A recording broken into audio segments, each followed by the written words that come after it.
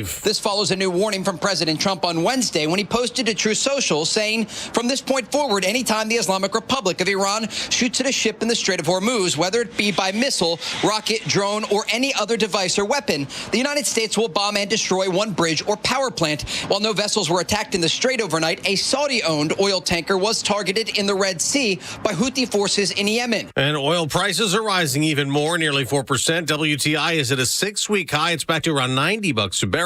Gas is up another 3 cents today. AAA's national average for regular $4.09 a gallon. But President Trump insists a lot of prices have come down lately. This economy is ready to blow everything away ever. Of any country. There's never been anything like what's happening. That was at a rally for Republicans in Georgia, though. In a new Fox News poll, 76% rate the economy only fair or poor. 53% say if the elections were today, they'd vote for a Democrat for Congress. Now, the president went to Marietta, Georgia, after attending the dignified transfer ceremony honoring 4 American troops killed last week in the Iran conflict as they returned in flag-draped caskets. The family of one of them, First Lieutenant Tyler Feehan, flew with the president to the rally. To Sherry and Stephen and David, we will carry Tyler's memory in our hearts forever, and I just want to thank you. It's an honor to have you here today. Please. The president also met with the other families of those killed. America's listening to Fox News. When it comes to supplements, 2 things matter most. A, that it works, and that you can trust it. Rather than just tell you about Relief Factor, we'll let our audience do that. We hear from people every single day whose lives have changed, and I want you to hear a few of their stories. Chris spent years doing physical work. It left his feet sore every day at the end of the day. After starting taking Relief Factor, he felt so good he did something he'd never done before. He ran half a marathon. Now he tells his friends about Relief Factor. I'm the same.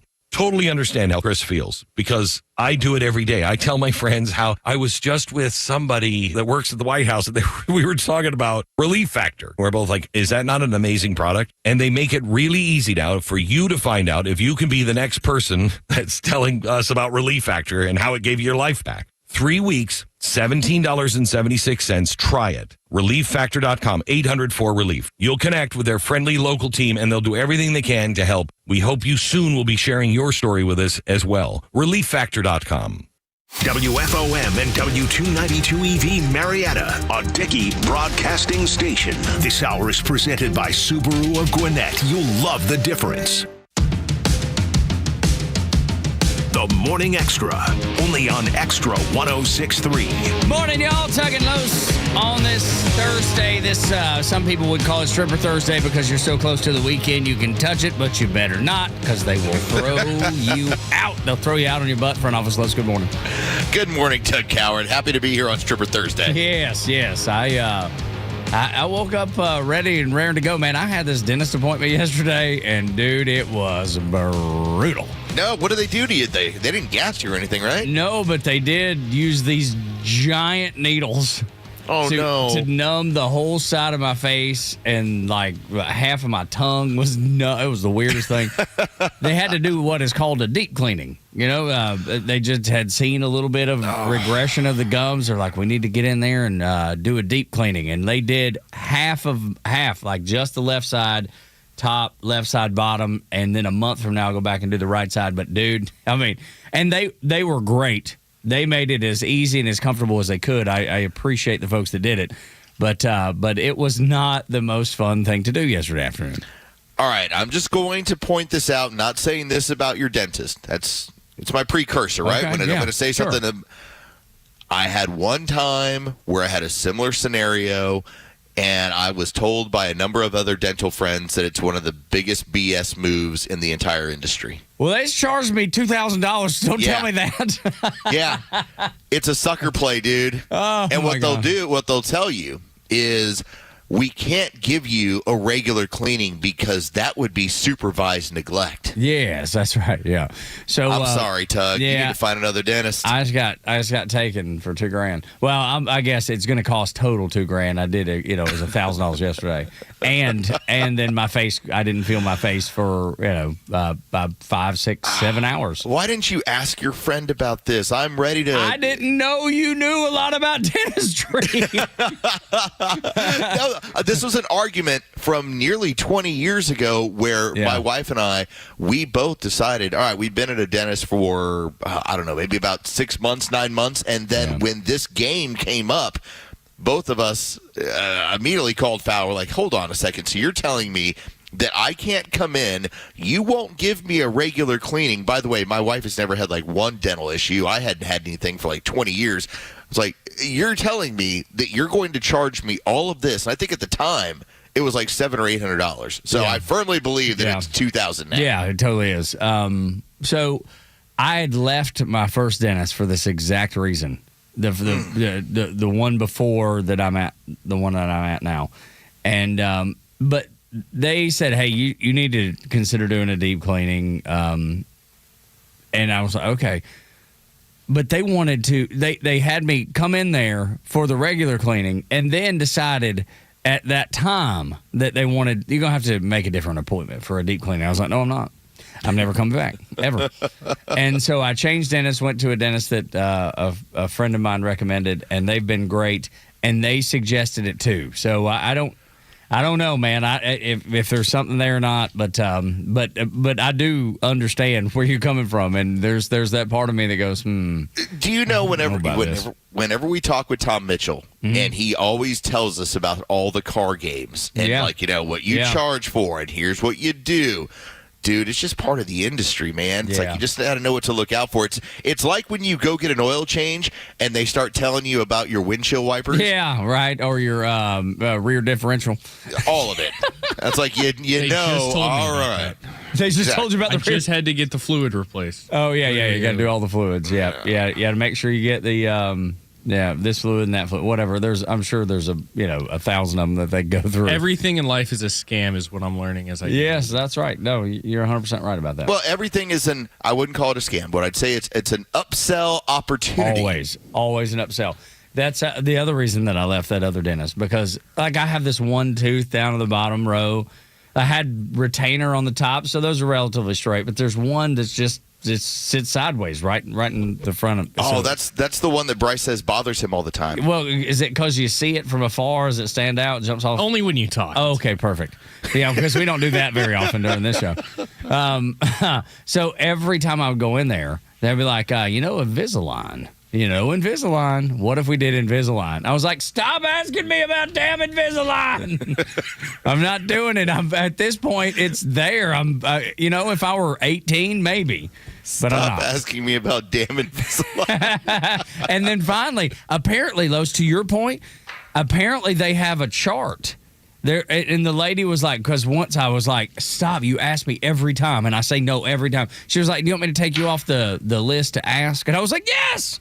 Yes, I want you to take me off the list to ask. So you're right about that marketing, that upsell thing. That's real. It's what it is, man. You just have to be aware of it. It's part of the game. And so unless and only, the last time I've actually had anything of like real significance at a dental office is when out of nowhere, after not having anything done for like 25 years other than cleanings, I had a dentist like, you got a little bit of an issue back here and we're going to have to do a root canal. I'm like, what? I'm like, hold on. Okay, I went to 0 to 100 real fast. Yeah, but at least the description of what's going to happen if you don't do this was enough where I said, okay, let's get it done. And it was it was easy. I didn't need any medication. In fact, I worked that day. It was no big deal. Okay, all right. I thought root canals, that sounds terrible. Some people end up having issues with them. Like for me, it just wasn't that severe. Okay, good, because I've never been told I needed one. I've just been told I needed a deep cleaning. I was going to say, I think my root canal costs like $80 in comparison because that's actually covered. Yeah, the deep cleaning is not. So, or at least, I guess it is some part of it, but I guess there's a number that you have, and now I'll have to ask Laura because she knows better than I do. There's a number you have that they'll, you can do 2 cleanings and that's, let's say $1,500 or whatever.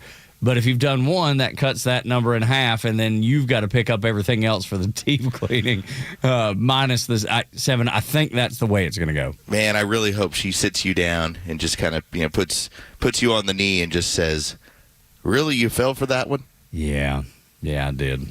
Yeah. Let me tell you, my mouth is so sore this morning. Yeah, it hurts it's so bad. It's like abusive towards you when it comes to that. Yeah, and the lady was, she was great, handled with care, all of that. But she was like, now tomorrow you might be a little sore in your mouth. And I was like, yeah, okay. I guess so. And sure enough, man, I woke up this morning, it felt like Mike Tyson had punched me square in the jaw. Accurate, ma'am. Thank you. That's right. You have done this a minute. You've done this a while. You've seen the results of your work. Okay, thank you. Yeah, no doubt. Anyway, so that's what I'm up against this morning.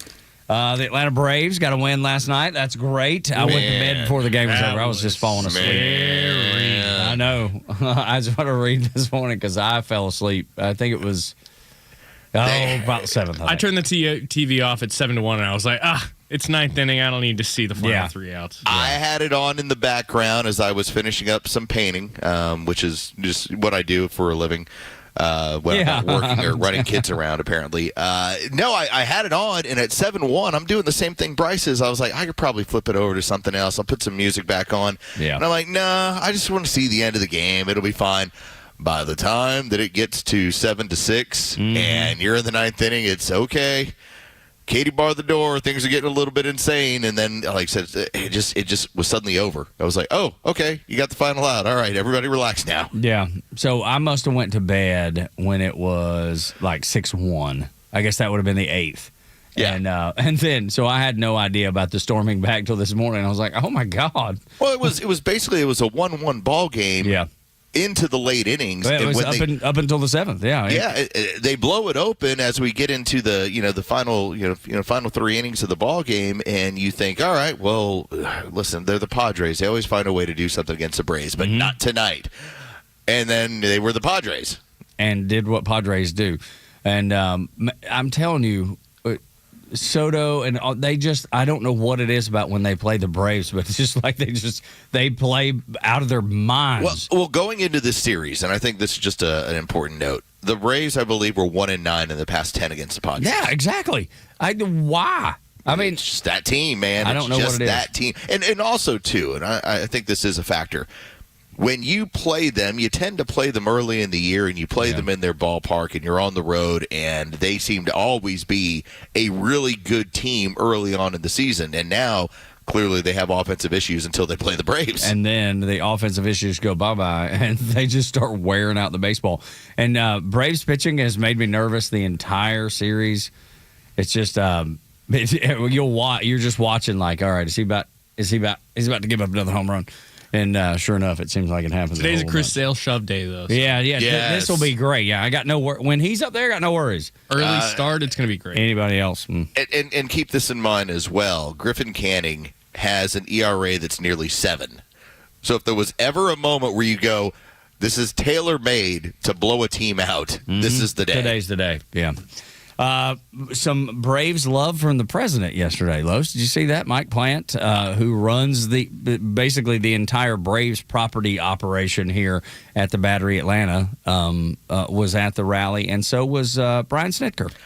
I will tell you this, to watch the amount of people, Braves fans, but to watch the amount of leftist Braves fans who are so upset at Brian Snitker for having a political opinion, which, by the way, he's no longer an employee of the organization. As far as I know, he can do what he wants. He is an American citizen.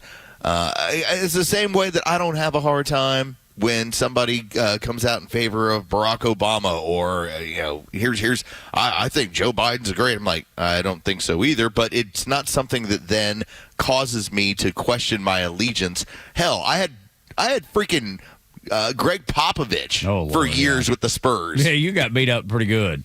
I didn't beat up at all. I didn't care because I was like, the old man's out of his gourd and he has TDS worse than anybody. What I mean by beat up is just having to hear that nonsense. It was constant. And so all I'm going to tell everybody over there on the left is, grow up, kids. Yeah. Grow up. Not everybody feels the way that you do, and it's okay. Here's what it sounded like. They started with the tomahawk chop. No, listen.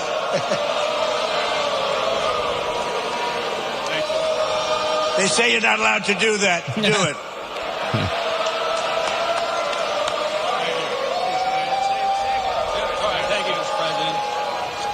Thank you, Mr. President. Welcome to Marietta. And as you can see, Braves country is a real thing. And you got a room full of Braves country right here.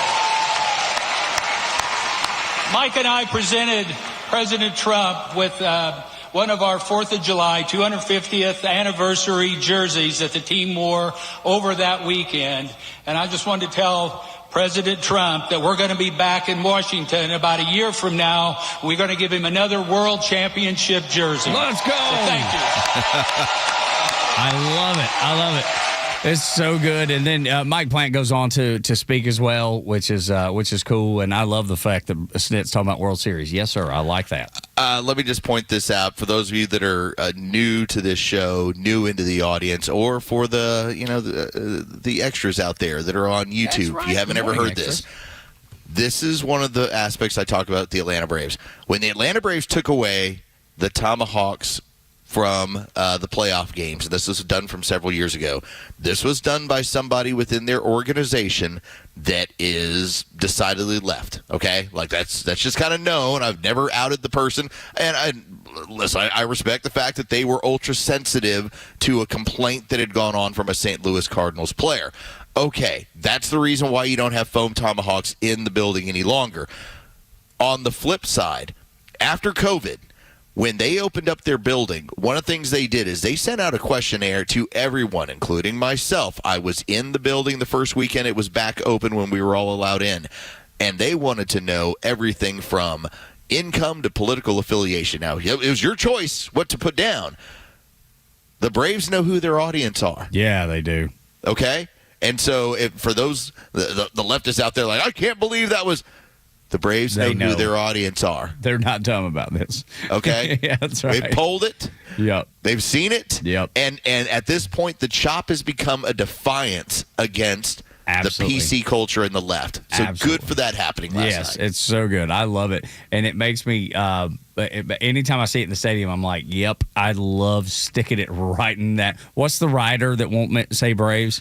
That's Bob Nightingale from the USA Today. I love when we do the chop just to put the thumb in that dude's eye because he's such a jerk. The racist chop. I won't say Braves. God. He'll be like, Atlanta is playing the Red Sox today. Yeah, exactly. What a jerk. What a weirdo. Like, dude, I just, baby.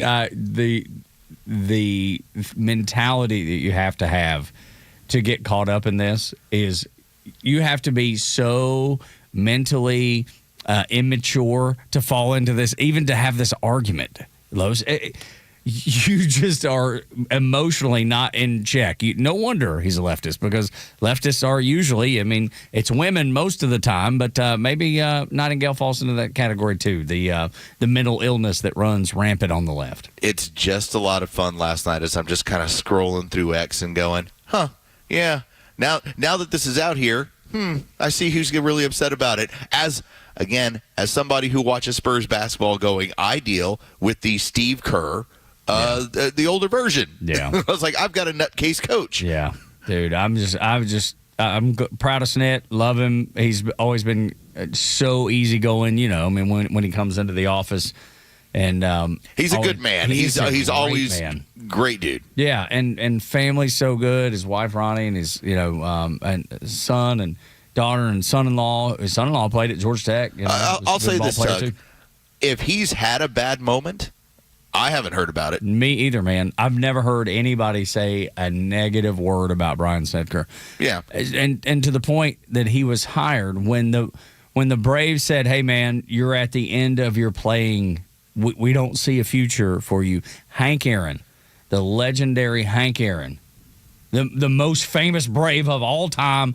Hands down, nobody's close. Hank Aaron says to Brian Snitker, we think you got a future in coaching. Brian gets pissed, leaves, doesn't take the job. It's a day or two later, he calls Hank Aaron back and said, is the offer still on the table? And then he went on to win a World Series with the Atlanta Braves. It's an unbelievable story. Well, and to know that he was hired on an interim basis, and it took guys like Freddie Freeman to go to management and say, he's the one. He's the guy. He's the guy. Because remember, at the time, he's too old. He's in his 60s. How does he relate to these guys?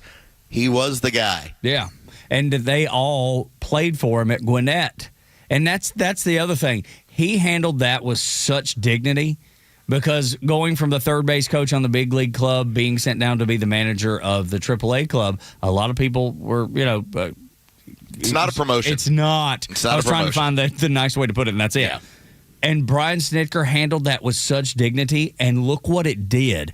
That valley put him in a position to be with every one of those players, Los, like you talked about, like Freddie Freeman and Jason Hayward and all those kids that came up through Gwinnett and said, he's the guy. He had that relationship. Had he not done that, had he not went through that valley, that relationship wouldn't exist. I am so glad that we had Braves and politics slam head on together last night. Yes. Just so great. So great. Morning Xtra and Xtra 106.3, 6 o'clock hours brought to you by Subaru of Gwinnett. We'll do story time next. One group that always gets done wrong by the progressives. Next on Xtra.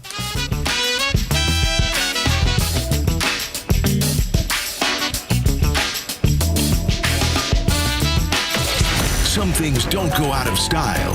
Faith, family, and plain old common sense. And Xtra 106.3 still believes in that. Listen live or stream us anywhere on the Xtra 106.3 app.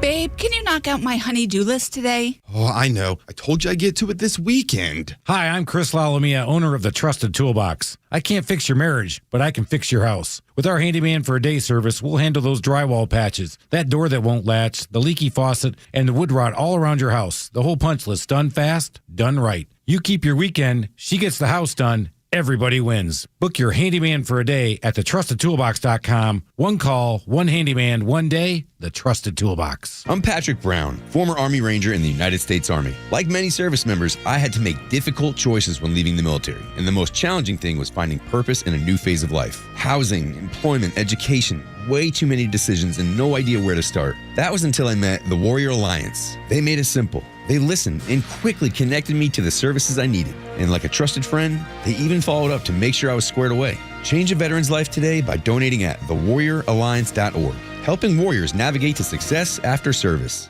For the ones who get it done, Grainger offers the professional-grade products you need, delivered when and where you need them. Call, click Grainger.com, or just stop by.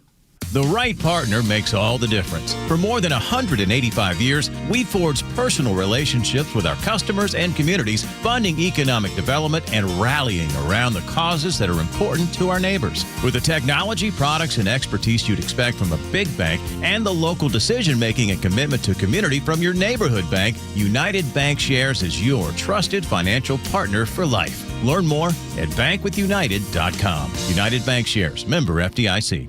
Georgia summers are known for heat, and sometimes it's the humidity that makes your home uncomfortable. With all the rain we've had lately, excess moisture can build up inside your home, leaving it feeling sticky and muggy even when your air conditioning is running. That's why Central Heating and Air Conditioning recommends whole house dehumidifiers. It works with your HVAC system to remove excess moisture throughout your home, helping improve comfort, reduce musty odors, and create a healthier indoor environment. And if it's time for a new system, now's a great time to upgrade. Qualified homeowners can receive up to $1,700 in rebates and up to 60 months 0% financing with approved credit. Since 1947, Georgia families have trusted Central Heating and Air Conditioning for dependable comfort. Call 770-GET-HEAT. That's 770-GET-HEAT. Or go to centralheat.com. Centralheat.com. Turn to your Atlanta Carrier experts. Central Heating and Air Conditioning, delivering carrier comfort for the world we share. We're smart, we care. We're Central Heating and Air.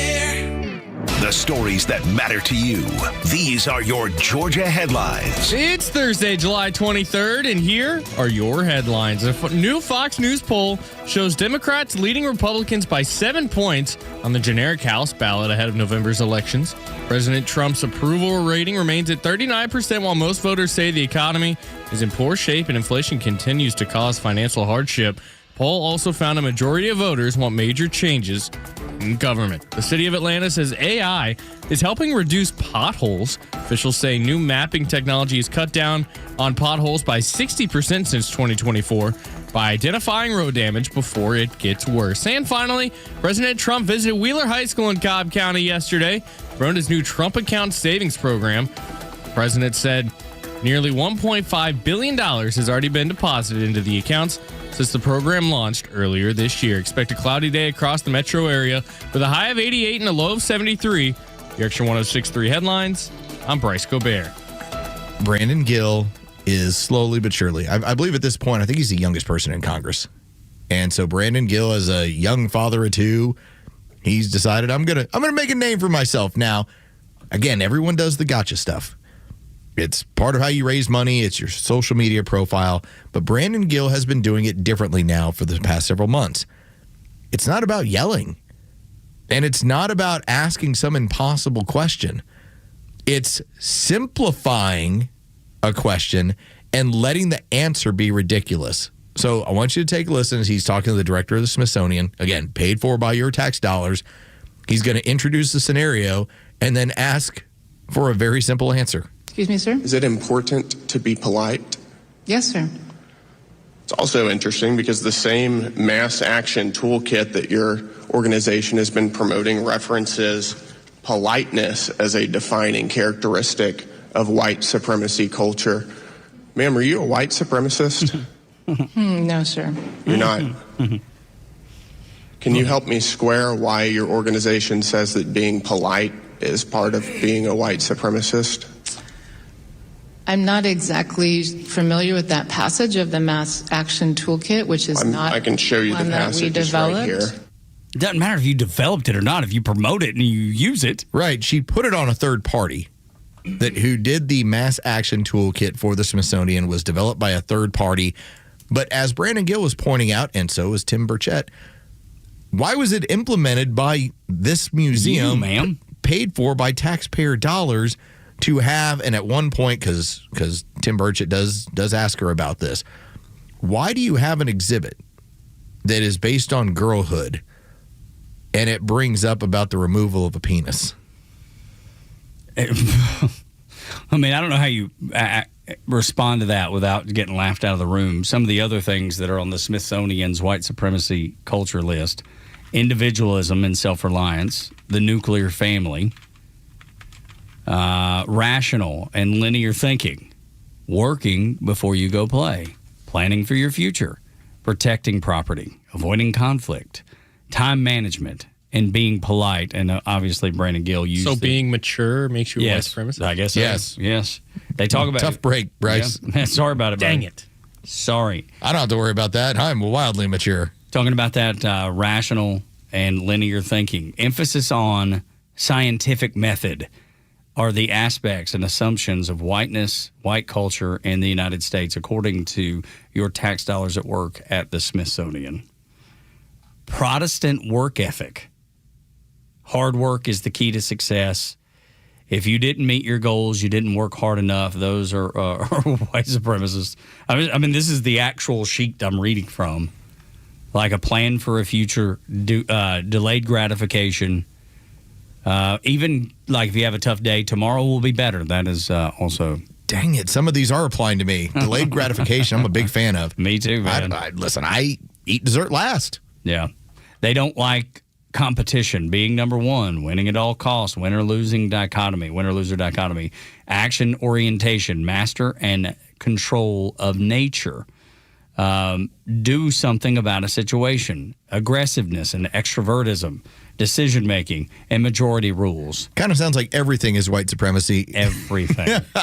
Anything that you could possibly think of. Everything predominantly about being an adult is I would go white supremacy in this action report. Find the most successful football team that you can find and go ask some of the people about the work that they put in to be the best on their team or in the league at whatever position, and ask them if they agree, because all of that is labeled, according to the Smithsonian, as white supremacy. I really hope that Aaron Donald comes back and plays in the NFL. Aaron Donald is like this Greek god, and he's first ballot Hall of Famer. He's an incredible player, and he retired for a year, and he might come back and play for the Rams for a year. I would love for somebody to ask Aaron Donald, who is the epitome of all of those things, Aaron, why do you subscribe to so much white supremacy? I know how hard you work and all. I bet he was like, what are you talking about? He would twist your head off as he should. Yeah. And like, please, this person doesn't need a credential ever again. They don't need to be around teams or anybody that is successful. Let's get to story time. Settle in and get comfortable, folks. It's story time with Uncle Los. No, thank you to Bryce. And thank you to you, Tug. And no thank you to some others out there.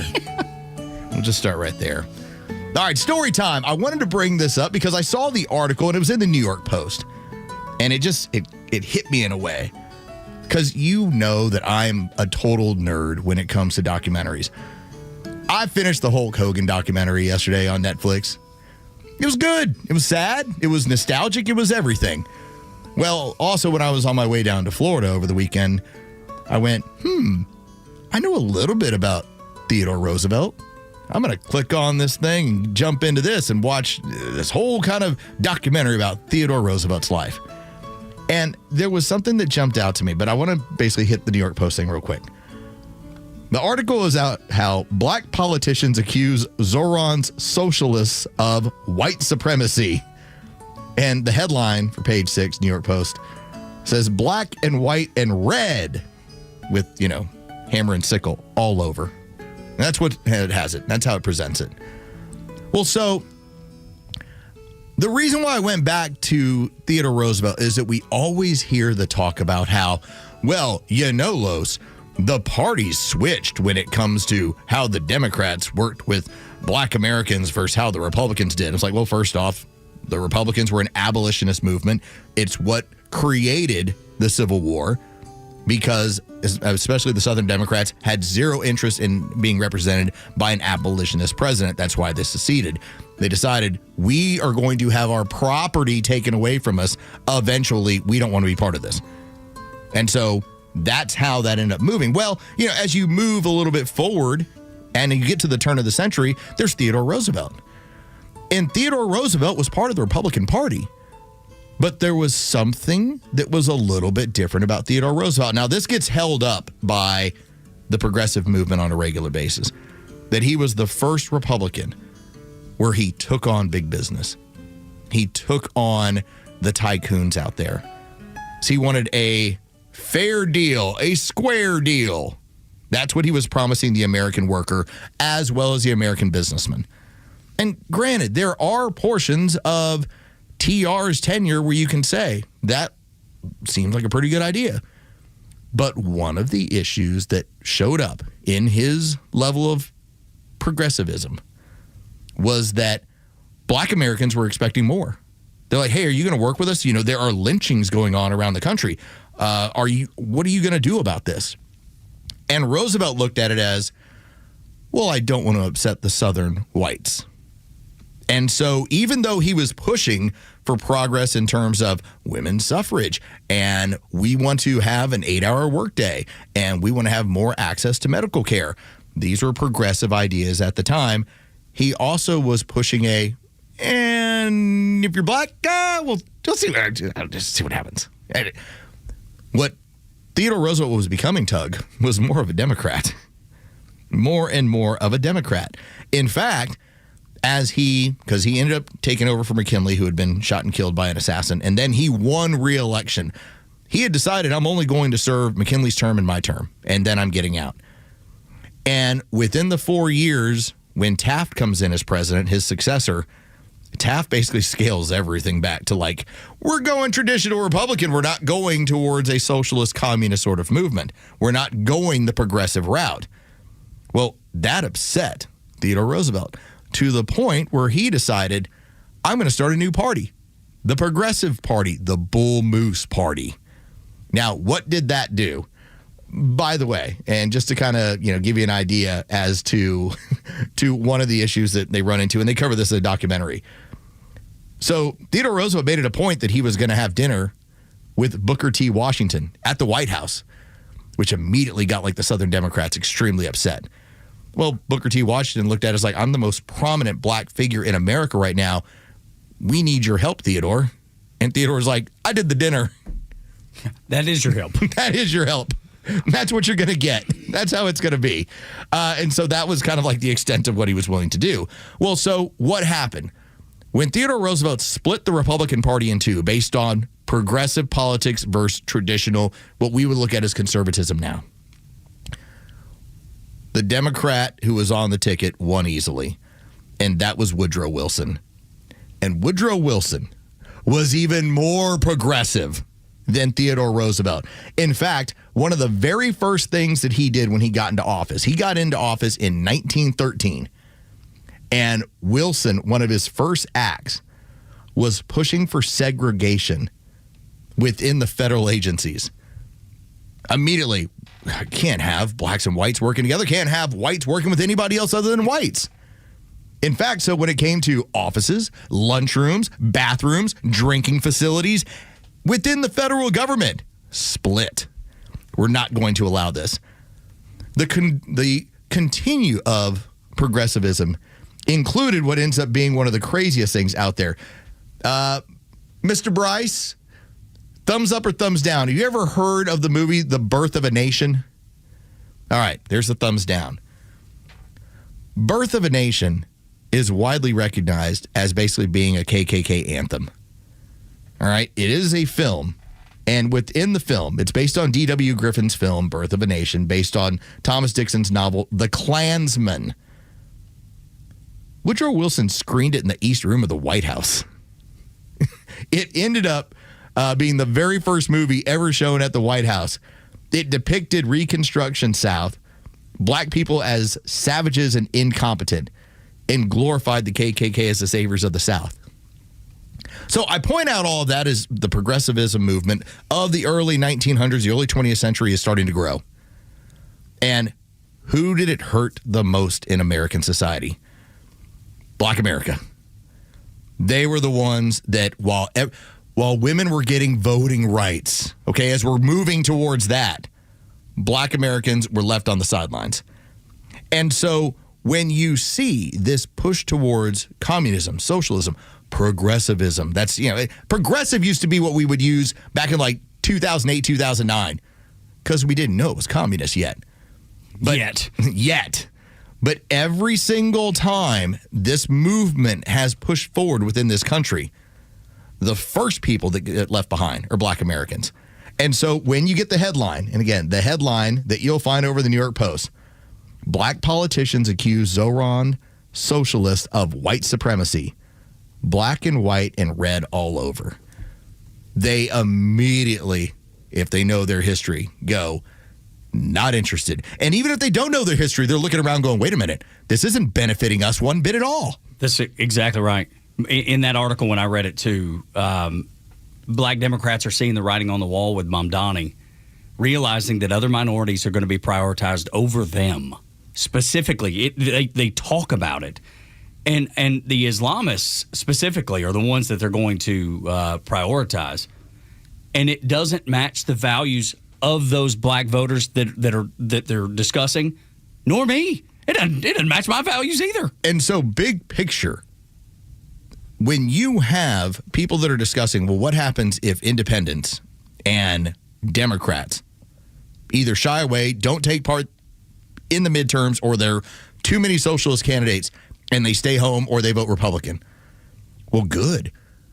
But when you go through the history of this, when progressivism really took off from Theodore Roosevelt forward into Woodrow Wilson, you can look back at their treatment of black America, and it ends up just being kind of an offshoot of progressivism, of socialism, of communism. It's what occurs. And so, in part because there's a view within them, it's like, well, I'm the superior person who's making the superior decisions. Those underneath me, you're inferior. And so that is where, in my hope, that this little article and what's going on in New York and what other people around the country are starting to notice, this ends up being part of that groundswell that makes the tent larger and starts. We've already seen it. The numbers of black Americans that are voting Republican, voted for Donald Trump, were significantly higher than they have been in the better part of about 50 years. Yeah. And as I look at this, like they call it white supremacy, I would say that this is not just a black issue. This is an American issue, because they want to eliminate private property. That affects black Americans, that affects white Americans, that affects every American. I know their target, but the blast from it will get us all. In this country, The ability to create comfort for yourself is based on the ability for you to work. Now, taxation strips away at that. It begins to hurt you in terms of taking away some of that potential comfort. But that idea of creating comfort and being able to create income means that you can now access and pay for private property. Well, what happens when you can't have private property? Well, then now you're just a cog in the machine. Yeah, you're working for the government. You're making a little bit of money. But what is that used for?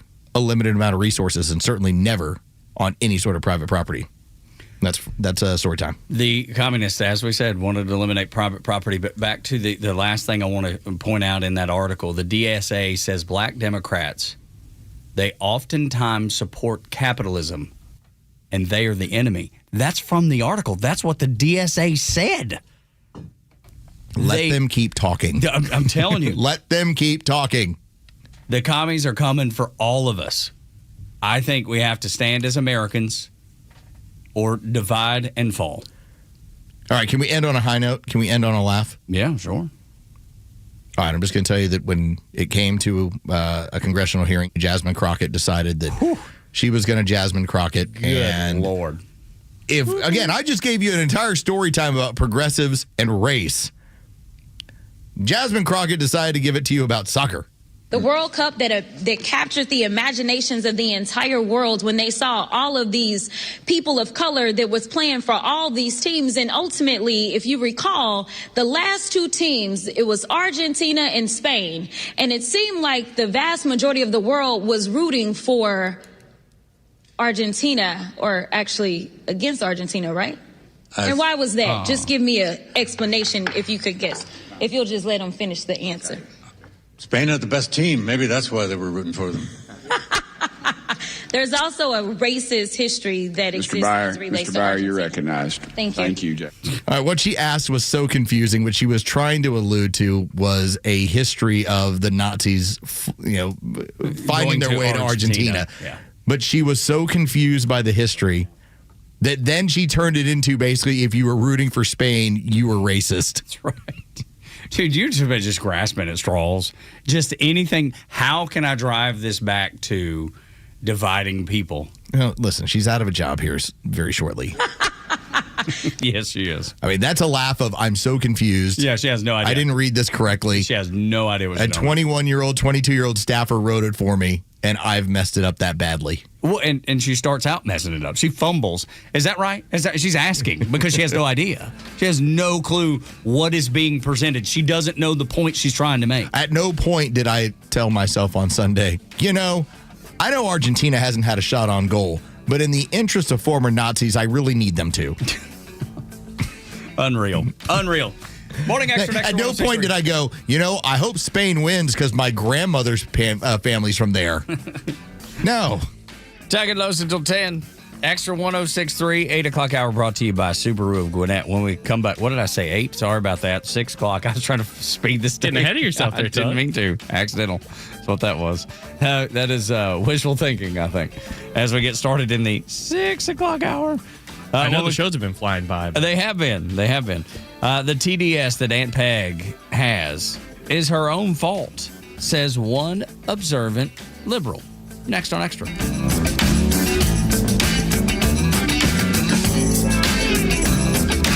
Extra 106.3 Sports, powered by 680 The Fan.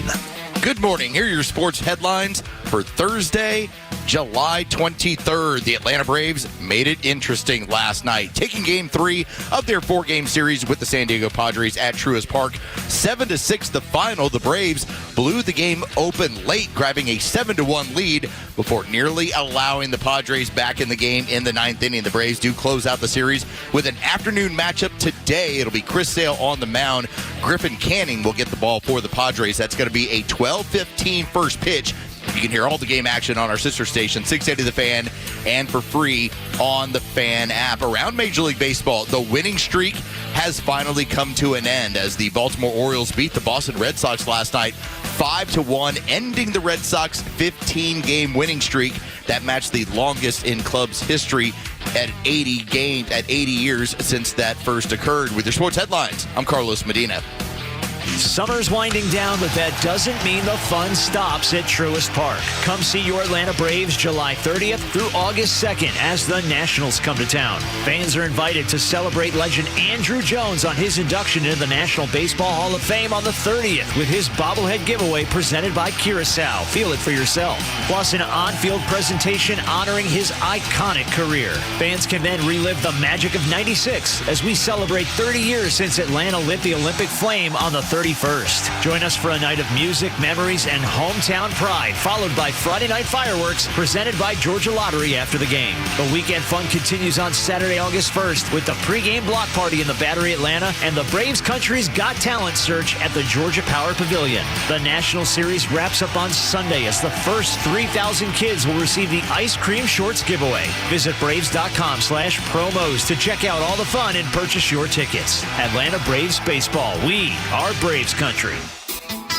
For generations, drivers across Atlanta have turned to Jim Ellis Chevrolet for a better car buying experience. Why? Because at Jim Ellis Chevrolet, it's about more than selling vehicles. It's about taking care of their customers. Whether you're searching for a rugged Silverado, a family-friendly Equinox, a sporty Blazer, or one of Chevrolet's innovative electric vehicles, Jim Ellis Chevrolet offers the selection you're looking for with a professional, no-pressure environment where your time is respected and your needs come first. Finding your next Chevy has never been easier with the Jim Ellis Expressway. You can shop online, value your trade, explore payment options, and save time at the dealership. When you're ready to drive home in a new Chevrolet, trust the dealership that's been serving Atlanta drivers for decades. Visit JimEllisChevrolet.com or stop by Jim Ellis Chevrolet on Peachtree Boulevard, just inside the perimeter. Jim Ellis Chevrolet, together, let's drive. Jim Ellis, expect the best. Hey, this is John Flading. I'm the president and owner of ATL Turf Co. We are a family-owned, operated, independent local company. We have over 15 years of artificial grass design, installation, and sales experience. From premium artificial lawns and backyards, custom putting greens, sports fields, hardscape, drainage. We do both residential and commercial. If you can dream it, we can build it. Just go to atlturfco.com to schedule an appointment. Hello, folks. This is your captain speaking. As we prepare to take off, I'd like you to draw your attention to the dimmed lights, lit candles, and soothing sounds of smooth jazz. We'll be making love shortly and taking off in just a moment. Please fasten your seatbelts and enjoy the ride.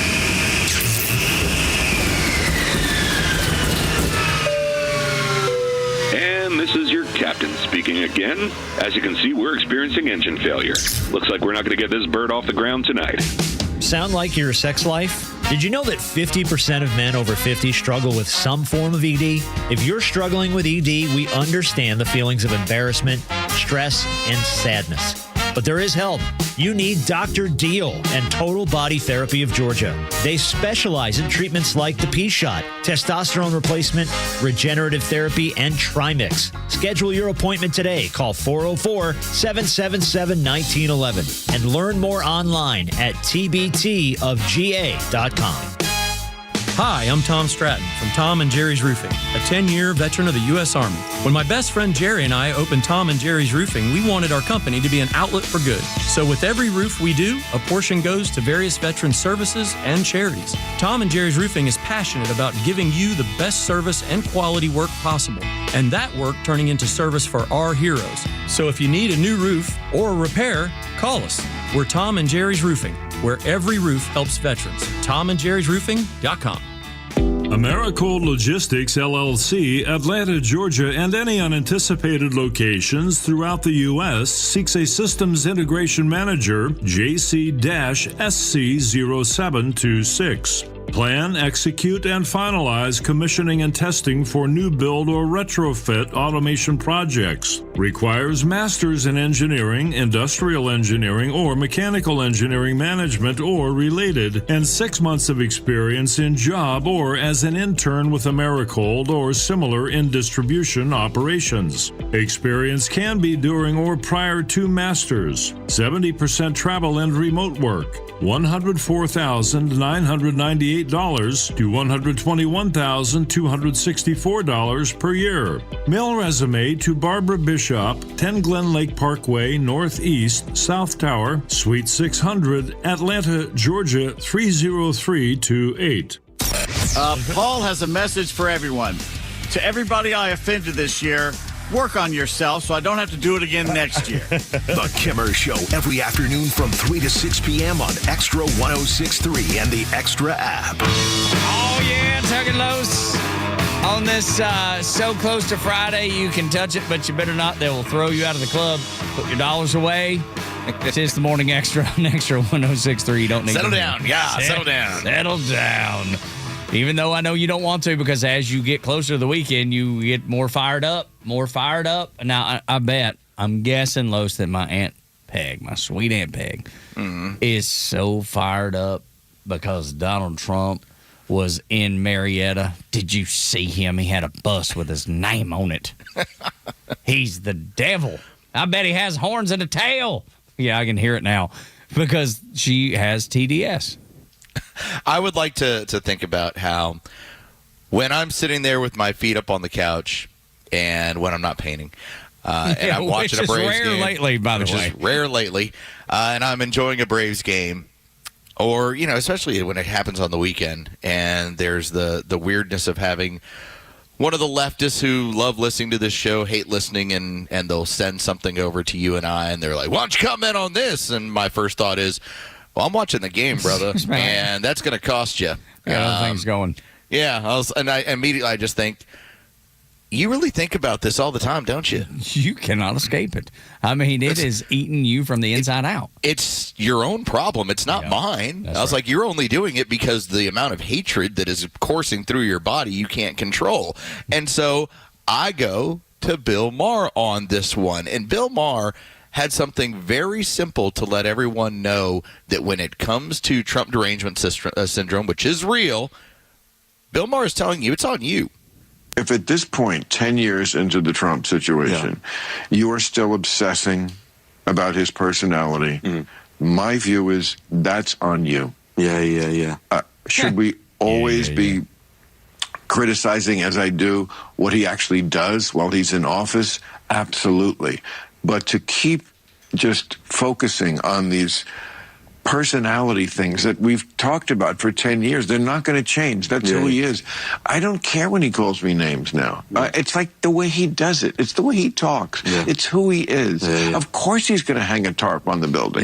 He does these things which you can't even imagine. If you tried your hardest, what is he going to do now?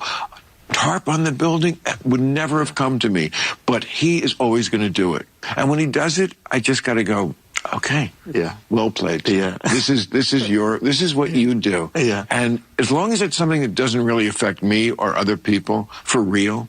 I don't care about your reflecting pool. I don't care about your ballroom. I don't care what you do on the lawn. You can have UFC fights. You can have sheep grazing there like one president did. You can do anything. You pickleball. I don't give a what you do on the lawn. And if you're a person who does, you're just way too into Donald Trump as the person who controls how you think in life. Everything is about him.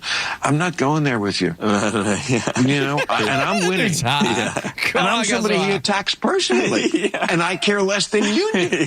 Your life is all about Donald Trump. Mine isn't. That dude is so high. Whoever Bill Maher's talking to is so high. Well, and here's the compliment of it all, Tug.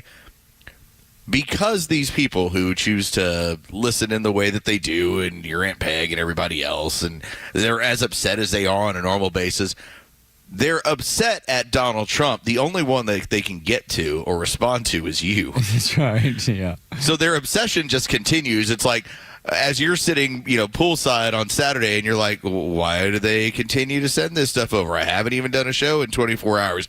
I haven't even thought about politics in probably 36 hours. It's because their obsession is still active. Yeah, it's not going anywhere. And the crazy thing about it all is that they do it for free. They do it for on top of that, yes, they do it for free. But Bill Maher, I think he's trying to gently let them down. Like he walks them. That sounded like let me hold your hand and help you feel better about all this. Yeah. And then that dude that's really high.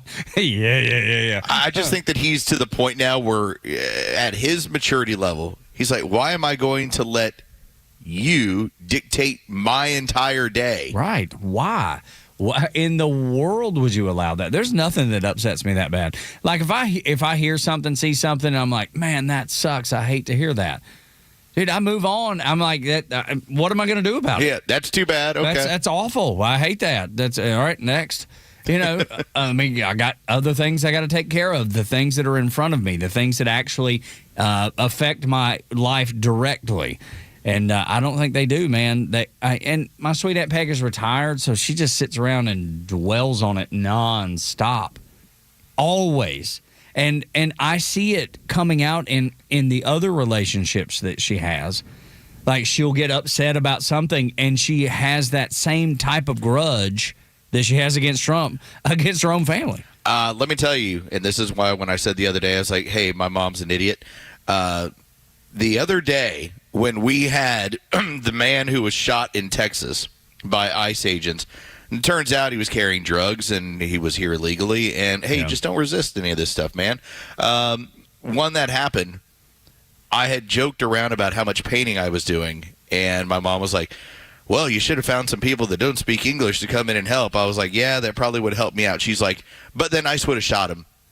Okay. She couldn't, yeah, help herself. Yeah. And so that immediately just caused me to be like, all right, Mom, I'll talk to you later. Have a good one. And I just kind of hung up on her because I didn't want to indulge in it. Right, because it's so silly. I'm not going to revel in it with you because that's what they're looking for, that interaction. They're looking for that response. That's your crazy. Yeah. That's not my crazy. Sweet Aunt Peg's got it too, man. It is identical. And that's how you know it's TDS. It's identical.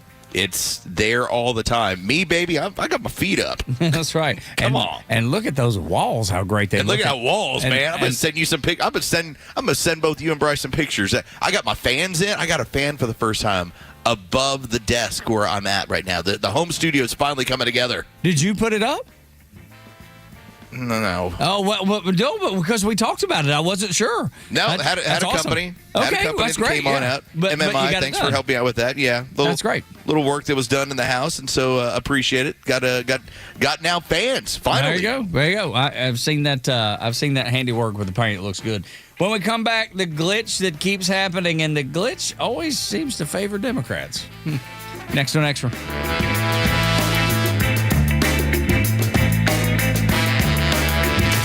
Some things don't go out of style.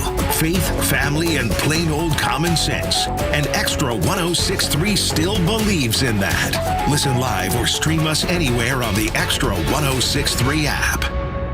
Some moments do not need a crowd, just two people and a question that changes everything. At Solomon Brothers, we understand what that moment means because for over 44 years, we have helped Atlanta choose jewelry that marks life's most important chapters. No high-pressure sales, just the largest selection, honest pricing, and the private time you deserve to get it right. Solomon Brothers, helping Atlanta say I do since 1982. Book a private shopping appointment online. Hey, this is Los with Terry from Alpharetta, who just purchased a new car with the Honest Car Guy, the new, fully transparent, honest way to buy your next vehicle. Terry, tell us about your experience. I have a son serving in the military. He's active duty with limited time to look for a car. My son was looking for a used Hyundai Veloster, and I had heard about the Honest Car Guy on the radio, decided that might be a route to go, and we made a phone call over the weekend. He screen shared the information with us. We looked over the vehicle, and he took the reins from there, and they were able to walk us through the process of buying the car. We're very clear and transparent, and next thing we knew, we had a car in the driveway. Friends, if you're in the market for a pre-owned car, truck, or SUV, get an honest car buy from the Honest Car Guy. You pay what we pay, plus an honest fee, and we back that up by giving you the bill of sale. That's our transparency guarantee. Call 844-SHOW-ME-1. That's 844-SHOW-ME, the number 1, or visit honestcarguy.com. It's 2 a.m. and everyone is asleep, except for the potential intruder walking up your driveway. This is Matt Harvey with Alert 360 Security, and we stop criminals in their tracks with our floodlight video surveillance cameras. Our floodlight surveillance cameras notify you of activity, activate flashing lights, and verbally inform any potential intruders that they are being recorded. Stop break-ins before they occur with Alert 360 Security. Visit us on the web at alert360atlanta.com. This is WFOM and W292EV Marietta, a Dickey Broadcasting Station. Locally owned and heard throughout Georgia on the Extra app. Sirens have sounded in Kuwait and Bahrain.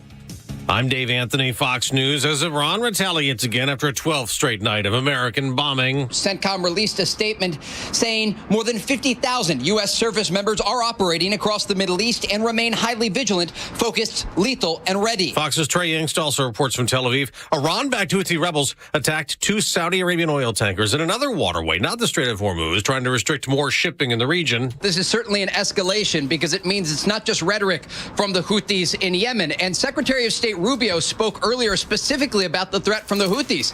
And he said, look, they're getting dragged into this conflict by Iran. They were smart to stay out of Operation Epic Fury. But if they get more directly involved, the possibility of U.S. or Israeli strikes against the Houthis is certainly on the table. We've seen it before. President Trump keeps threatening to intensify U.S. attacks after nuclear talks broke down. They're not ready to make a deal. Because every time they make a deal, they want to change it and everything. They're not ready. They'll be ready very soon. The president said that at a Republican rally in Marietta, Georgia, where he also said prices have been coming down lately, but oil is up again today, almost 4%. WTI hitting a 6-week high. It's $90 a barrel again, and the price at the gas pumps also risen again. It's up 15 cents since last Thursday. And in a Fox News poll, if the November election was today, 53% would back the Democratic candidate in their House district, while 46% would back the Republican. Roughly 3/4 of those polled, 76%, say they'd rate the economy as only fair or poor, and another 3/4 say inflation has caused them financial hardship. Fox's Kristen Goodwin. Tropical storm Bertha keeps moving slowly in the Gulf, headed toward Texas later today after flooding some low-lying areas when it first hit Louisiana. But really, it's not much of a center of circulation there. That big bulge of rain, mostly out over the Gulf. The heaviest rain has been offshore, but the winds are still there. The waves are still there. That's Adam Klotz. America's listening to Fox. When it comes to supplements, 2 things matter most. A, that it works, and that you can trust it. Rather than just tell you about Relief Factor, we'll let our audience do that. We hear from people every single day whose lives have changed, and I want you to hear a few of their stories. Chris spent years doing physical work. It left his feet sore every day at the end of the day. After starting taking Relief Factor, he felt so good he did something he'd never done before. He ran half a marathon. Now he tells his friends about Relief Factor. I'm the same. Totally understand how Chris feels because I do it every day. I tell my friends how I was just with somebody that works at the White House and we were talking about Relief Factor. We're both like, is that not an amazing product? And they make it really easy now for you to find out if you can be the next person that's telling us about Relief Factor and how it gave you your life back. 3 weeks, $17.76. Try it. ReliefFactor.com, 800-4RELIEF. You'll connect with their friendly local team, and they'll do everything they can to help. We hope you soon will be sharing your story with us as well. ReliefFactor.com. Want more? Grab your phone. Need traffic? Grab your phone. Conservative news and talk. Also on your phone. Get the Extra 1063 app. But if that ain't the way to start a Thursday at 7, I don't know what is. Eric Layla. Come on. A little slow hand. Dude, nothing better. One of the greatest guitar riffs of all time. I was on a interesting guitar kind of thing yesterday, and I broke out the Doors, LA Woman, and listened to like Foreigner. I don't know, just in songs like this, you know, Layla popped up obviously, and it was I don't know what came over me. It just it's just one of those things. You ever hit one of those songs? You're like, man, I want some more of whatever that is. Yeah, I found myself actually nowhere near as classic, but I found myself going back and listening to early 2000s rock. Yeah, because I just kind of skipped it entirely. Yeah, like give me an example. I found myself going back and saying, wow, the Killers had a lot of hits. They did? Yeah, Killers exactly. are great. The Killers are so good. Brandon Flowers is so incredibly talented, the singer for that band. And they did, man. They had such good. I was on a Killers kick through the early 2000s. I listened to everything. And now I've kind of fallen off a little bit, and I know they're still recording. I need to do better. I need to go back and listen to some of that in the last 4 or 5 years. Oh, that was the deal. I think I just entirely skipped it. I feel like I was constantly busy, and obviously working in sports talk radio as much as I did, there would always be a rock station. Sure. But you were always around the pop stations. Yeah. It's like, they were right across the hall. So I knew everything pop that was going on in the 2000s, early 2000s, and very little about what was going on in the rock scene. You had the Katy Perry down. You had the I worked next to Star 94 for like almost 5 years. I know. And what was it, Lord? She had Royals and then by the time that you and I are in the Cumulus building, and everything is dedicated towards the pop station. Yeah. So that's all you got every single day. For sure. No doubt, man. I kind of rebelled against that. I was like, if I obviously was working country, so I would listen to a lot of country.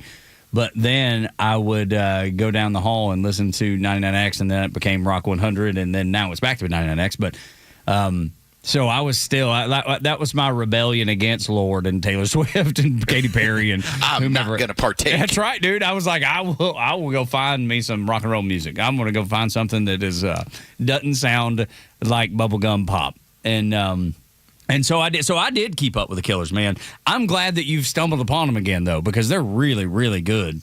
When We Were Young was a great tune that they had. Yep. I think second record called Sam's Town, if I'm not mistaken. But yeah, there's a bunch of that good stuff out there.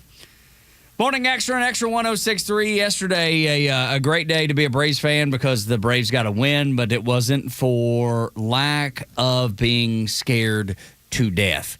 They frightened the entire fan base and probably everybody in that stadium, Los. I get it. You're trying to save a bullpen. You don't want to burn out these guys. You're getting into that portion as we get into the dog days of August. You want to have a fresh pen, and that's probably what you're going to kind of ride as you get into the postseason. And so when you're up 7-1, you don't have to go to it. And yet they still had to go to Iglesias to close that thing out once it got to a tighter ball game and ended up being a 7-6 final. Yeah, let me tell you, nerves. I'd gone to bed, so I didn't. My nerves weren't shot. I woke up this morning surprised that it got so close. It was like 7-2. That's when I went to bed. The Padres had a couple guys on. You're like, all right, it's 7-2. They got a couple guys on. What's the big deal? Well, here comes the 3-run homer. And you're like, okay, that's a little tighter. And then here's the okay, now you've got to get your closer into the ball game. And when they started warming up Iglesias at 7-2 with 2 on, I was like, okay, this is stat padding. Like, you're just getting the save so you can get the save. No, they needed Iglesias to close the thing. They did, and God bless him for doing it. Our friend Austin reached out and says the Cars. He's a huge fan of the Cars. Their catalog is so good and surprising to me, like the Killers. And I see what he's talking about. They do have a kind of a little bit of a similar vibe there. That that kind of sound. Everyone knows because it's so commercialized, like Just What I Needed. Of course. Yeah. But there's so much better stuff out there. I mean, I love Just What I Needed, but well, the whole thing of like you might think into being like, okay, that's a weird MTV. All right, this is what we're creating for that time. I mean, they've just got an extensive amount of like songs where everyone would go, oh, I didn't know that was the Cars. Or, that's the Cars. Or like when they flipped it over and they did Drive and Benjamin Orr, who played the bass guitar, sang that instead of Rick Ocasek. Man, there's a lot of great stuff from the Cars. Yeah, dude, I can get lost. Shake It Up always makes me go, dude, all right, here we go. Absolutely, man. And they were, you mentioned the MTV thing, man. They were the darlings of MTV in the beginning. Man, they were everywhere on MTV, and their videos were always kind of clever and eclectic and crazy and fun. And yeah, I still love the Cars to this day. That is a good pull, and the Killers is a good pull too, man. Go back and if you skipped some of it and you only know somebody, if you only know like what was it, Mr. Brightside, and somebody told me there's plenty more that is part of that catalog. Donald Trump yesterday, before we get to the first thing to know, it was funny, Los, and you brought it up last hour to see how many crazy leftist Braves fans were melting down. And I don't know what the number actually is. It's just a loud few people because the Braves, as you laid out from your experience in sports talk radio, how many Braves fans are actually conservative, and that's why the Braves really, really know their audience. That's why it was no big deal for Mike Plant and Brian Snitker, former World Series winning manager for the Braves, to show up at the Trump rally yesterday. No, and the Braves, as you pointed out, they know their audience, and this was coming from the first series during COVID, when the season was getting going. This was 2021, and this is when it was going to be limited occupancy into the building. Fans were being allowed back in. Well, my wife and I, we went to that opening series. We took our kids, and yeah, it was limited, but the Braves sent out a questionnaire after it was over, and they wanted to know about everything they possibly could about their audience. And if that didn't drill at home who their audience is, then maybe last night really helped you to understand that I think so. They know who their audience is. It's right. me. That's okay? right. That's exactly right. I'm their audience. That's right. Absolutely. This is Brian Snitker from the rally. Thank you, Mr. President. Welcome to Marietta. And as you can see, Braves country is a real thing. And you got a room full of Braves country right here. Mike and I presented President Trump with one of our 4th of July 250th anniversary jerseys that the team wore over that weekend. And I just wanted to tell President Trump that we're going to be back in Washington about a year from now. We're going to give him another world championship jersey. Let's go. Dude, so great. It was awesome to see Brian Snitker out there. I know how much that meant to him. Just to be able to, to speak and interact with the president of the United States of America. I know how much that means to him as a guy. And Mike Plant too, who is, he oversees all the Battery and even our office, the things that go on here at Dickey Broadcasting in our space here at the Battery Atlanta. So great to see the Braves represented well. I was very proud of them. Let me tell you, because I watched the documentary, and typically I'm like, why would a Hulk Hogan documentary work its way into the show? It's only because of the last 15, 20 minutes. Yep. It gets into, after Trump being shot, Hulk Hogan does I'm tired of not being me, and I'm going to share what I think. Yeah. And so they show him at the Republican National Convention with the shirt tearing off and, Trump Vance on the shirt and that stuff. Then they show him, it's a week or so later, and he is at Monday Night Raw, and it's in L.A., dude, they booed the hell out of him there in L.A. And everyone around WWE was like, yeah, maybe we should have done that in L.A. with him there. It's just a different audience. Yeah. Okay. That's the cautionary tale. Let me tell you, Brian Snitker getting in front of a Trump audience and then worrying about backlash? Nah. No, we got to worry about it. Good, baby. And because you've talked about this before, and I never knew it, the mix of people that like the WWE are decidedly left. Yeah, it actually, when you do the polling, and the reason why is it skews much younger in terms of audience. And so that's why whenever there's polling done, as far as not to say, hey, what's the political affiliation of this audience? What it's done to do is, if you're going to spend money, for instance, if I am Mike Collins and I want to reach a certain audience, or I'll give you a different one. Let's do Rick Jackson. And Rick Jackson knows that I have a pretty strong conservative base. Well, I'm not going crazy on College Football Sunday or College Football Saturday. I might go more crazy with NFL Sunday because I'm getting more of a mixed audience.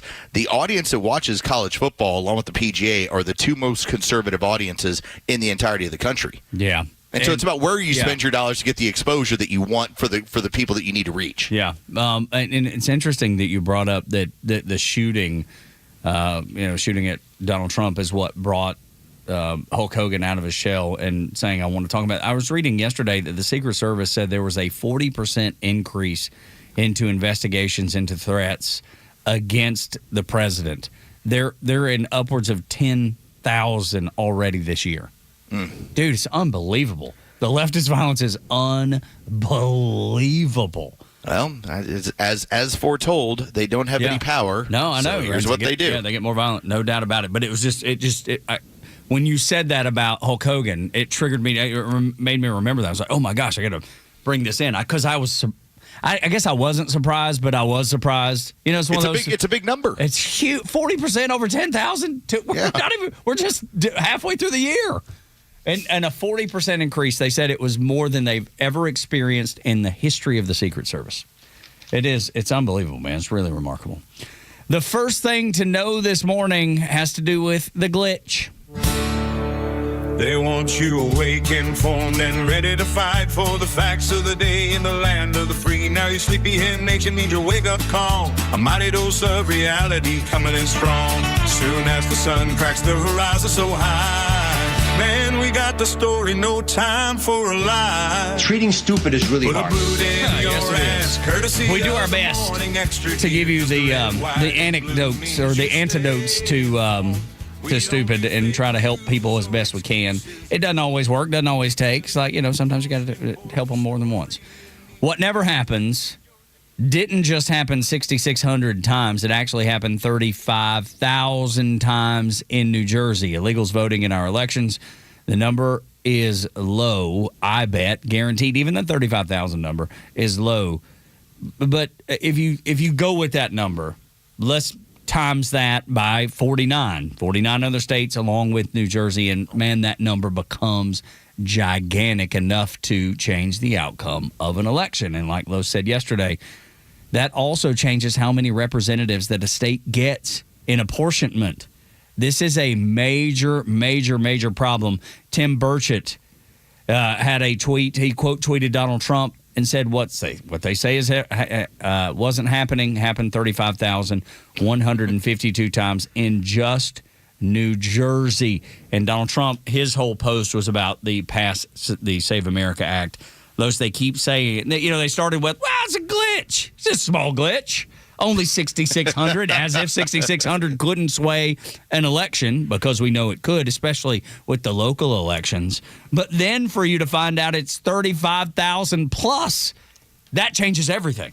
6,600 is your school board. Yeah, it's your that's right. city council. That's right. Yes. If you look at what happened in order to get AOC into office, to win a primary, to get rid of a Democrat that had previously held that seat, that's 6,600. Okay, like it's a big deal. And then it pushes into the high 30s. And at that point, you're like, okay, where is this really going to stop? I'm right there with you, Tug. Everything that we're told doesn't happen continues to happen because we weren't wrong. Yes, that's right. Yes, which we've been talking about for 5 or 6 years now here on this station alone. We were not wrong. No, it's exactly right. And I want to see the Republicans do something. I feel like this is such a record on repeat. Republicans, please get off your hands and do something. They couldn't even put together a vote in the House to block people from insider trading. They couldn't do it. Of course not. They couldn't do it. Can't have that. Are you kidding me? You can't do anything. That one, another one, like the Save America Act, most people are like, yeah, you shouldn't be able to take information you get from, your work and then profit from it. And they couldn't even do that in the House. What do you expect them to do? I expect nothing. Zero. I would second you on that. Yeah, dude, that's just what it's going to be. There's nothing going to happen good with the Republicans in charge. Now, the on the other side, it's going to be even worse and trending in a horrible situation if the Democrats were ever in charge, which at some point they will be. But at least with the Republicans, at least they do nothing, good or bad. They do nothing. They just do nothing. They just sit there like a bump on a log. The Democrats will proceed to do things that are destructive. Here, you have the Democrats right now in paper tiger mode. And I firmly believe that if we really got down to the numbers and we strip away the gerrymandering, as we're already seeing, if we strip away when it comes to the fundraising, which is basically coming out of our pockets, not their own, and if we start getting rid of some of the cheating, it's about a 25 to 27% of the country party. This is a center-right country. Yeah, that's right. And so the problem that I have with this, Tug, as you've so eloquently laid out, the Republicans don't do anything in part because, well, they're a little yippy dog, or the Democrats. That's right. So that's how we'll treat them. The problem is when the little yippy dog gets a little bit of power, maybe a gun, it's going to shoot you. Yeah, it's not going to play with you the way that the Republicans play with the Democrats. No, the Democrats will get things done.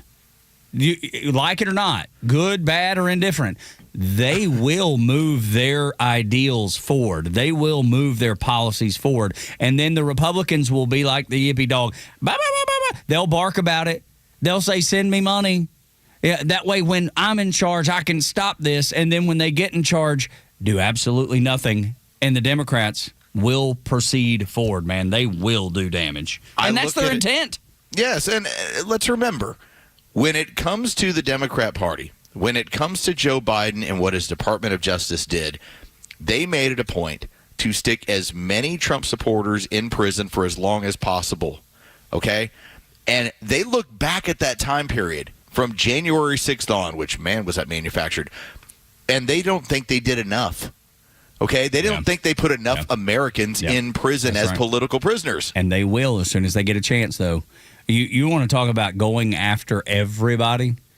You got a little bit of taste of it with the J6 stuff and with people praying in front of abortion clinics and things like that, where they went and put red dot lasers on people's chest in front of their families, like the guy in Pennsylvania. You think that was bad? That was just a small taste of what they'll do when they have unfettered power, when they are back in charge. And as bad as it pains me to say it, it will happen. It's cyclical. We know politics is. I hope the American people are smarter than this. But I saw a poll this morning on NBC, because we have MS Now on in the studio. We watch the crap so you don't have to. And they're talking about their polling, which is skewed, and I get it, but it showed that Democrats are favored in every category from the economy to the border. Of course. They do. But pardon me, but it does rally their base. They're going, see, that's it. All they're doing is adding fuel to that fire, trying to get those people out to vote. That's why they get so upset when November runs around. That's right. And I'm hoping. I was told we were ahead of everything. I know, right? Absolutely. But they got to get them out somehow. Republicans cheated. Again, they did. Yes, of course. Now, every time the cheating that we uncover, which is where we started in New Jersey, it's always benefiting the Democrats, but it's us. That's what they always say. I can still go back and anytime listen to that woman. We're going to win Iowa. She's going to win. Yeah, I know. And then the next day she's like, so it turns out we did not win. That's right. I'm not sure what happened with that polling. It's something was fraudulent. I bet it was the Republicans. At this point, polling is meant to influence you. It's not an indication of what's happening nearly 4 months from now. Los has done some work. He's taken time away from painting the basement, and he has found a club that I might go to one day if I ever get lonely. Now, I hope I don't have to. But if I ever do end up lonely, Los has found me a spot to go. Talk about that next. The Xtra 106.3.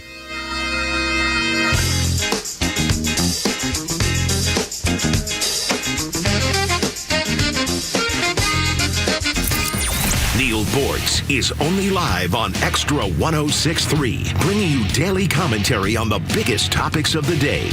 Catch him throughout the day or hear his latest on the Xtra 106.3 app. I'm Michelle Stovall, and our company has been family-owned and operated for 75 years. Check us out at StovallINC.com, or better yet, stop by our newly opened 11th store at 9500 Union Hill Road in Canton. At Stovall, we supply you with all your landscaping project needs, completely hassle-free down to delivery. Been dreaming of an outdoor kitchen, fireplace, or other custom paver project? We partner with Keystone Hardscapes for all your beautiful high-end concrete needs. We look forward to making your landscape dreams come true. Stovall has it all. Hey, Atlanta, it's Mark from the Safe House, and now the thought of the day. There's only a few things that a safe from the Safe House can protect you from. The biggest one is socialist Democrats trying to steal elections. Does that really happen? Yes, it does. So for real security, drop by the Safe House and let us show you how to protect your hard-earned valuables from theft and fire. We are the exclusive Browning and Fort Knox safe dealer in the area. That's right, we're the only ones. So don't go unprotected. Go to AtlantaSafehouse.com. That's AtlantaSafehouse.com. Hey, it's Front Office Los with Tom, the honest car guy. Let's talk about the new way to buy a car in 2026. Tell me how you can save clients thousands of dollars in this process. I got a customer here, Jeff Everhart. I met him today first time because I delivered his 25 model Honda Pilot, fully loaded with only 16,000 miles on it. Jeff, answer Los's question about that one. It was actually shocking. I mean, you hear the advertisements, you want to believe it, and then when you go through with the sale, and there's no extras, there's no dock fees, there's no storage fees, no transportation fees. The price I was given was the price that I paid plus their honest fee. I did save thousands of dollars, and it was a very quick sale. Well, we appreciate that. And did it from my living room. Did it from your living room. Friends, if you're in the market for a pre-owned car, truck, or SUV, get an honest car buy from the honest car guy. You pay what we pay. plus an honest fee, and we back that up by giving you the bill of sale. That's our transparency guarantee. Call 844-SHOW-ME-1. That's 844-SHOW-ME, the number 1, or visit honestcarguy.com.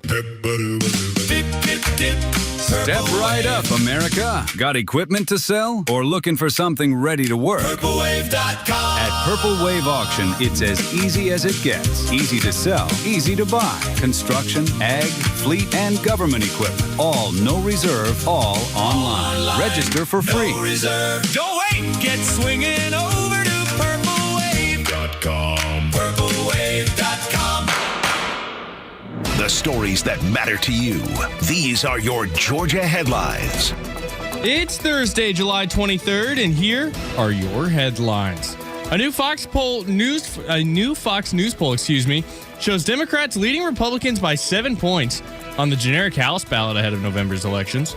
President Trump's approval rating remains at 39%, while most voters say the economy is in poor shape and inflation continues to cause financial hardship. The poll also found a majority of voters want major changes in government. City of Atlanta says AI is helping reduce potholes. Officials say a new mapping technology has cut down on potholes by 60% since 2024 by identifying road damage before it gets worse. And finally, President Trump visited Wheeler High School in Cobb County yesterday to promote his new Trump Account Savings Program. The president said nearly $1.5 billion has already been deposited into the account since the program launched earlier this year. Expect a cloudy day across the metro area with a high of 88 and a low of 73. Your Extra 106.3 headlines. I'm Bryce Gobert.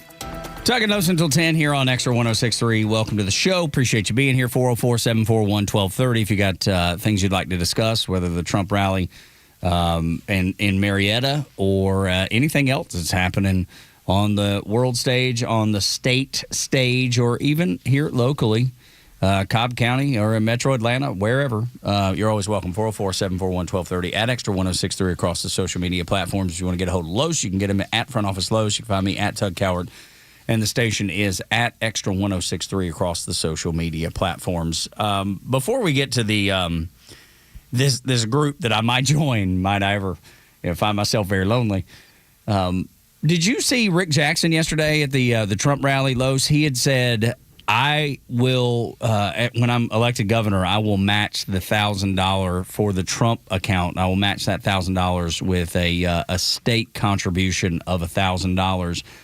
Dude is putting his money where his mouth is. I think he's going to make a great governor for the state of Georgia, and I think the choice is very obvious when it comes to lady who lets the city of Atlanta burn down or the dude that's going to match the $1,000 for kids to have a 401k to start from the time they're born to put them in a different position of success later in life. I'm sure we're going to have more time as we get closer to the November election, but with the 2 hours that we spent with him, I got the distinct impression that when it comes to what he plans on doing business-wise, it's pretty no-nonsense. Yeah, he talked about it yesterday, too, and the successes that the Trump administration has seen on a business level. He said he was talking to Susie Wiles, the chief of staff for the president, and they talked about business solutions.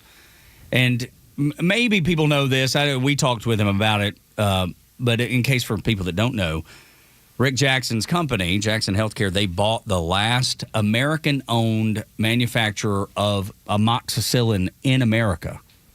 It was a failing company. It was crazy in debt. It was a bad investment, but he thought enough of the United States to say we need to salvage this. That way the Chinese don't have us over a barrel in every lane of healthcare.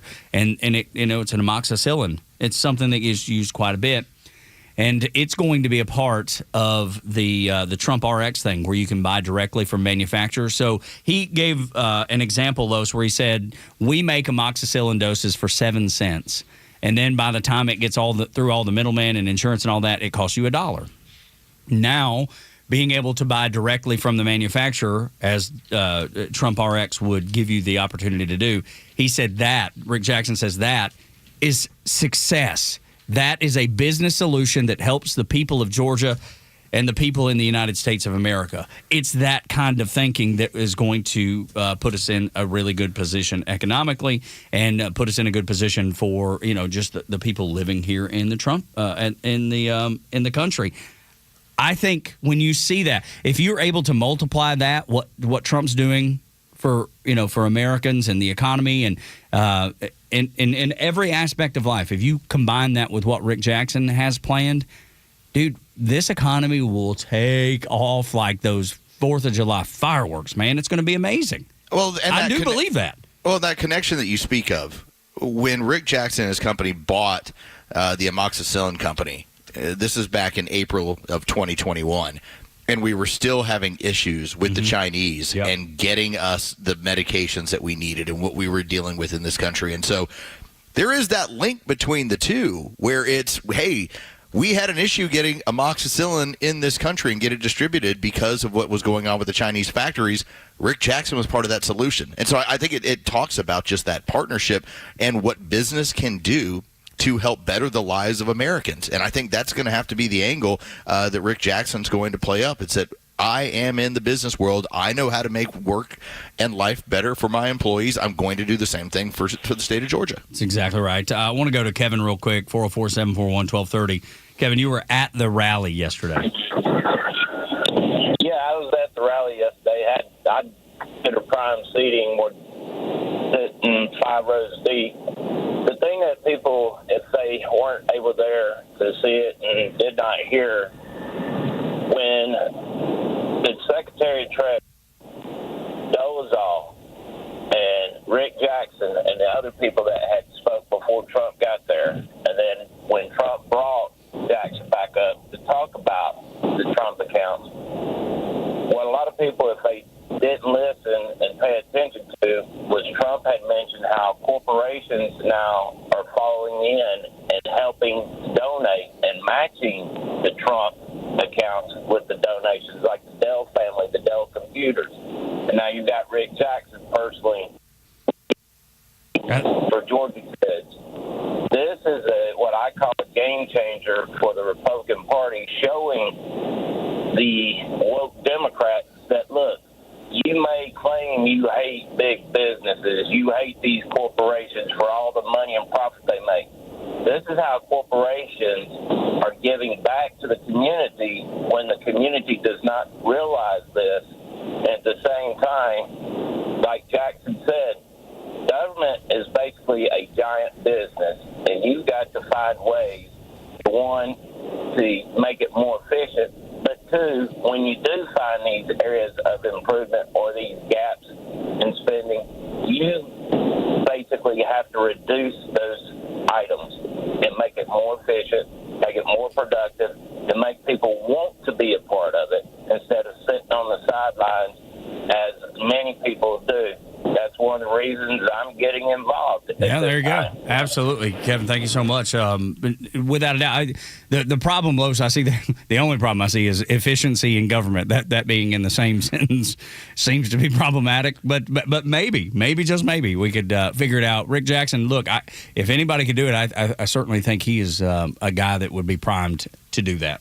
Well, we're calling for an investment in our youth, and it's the model that many parents are used to. A 529 account all around this country. Georgia Path to College is what we have here. Every state has their own, but the ability to put your money into an account and let it grow tax-free and have it be available to your student at 18 years of age for whatever they choose to use it for, that's the model. And so what you're seeing, though, and just as Kevin was bringing up, you're seeing these other companies that are jumping in and also putting the money in there, realizing it's going to grow tax-free. It will be able to be used by young people as far as growing their wealth down the road. And so to me, it's highly encouraging to watch these other companies going, wow, we can do this for our employees and their children, and we can put money into this is a benefit for everybody involved when it comes to the taxation. Right. And Rick Jackson said if the legislature wouldn't do it, that he would pay for it himself. So I'm sure he could. He did. Yeah, I'm thinking he probably could too. I don't get lonely very often. I have a great wife, and I'm blessed to have her for 25 years. And you get ronery. Yeah. Sharonery. once in a while. Maybe when she's off playing mahjong and I'm sitting at home twiddling my thumbs and wondering what I'm going to do for dinner. That's when you do your Asian lonely song? Absolutely, I did. Yeah, many times. I mean, you know, I usually do it just sitting by myself. Most people don't get to hear it. Oh, okay. Just want to make sure that I have this straight. Yes, it's the way it goes. Yeah. And then, you know, you do all you go through all the stages of grief, you know, when you're there by yourself on a Tuesday night and you're like, God, I wish my wife was here. I am really, really lonely. I understand, Los, that you've stumbled upon maybe a group that I might join. Yeah, I was not aware of this number, and I saw this. This is from Red Wave Press that had this yesterday. And what it talked about was the Democrat Socialists of America. And we had talked about yesterday the makeup according to education level and income level. And we drew those parallels of what people are seeing, in that it's the more highly educated, but the less money, you tend to go socialist. The correlation was, what was it, Tug? 30 to 60,000 with a postgraduate degree, postgraduate work. Yeah. Yeah, you tend to go socialist / communist. Well, there was a further breakdown that we got in this. For instance, the DSA are represented by more than 70% white-collar workers. Okay, sure. In offices, academia, whatever it is. When it comes to blue-collar, it's 4%. Okay? People that earn their money working, it's 4% that are actually socialist. But here is the fun part, Tug. And this is what happens if you get Ronery. So the DSA racial background. Now, when it comes to Hispanics, they probably have one. It's like 8%. When it comes to Asians, remember, one of the most successful groups in all of America, and they don't complain or don't ask for much outside of, hey, just stop excluding us from schools. Yeah. 5%. Yep. The black makeup of the DSA, 4%. Goodness. The racial breakdown of the DSA, 85% white. Oh, McWhiterton, what are you doing? Whitey McWhiterton's ruining the day again. And now, here's the conundrum, and this is the part I was giggling the most over when I was seeing these numbers last night. Everything white on the left has been made to be evil. Yes, that's right, it has. All right, like first and foremost, white, evil, bad, you're the worst thing ever. But they make up 85% of the DSA. We hate ourselves. I was like, so let's put it this way. If I just use leftist logic, if I am Aunt Peg and I am talking about just the pure evil and silliness and the awfulness of white people in white America, yet your organization is almost... Dude, white. It is Lily White. What a scam. What a scam. Like, who could buy that? You know what I mean? Who could buy that? As these clowns get up there and talk about how horrible white people are, and your entire group is a bunch of white people. It sounds like a skit off of a Saturday Night Live or in Living Color back in the day. So this is where, when Tug gets ronery and lonely, either or, he can go to a DSA now. He's just going to have to be like, hey, I too am really mad at Whitey. Yeah, Whitey. Yeah, kill Whitey. That's all you're gonna have to say. You just got to float it out there and just know that your membership, it might be analyzed. Yeah, but you're gonna have a shot. Yeah, no, I'd probably get up in there because I fit the bill for sure. Except for Christian, veteran, all the capitalists, guy that believes in capitalism. And by the way, Tug, because we talked about the makeup as far as profession, we talked about how over 70% were white collar. The next 23% are students / unemployed / disabled. Oh, got it. Yep. So it's 94% are white collar or students, employed, or disabled. Heavens, dude. I think it has to be the indoctrination that people are getting from the time they get to elementary school all the way through, their PhD. And the further they go, the heavier the indoctrination. Because I've told you the examples of my son in high school. He knew which teachers he had to play the game with. He knew, and he knows in college which teachers he has to play the game with. Like he was like, I just go and get the most absurd thing that goes against everything that I believe and put it in the paper, and guess what? I get a good grade. I get a good grade. Yes. They don't look for comma splices. They don't look for anything. They don't look for, which hurts a little bit. Those sort of things that tripped up poor Tug Coward when he was just 18. Had I known that little hippie man at Dalton State College that failed me on the comma splice, had I known to put in there, kill Whitey, then I would have, done much better. I would have gotten a passing grade. Here's where you went wrong. What you had to do is you had to say that when it comes to the use of the comma splice, whether it is available or not available, either way is a demonstration of white supremacy. That's right, dude. Had I known that little hippie man better, had I been paying more attention, I would have made an A in that class with that one line that you laid out there. I would have been a success. And by the way, use the word demonstration. Yeah, that's a good one. That's a good one to work in there. It really works more in academia that everything is a demonstration of white supremacy. Yes, it is. So, wow. It's you're right. Well, you're right. Oh no, you're not saying I'm a white supremacist. You're saying what I'm doing is demonstrating white supremacy. Yes. Oh my God. Oh, okay, I'll fix that right now. Dude, little hippie man, he's just rubbing his hands together. He's so happy. Go pass this out. I don't care if he has 14 comma splices, which he does. Look at what he said. He's genius. Let's move along. Let's pass this man. Let's give him an A+ instead of that F. He's good here. Yeah, that's right. He's got this thing figured out. He'll go on to be a great member of our DSA party in the future. This is wonderful. Look what we've uncovered today. Now you know how to get in the club, Tug. I do. Absolutely right. Now that I know, now I'll never be lonely again.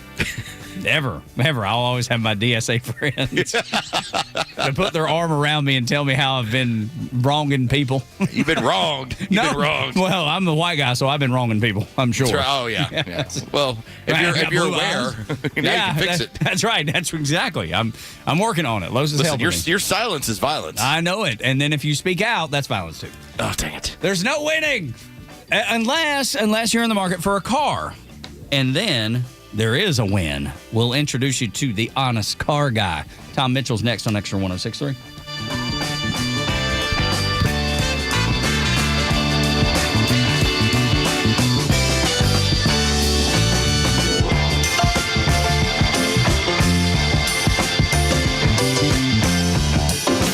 Extra 106.3 Sports, powered by 680 The Fan. Good morning. Here are your sports headlines for Thursday, July 23rd. The Atlanta Braves made it interesting last night, taking Game 3 of their 4-game series with the San Diego Padres at Truist Park. 7-6 the final. The Braves blew the game open late, grabbing a 7-1 lead before nearly allowing the Padres back in the game in the 9th inning. The Braves do close out the series with an afternoon matchup today. It'll be Chris Sale on the mound.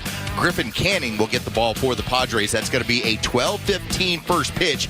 You can hear all the game action on our sister station, 680 The Fan, and for free on the Fan app. Around Major League Baseball, the winning streak has finally come to an end as the Baltimore Orioles beat the Boston Red Sox last night 5-1, ending the Red Sox 15-game winning streak.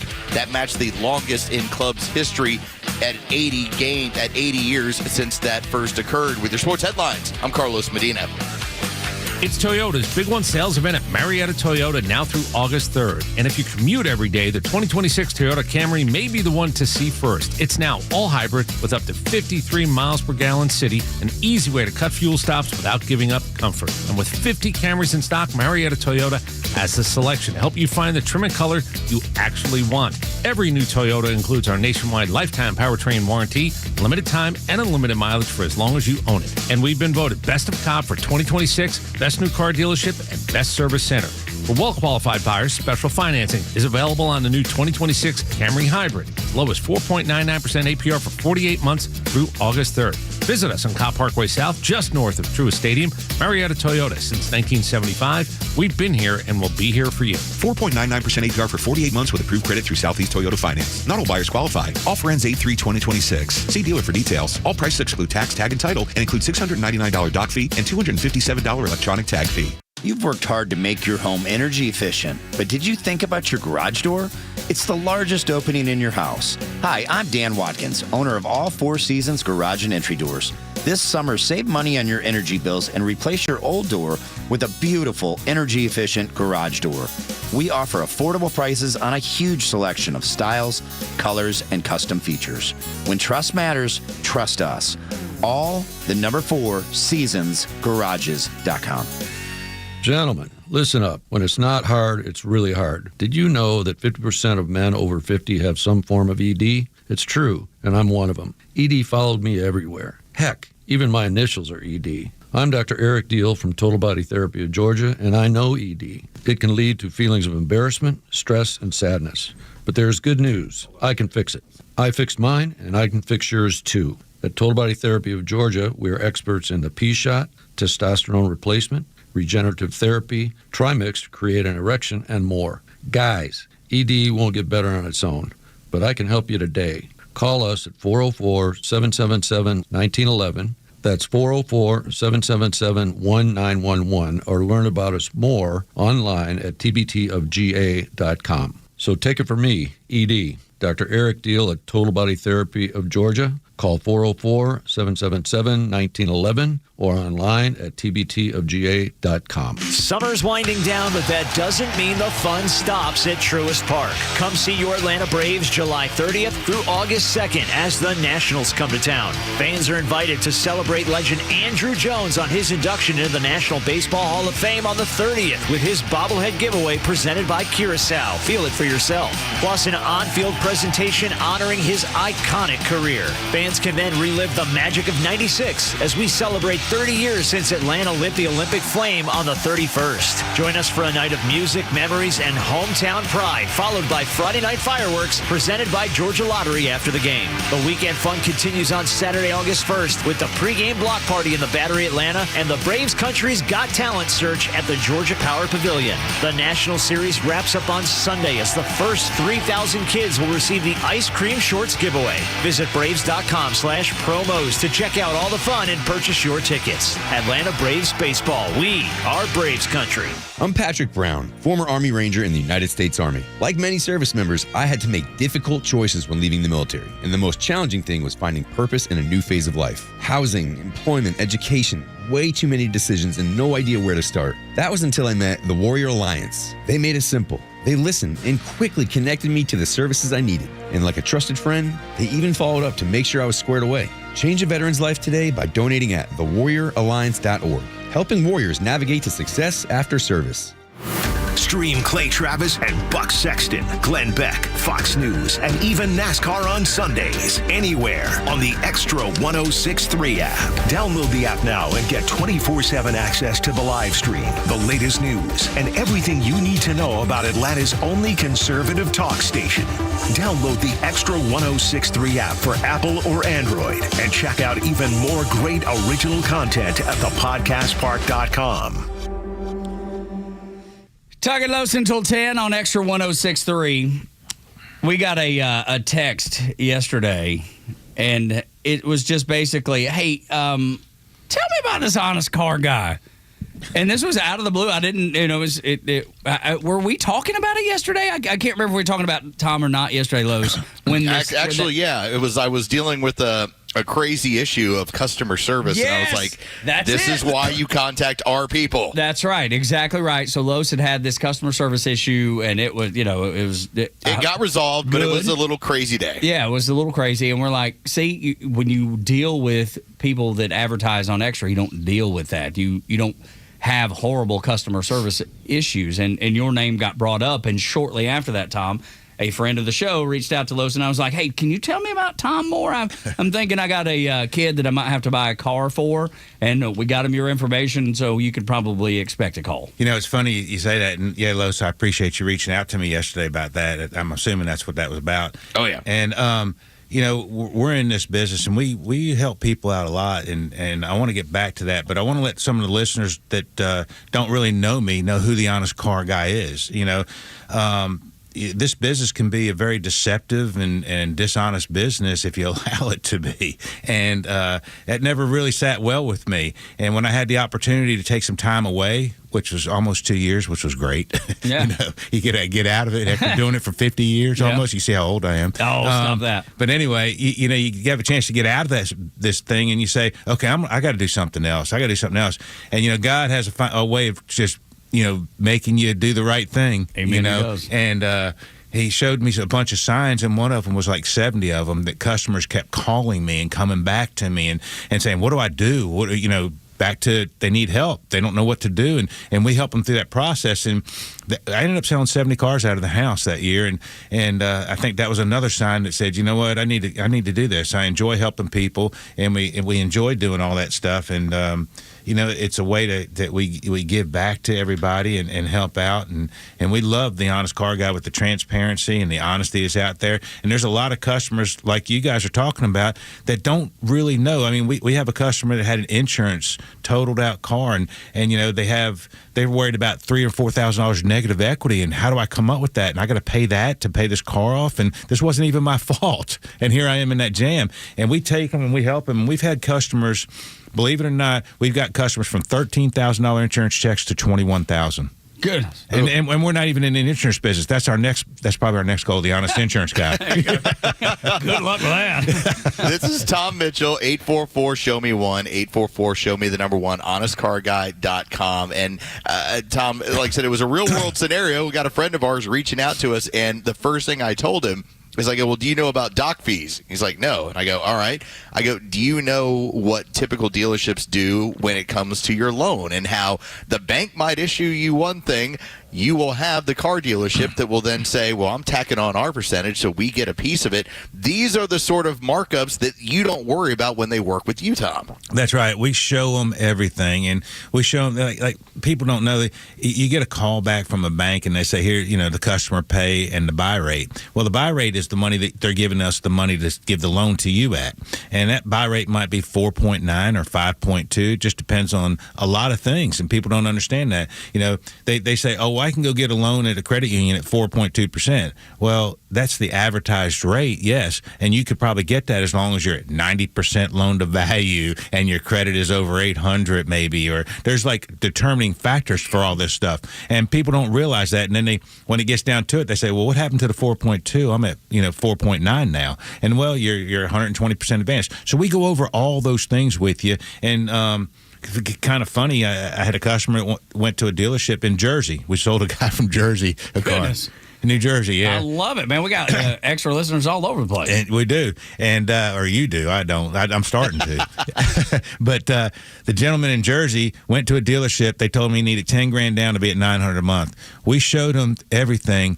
He's at under $700 a month with $5,000 down on a truck with 10,000 less miles same year.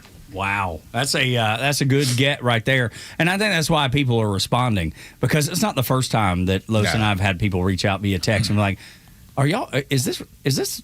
Tell me about this. Is this legitimate? Is this legitimate?" I'll tell you the funny part is it's even some people work in your office. Oh, I know. Yeah, absolutely. No, it's impressive, Los, and I love being able to answer that question. Well, Tom, I think that's just kind of an indication. We were joking around to start the show. Tug's mouth is bothering him because his dentist took him for like $2,000 in extra work that he didn't need it done. And people have car dealership experiences like this, and so they're always wondering, like, well, what's the angle? What's the issue? I'm like, how about somebody that doesn't have an angle, doesn't have an issue, and just shows you the numbers? Yeah, and I mean, the honesty part, and that, like I said, it never sat well with me, and I enjoy being honest and helping people, and even to a fault that we have told people, look, I'm really not your guy on this one, and it hurts to lose a car sale, but sometimes we have to do that. Why? What would be a reason that it would happen that way? Sometimes and I could sell people that want. Here's a common question people ask me: hey, but do you sell new cars? No, we don't. We sell used cars. But here's the thing: we can get. I've sold my neighbor a Denali truck with 79 miles on it and saved him a lot of money. I sold another neighbor an Expedition that was sticker for $90,000. It had 1,800 miles on it. Sold it to him in the 70s. But there are certain cars out there, like if people want want these Toyotas, Lexuses, that are hot on the market. When the Z06s first come out and they're bringing $50,000 over sticker, I can't get a used one. It's hard for me to help you out with that car. And, and I try to tell you, look, if you'll just wait 4 or 6 months, if this is a car you want, it's going to drop. Do you have to be the first one out there to spend $50,000 and lose that money? Because cars are a depreciating item, and people kind of lose track of that. And you don't want to sink your good, hard-earned cash into something that's depreciating like that. You want to do it smart, in my opinion. I want to tell that story. Tom Mitchell is our guest, Honest Car Guy, 844-SHOW-ME-1. That's 844-SHOW-ME-1. One of the first times I got a chance to sit down and talk with Tom and kind of get the whole methodology of everything. One of the examples he gave was a client of his where he told them, wait. The new models are coming out. Here's what the incentives are going to be. If you really want this vehicle, this is the amount of time. And so it's an advisory practice where Tom will flat out tell you, just as he said, sometimes I'm your guy. Most of the times I'm going to be your guy. But other times, depending on what you want, if it's an immediate, if it's right now, you want the brand. Okay, he might tell you, hey, go to the dealership, but wait a couple months because the new models are coming out. Yeah, and even these $10,000 and less cars, those are very hard. They're like gold, and people don't realize this, but you're going up against a buy here, pay here market, and we'll have to go into exactly what that is on a later date. But buy here, pay here markets are basic that they can't get a loan, and they just give them $3,000 down and make payments on them, and they make the payments at the place that they buy it at. That's why they call it a buy here, you pay it here, and when that happens, people want to get if you got a $5,000 you want to just get for your kid, you're competing against this market that is buying the $5,000 car, selling them for $10,000. So why are they going to give you a car for $5,000 cash? They can get $10,000 for it everywhere else. So those are hard things. And when we get cars in trade, we show the customer what they're worth. They say, okay, and it's a good customer for somebody else. And believe it or not, when we get those cars, we have that list that I think we talked about before, and it's a race for the customers to get to our door to buy that car. Gosh, amazing. Like Lo said, if we could get the honest insurance guy, the honest dentist guy, get some of those, it'd be helpful, man. Just, the honest dentist guy. I don't know if Tom can help us out there, but maybe corner the market on that one. Should you go some Novocaine or something like that? That's right, believe me, they did. Whole side of my head was numb. He agreed to everything at that point, Tom. Yeah, everything. Exactly. Well, it's, because you're sitting in the chairs. Like when you're buying a car, you're sitting in the chair, and they're like, hey, we want to do this. We're going to give you that. We got a bump sticker. We got all this stuff. You get a list of all the fees that they have on there? No, not till after. Not till after. See, that's the thing. That's why we need the honest dentist guy. But maybe we'll get something close one day. But if you do need, those questions answered, is it something that it don't cost anything to ask me a question? Because are you okay with people just reaching out and asking questions? Yeah, we want to help people. Call us up, talk to us. We get people, and again, I said this before, we get people that are not listeners calling us because a listener told them, if you're going to get a car, you need to give this guy a call. And they're not even listening to you, but the listeners that haven't even bought a car from me are telling them, you need to get this guy, you need to give him a call. And they're calling us, and we're selling them cars, and they've never listened to you, which they need to start listening to you. Yes, they do. You're right about that. See, this is the whole thing about adulthood. You need a baker, you need a tailor, and you need a car guy. And Tom gets to be your car guy. Yep. 844-SHOW-ME-1. That's 844-SHOW-ME-1, honestcarguy.com. There you go, Tom. Thank you so much for taking the time. Absolutely. Don't we wish dentists were this transparent? Is that the one? A new twist. Is that the one you're talking about? No, that's the one I'm talking about now. That's right. And politicians, too, for sure. Honest Car Guy is always fun to catch up with you, Tom. Thank you so much. Thank you, guys. When we come back on Extra 1063, Harold Ford Jr., Echo's front office, Los, next on Extra.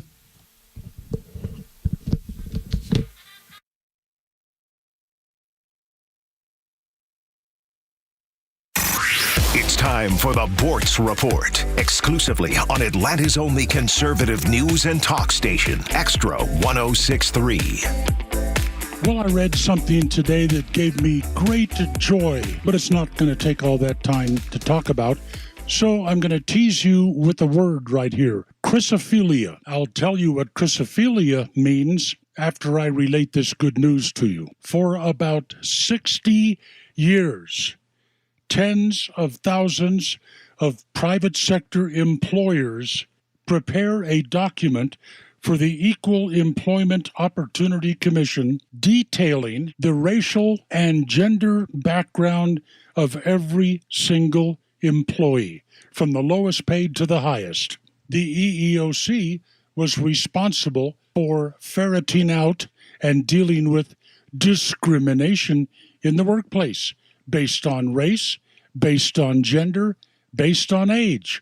And they got the statistics from the forced participation of all these employers. Well, guess what? Donald Trump is working to toss this 60-year-old requirement. And that will mean that employers won't have to tell the government how many black people they've hired, how many white people, how many Indians, how many Latinos, nor will the employers have to report to the government how many of each of the 52 genders they have in their workforce. Happy days, and the left is going to scream bloody murder, which makes it all that more delicious. Okay, so now what is chrysophilia? Remember, we're talking Donald Trump here, among other things. Okay, I hope I can get these words right. Chrysophilia is a paraphilic sexual eroticism that hinges on gold or gold-colored objects. Now, is that Donald Trump or what? Just saying. Neil Bortz, Extra 106.3. WFOM and W292 EV Marietta, a Dickey broadcasting station. The 8 a.m. hour is brought to you by Central Heating and Air. Another night of American bombing in Iran. I'm Dave Anthony, Fox News, the 12th consecutive night. It looks like they're not ready to make a deal, so they're going to continue to pay a price. And every night the price gets higher and higher and higher. Secretary of State Marco Rubio at a regional summit in the Philippines. U.S. Central Command said in a statement they hit more military targets, trying to further degrade Iran's ability to threaten ships in the Strait of Hormuz. But as Fox's Jonathan Savage reports, it's not just Iran and not just the Strait being targeted now. Houthi rebels in Yemen are trying to stop Saudi Arabian ships from using the Red Sea. The Iran-backed group says it struck 2 Saudi oil tankers yesterday. The near closure of the Strait of Hormuz by Iran has meant the Yemeni side of the Arabian Peninsula has become ever more important.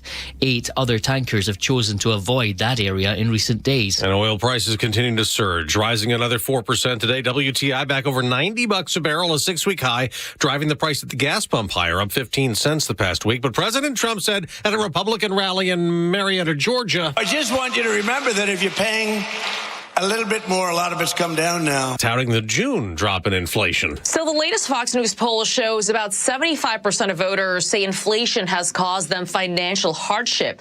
The president, who campaigned on the economy, now receiving negative marks on the issue, with 65% saying they disapprove of his performance. That's Fox's Madeline Rivera. As the U.S. keeps battling Iran with the goal of preventing them from having a nuclear weapon, the Trump administration's worked out a much different nuclear deal with Saudi Arabia to help them develop nuclear power. Energy Secretary Chris Wright tells Fox Business. Saudi Arabia has been an ally of the United States since the nation's forming, and I'm thrilled in our efforts and where this is going. This will be top level, highest standards for nuclear safety and safeguards. It would pave the way for the Saudis to enrich uranium for nuclear energy, but that'll be under scrutiny from lawmakers. Congress would have to approve the agreement. America's listening to Fox News. When it comes to supplements, 2 things matter most. A, that it works, and that you can trust it. Rather than just tell you about Relief Factor, we'll let our audience do that. We hear from people every single day whose lives have changed, and I want you to hear a few of their stories. Chris spent years doing physical work. It left his feet sore every day at the end of the day. After starting taking Relief Factor, he felt so good he did something he'd never done before. He ran half a marathon. Now he tells his friends about Relief Factor. I'm the same.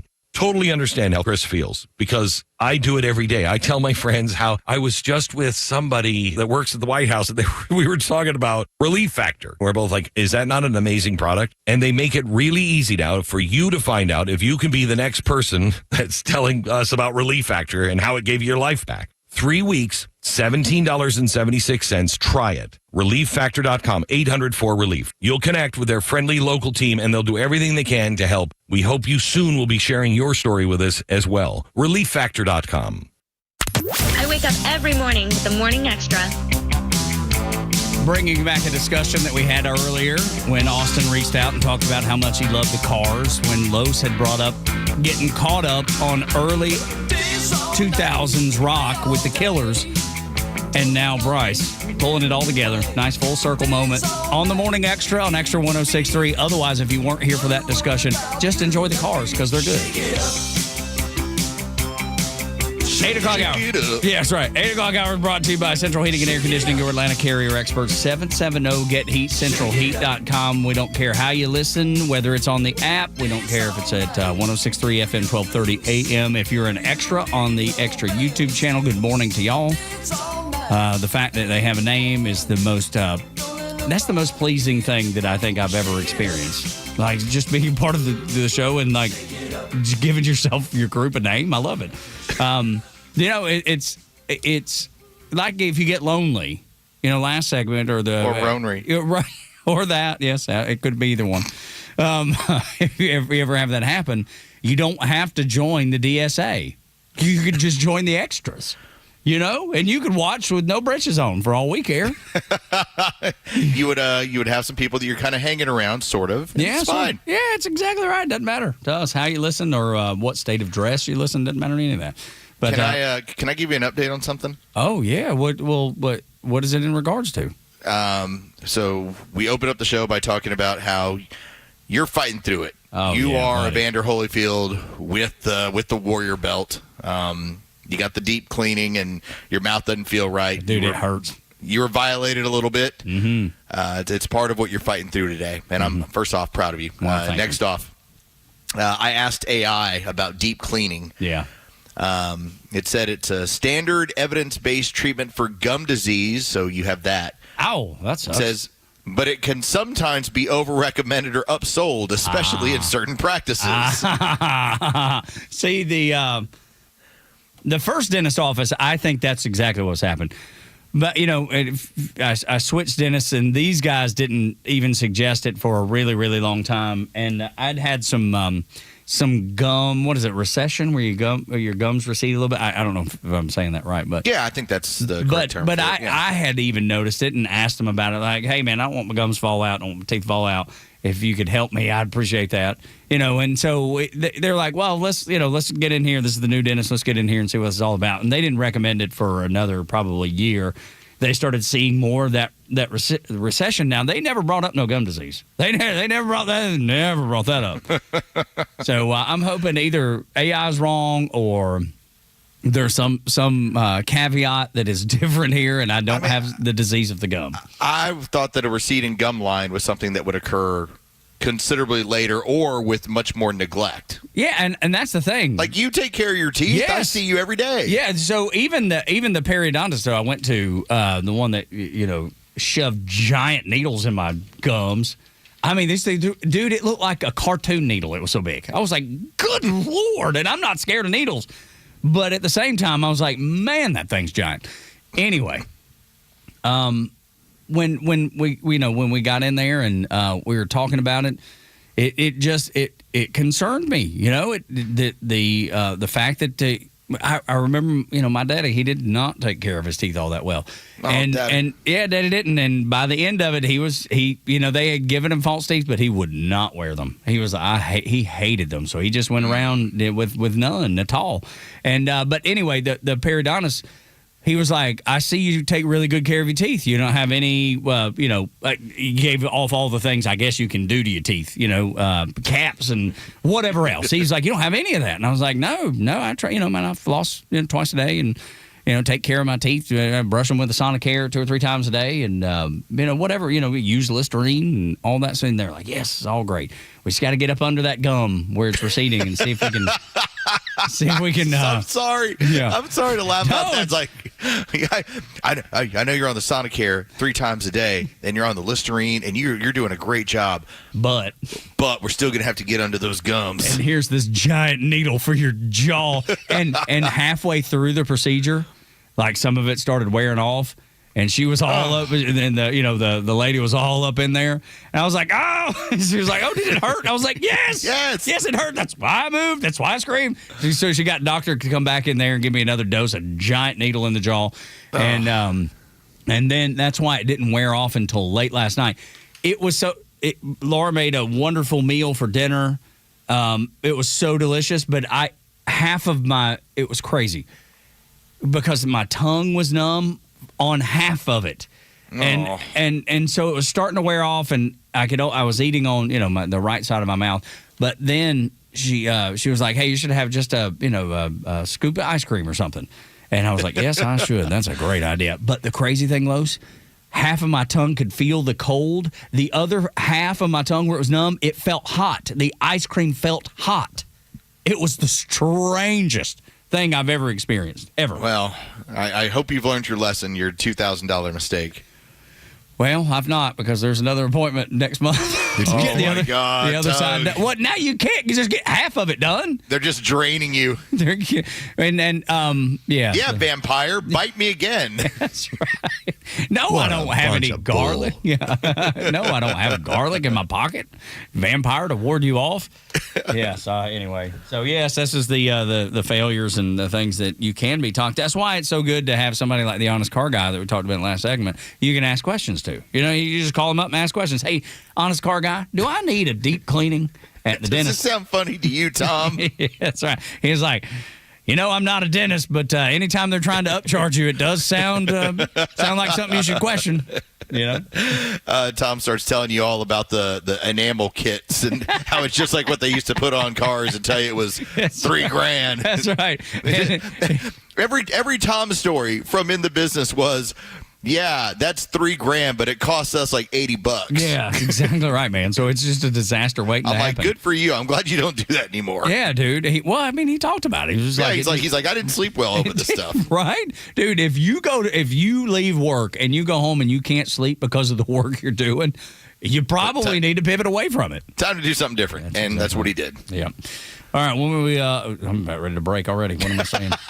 I start the music. Yeah, no, we don't need to. No, we got some more time. Yes. We got to get to some Harold Ford Jr. That's exactly right, because he's been echoing front office lows. That's the first thing to know this morning.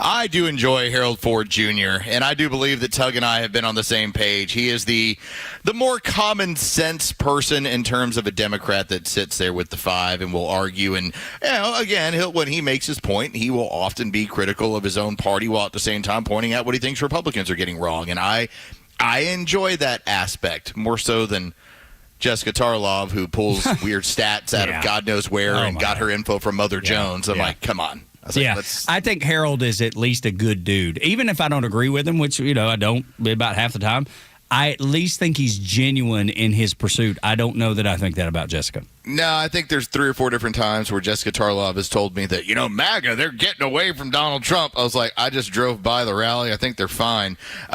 Just to go ahead and give you a little bit of an idea there.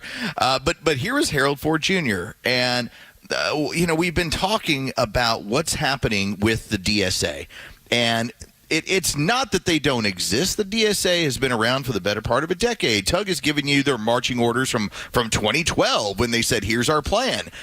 But what is now happening is they've reached this place of prominence where people are now paying attention, and they're starting to listen, and they're starting to hear the platform.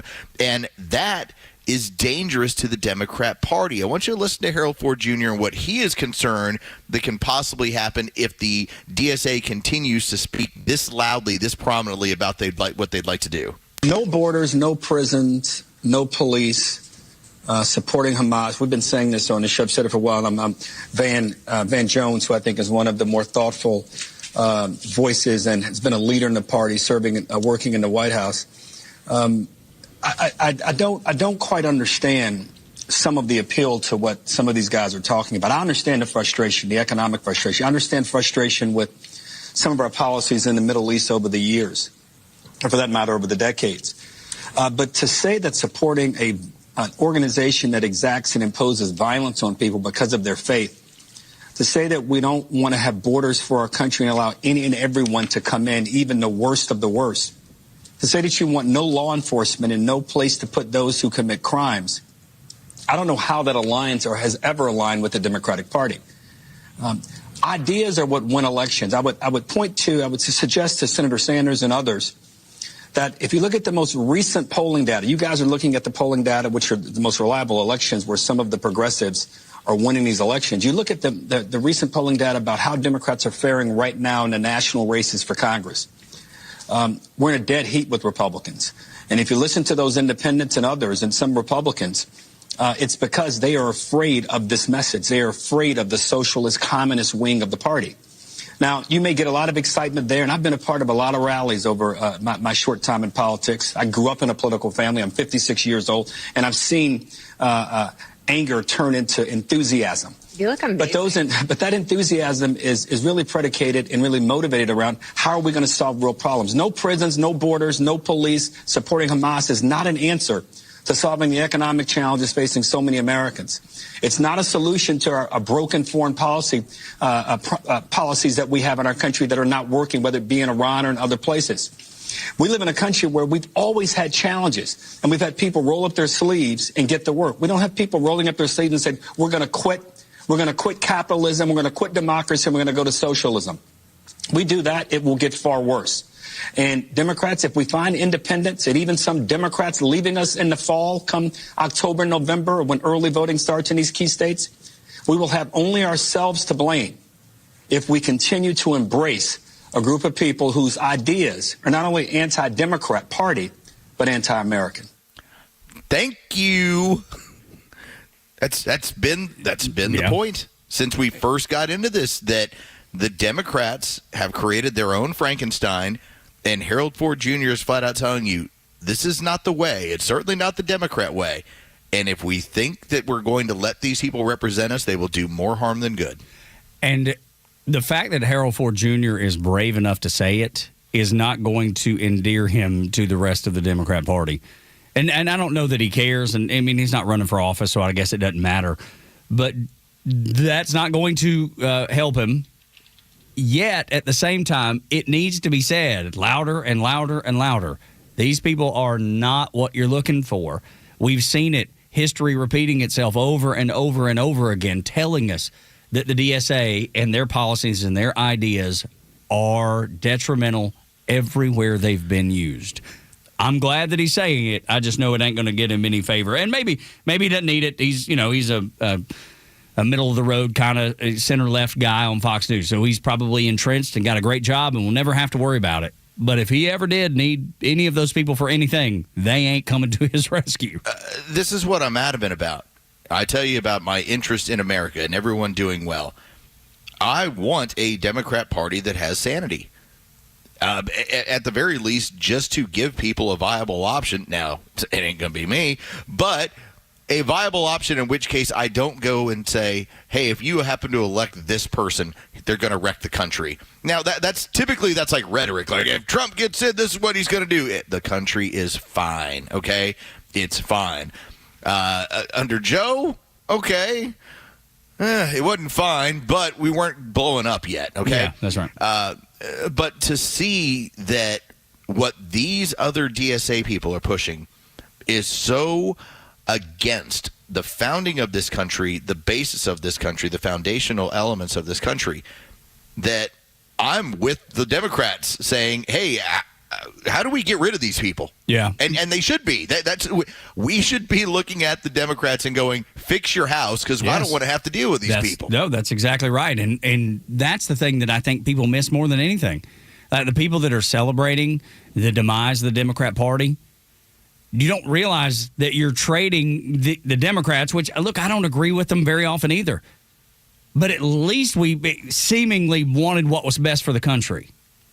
The DSA and the communists, they do not, and they're vocal about it. So we actually need a Democrat Party that is fighting this. Because they're on our side in that instance. I would love a 90s Democrat Party. Yeah, now, sure, you can call me old school and, Tug and Los, that's from 30 years ago. Well, the direction you're going right now is not in the long-term interest of this country if the DSA is the one leading it. Yeah, that's right. And unfortunately, I think that's what's happening, man. I feel more and more certain about it every day.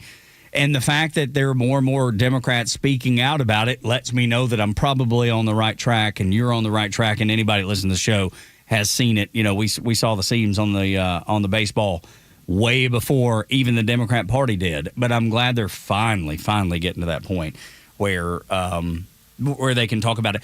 But that's the thing, though. They try to disguise it because you reference that 2012 document that's still on their website, the DSA, where they said we're going to take over the Democrat Party, not because we like them, not because we agree with them. We just need ballot access, and then we're going to overwhelm the Democrat Party and take it over. They've done that.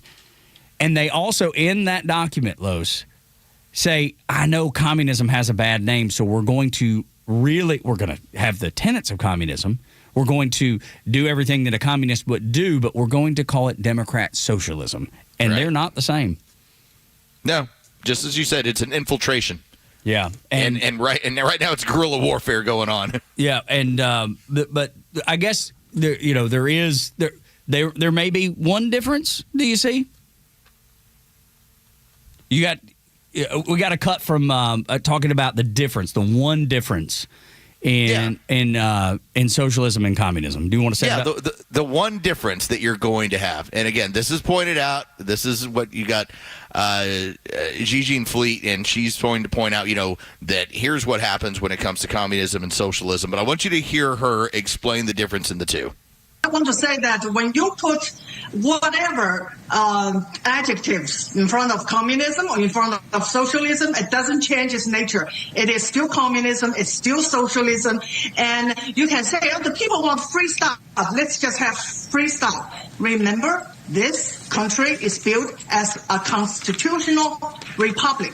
Just because you and your friends want free stuff, and then we can just get free stuff. That's communism. And that never work out. Eventually, in communism, things will run out quick enough so everybody end with nothing. And I was there, lived through it. So young people like you, please read some history. Learn history.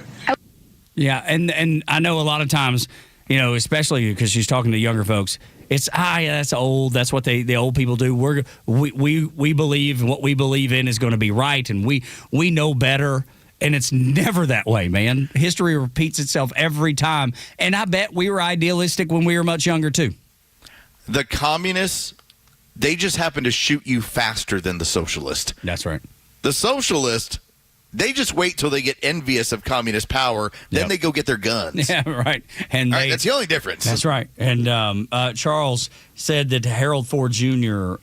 Recognized the reason his party is fading, but he says the further left you go, the more violent they become. And that's the truth, too, because socialism, after a while, they, like you said, envy the power, and then they go get their guns, which is exactly what Charles had left a message for us to talk about and address. And he's right on the same path, Los. He understands. He sees it. It doesn't matter any time in the course of history. When communism takes root somewhere, violence follows. It's if there's one thing where we talk about like, hey, capitalism, what does capitalism need to succeed? Free markets, somewhat free markets. Communism needs violence, or else it's never accomplished. The media tells you that the numbers for Donald Trump are in the toilet. One person in mainstream media has a different perspective, and we'll share it with you next as we go by the numbers on Extra.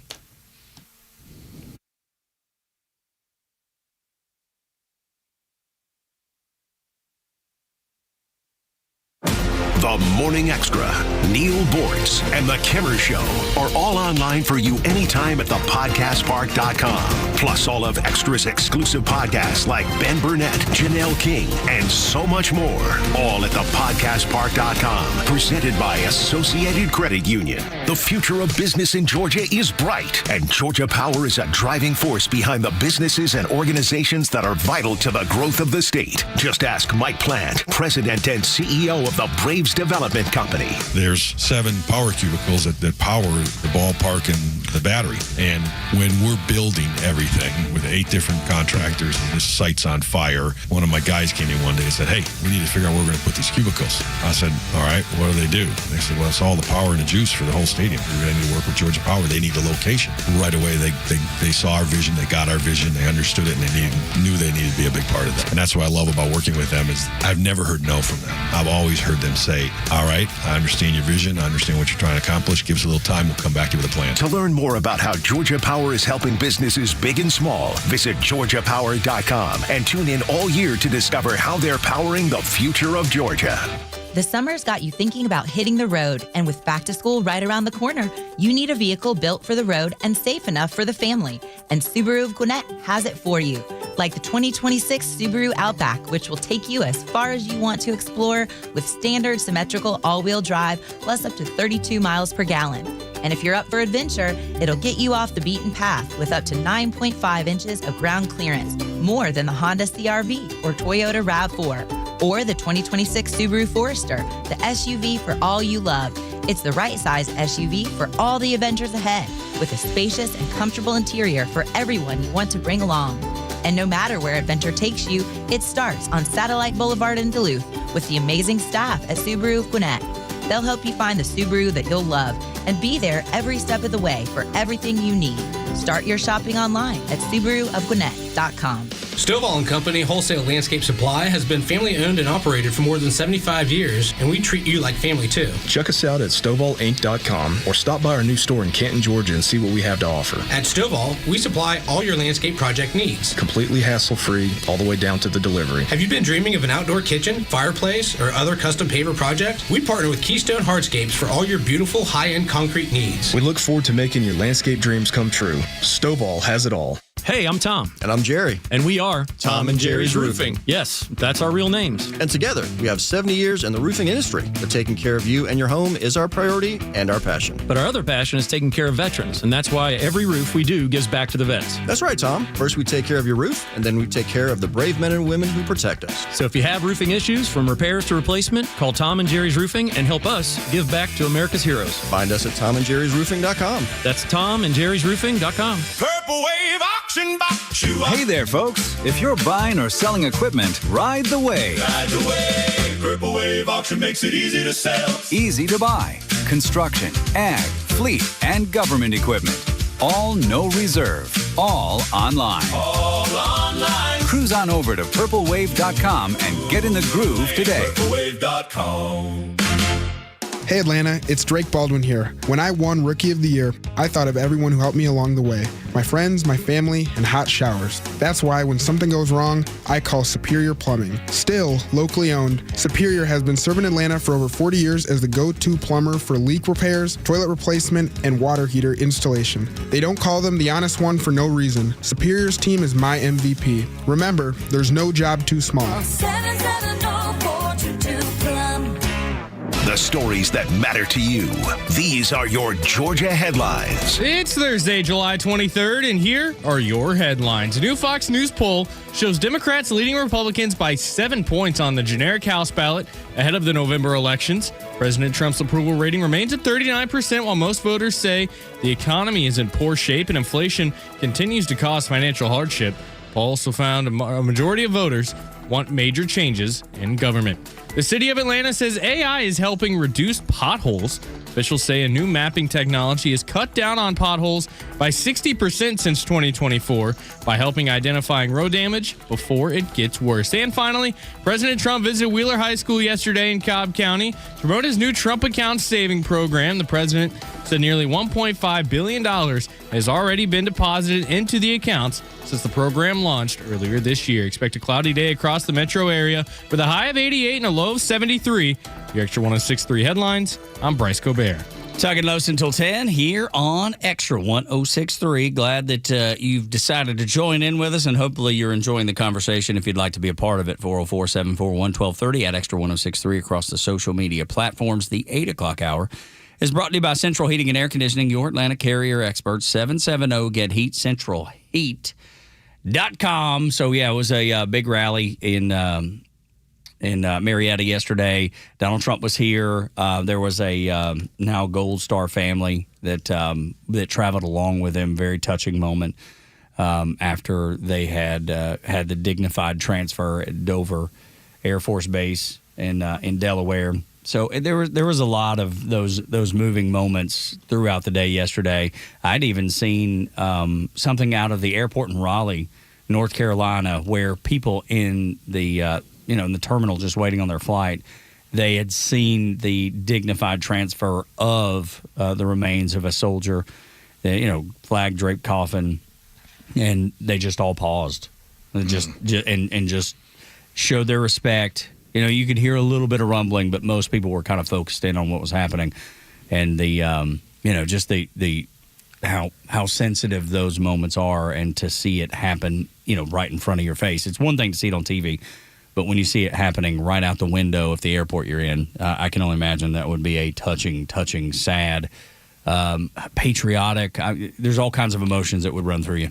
Yeah, I don't know where I would begin. It deserves your observance. Yeah, for whatever reason that it does. Whatever your reason that it's hitting you in a way, it deserves it. Yeah, and so good for the people that did. And then when Donald Trump invited that family to come on down to Atlanta on the jet with him, it was remarkable. There was that was a good rally yesterday. From what I saw, I was under general anesthesia for some of it at the dentist's office. So, from what I recall, So I was on the drugs, and there was a lot going on. And then every now and then I look down at my phone when they were changing out needles and changing out utensils to gouge my jaw and gum line. I would glance down at my phone and see that the things were happening. But our friend of show, Greg Dolezal, spoke. Friend of show, Rick Jackson spoke. And then Mike Collins, of course, was kind of the focus, really, of the rally there to begin with. And, he was on earlier this week. It's I'm hoping that that momentum will translate and Mike Collins will catch fire and it make a difference. Because that's what we need. We have to have a Senate that will make a difference for people in Georgia and across the United States. And I'm not sure that Jon Ossoff has done that in his time in office, aside from the fact that it's illegitimate to begin with. But don't say that, Tug. Oh, sorry. It was the most safest and securest election in the history of the country. You're right. I'm crazy. No, I would say this, and I think this will lead right into our segment. Donald Trump is so popular amongst his base that him showing up in person can only help you. Yes, I agree with it, and that's showing up in the numbers too. Let's go by the numbers now.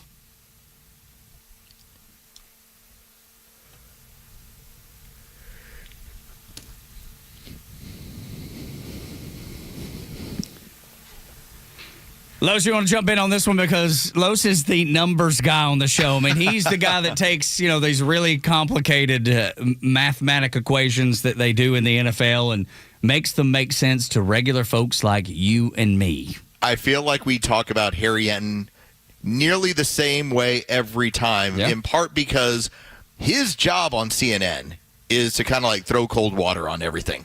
And that could be on the job market numbers. It could be on what are the views when it comes to polling on the direction of the country. It was regular. Under the Biden administration, he'd be like, I know we're saying this. Here's what America is saying. And they're looking at being crushed in 2024. Like, he was one of the first people that had viewers at CNN going, what the hell? I thought Joe was doing good. Yeah, that's right. That's what everybody else is saying. He kept on saying, it's like they're heading for a monumental defeat if Joe is the leader in this party. So Harry Enton has some cred here. Well, one of the aspects that he has tracked is presidential popularity. And he has gone through the numbers, and he does this at least once a week. But the one that he'll go back to, and I believe it's telling, because when a president loses their base, that's when they lose their power. Yeah. It's not when the numbers say, well, the approval rating's at 40%. It's at 39%. What's his base?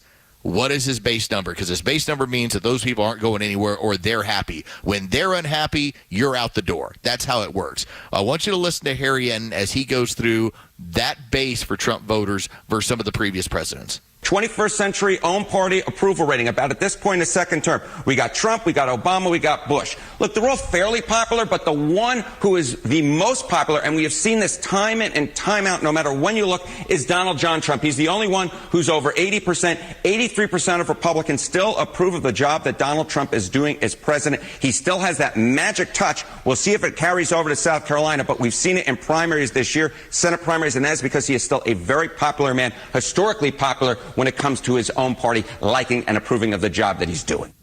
And I agree with that, Los. It's not shocking to me at all, because I genuinely think the man cares about the country and wants what's best for the country. And I think the decisions he makes are based on that loyalty to the American flag. When I think about the other presidents, at the time I might have thought that, but looking back on them, I think less and less of it. The further I get away from it, the further it is in the rear view when I can see it more clearly. I mean, I always thought Obama despised the country. There was never a moment in his presidency that I thought he genuinely loved America. I was convinced the Bushes liked the United States, but they were always under the belief that the country existed for them to rule. Absolutely right, and they did, and now, you know, when I see the Bushes gathered with the Obamas and the Clintons, I was like, oh, yes, that is a picture of the Uniparty. That's what we talk about all the time. And it took an outsider like Donald Trump to shake it up so much that those folks have been pushed together like cattle. You know, they stay herded up. They're always together. They're always photographed together. And I disagree with them on everything. I disagree with Donald Trump on some things. But I think the things he does is because he believes they will benefit America. And it's not that way on the other side. I believe that this is a rarity that happened in the state of Georgia because Trump-backed candidates win, and the number is something silly. It's like it's way 90, up there. Like 94 out of 96 opportunities in the last like several years. And I think that if we asked Rick Jackson would probably be able to pull out the receipts and say, this is what I had to spend to beat that with Burt Jones. Yeah. Well, and the number, what like $100 million or something? I mean, it's a big number. I mean, let's just say this. Off the record conversation, Rick Jackson spent a crazy ton of money and was looking around going like, all right, so there are going to be more. I guess what I would go to and point out is that just because we didn't see that carry Burt Jones because the amount, again, maybe it's $100 million that was spent. All right, what happens when you have that kind of money, because the RNC does, with the backing of Donald Trump? That's the number that Harry Enton's basically giving you. It's that if he's backing you and you got the armament, I think you're going to be in pretty good shape. Now, that remains to be seen with what happens as far as the money available to somebody like Mike Collins. But I think Rick Jackson's in pretty good shape when it comes to this race. Yeah. I just did a quick Google search, and AI Overview says $108 million on his campaign in the primary. The vast majority of those funds, more than more than $111.5 million were self-financed from his personal fortune, making it one of the most expensive gubernatorial primaries in United States history, not just Georgia history, not just Georgia history, U.S. history, because Burt Jones had the Donald Trump endorsement, and it was crazy because Rick, every time he came in, he said, "I'm going to be Donald Trump's favorite. When I'm elected governor, I'm going to be his favorite governor," and he told us. He was with Donald Trump the day that the Iran war started. Mar-a-Lago. The weekend before the primary. He was at a fundraiser with Donald Trump in Virginia. So there's always been that relationship there. I think that will translate well on Rick's behalf, especially with him being able to speak yesterday. That will probably bring some of those Rick Jackson voters those Burt Jones voters that maybe were on the fence a little bit. I think that eliminates that. I hear this all the time, right? And it always sounds, I'll never vote for so-and-so. And then we get actually to an election, you're like, it's between him and Keisha Lance Bottoms. I think I know what I'm doing here. Yeah, burn the city down Or a guy that built a company to, billions and billions, a $6 billion company, Jackson Healthcare. And he only spent $108 million. Yeah. Well, that too. But I was just thinking in general, just the fact that he built a company from nothing to what it's worth now. Again, it's just the fact that he has the ability to do that. And the fact that he could jump into a governor's seat and operate it like a business, and I think it should be operated like a business. Businesses don't say, we're spending, $1,000 for a hammer in the military. They're going to be like, why would we do that? That's insane. We're going to shore all that up. We're going to do things the right way, and he will see it from that point of view, very similar to what Donald Trump does. So if you like Donald Trump, I think, and I'm not trying to make this about a Rick Jackson pitch or anything, but I think you'll like what he does too. Well, I think that's going to be the selling point. And when you get everyone in a room together as they were yesterday, it really does create that momentum that I believe you're going to have to see Donald Trump, in my opinion, doing the political rallies as we get into the fall. Yep. I believe that's going to be a big part of what their plans are. He will have to, because that's when he's most effective.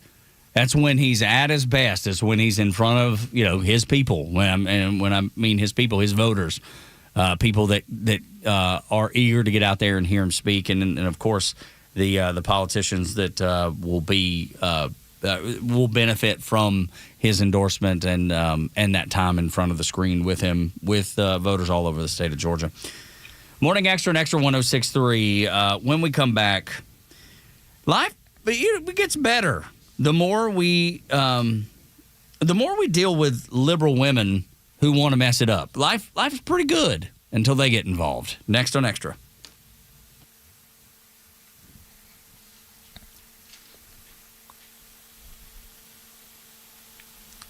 Good morning, it's Los. Let's talk about Howard Brothers and Kawasaki. It's your mid-season check-in with your lawn equipment from Howard Brothers. Don't wait for your machine to slow down. If you're noticing some performance issues, stay ahead of those.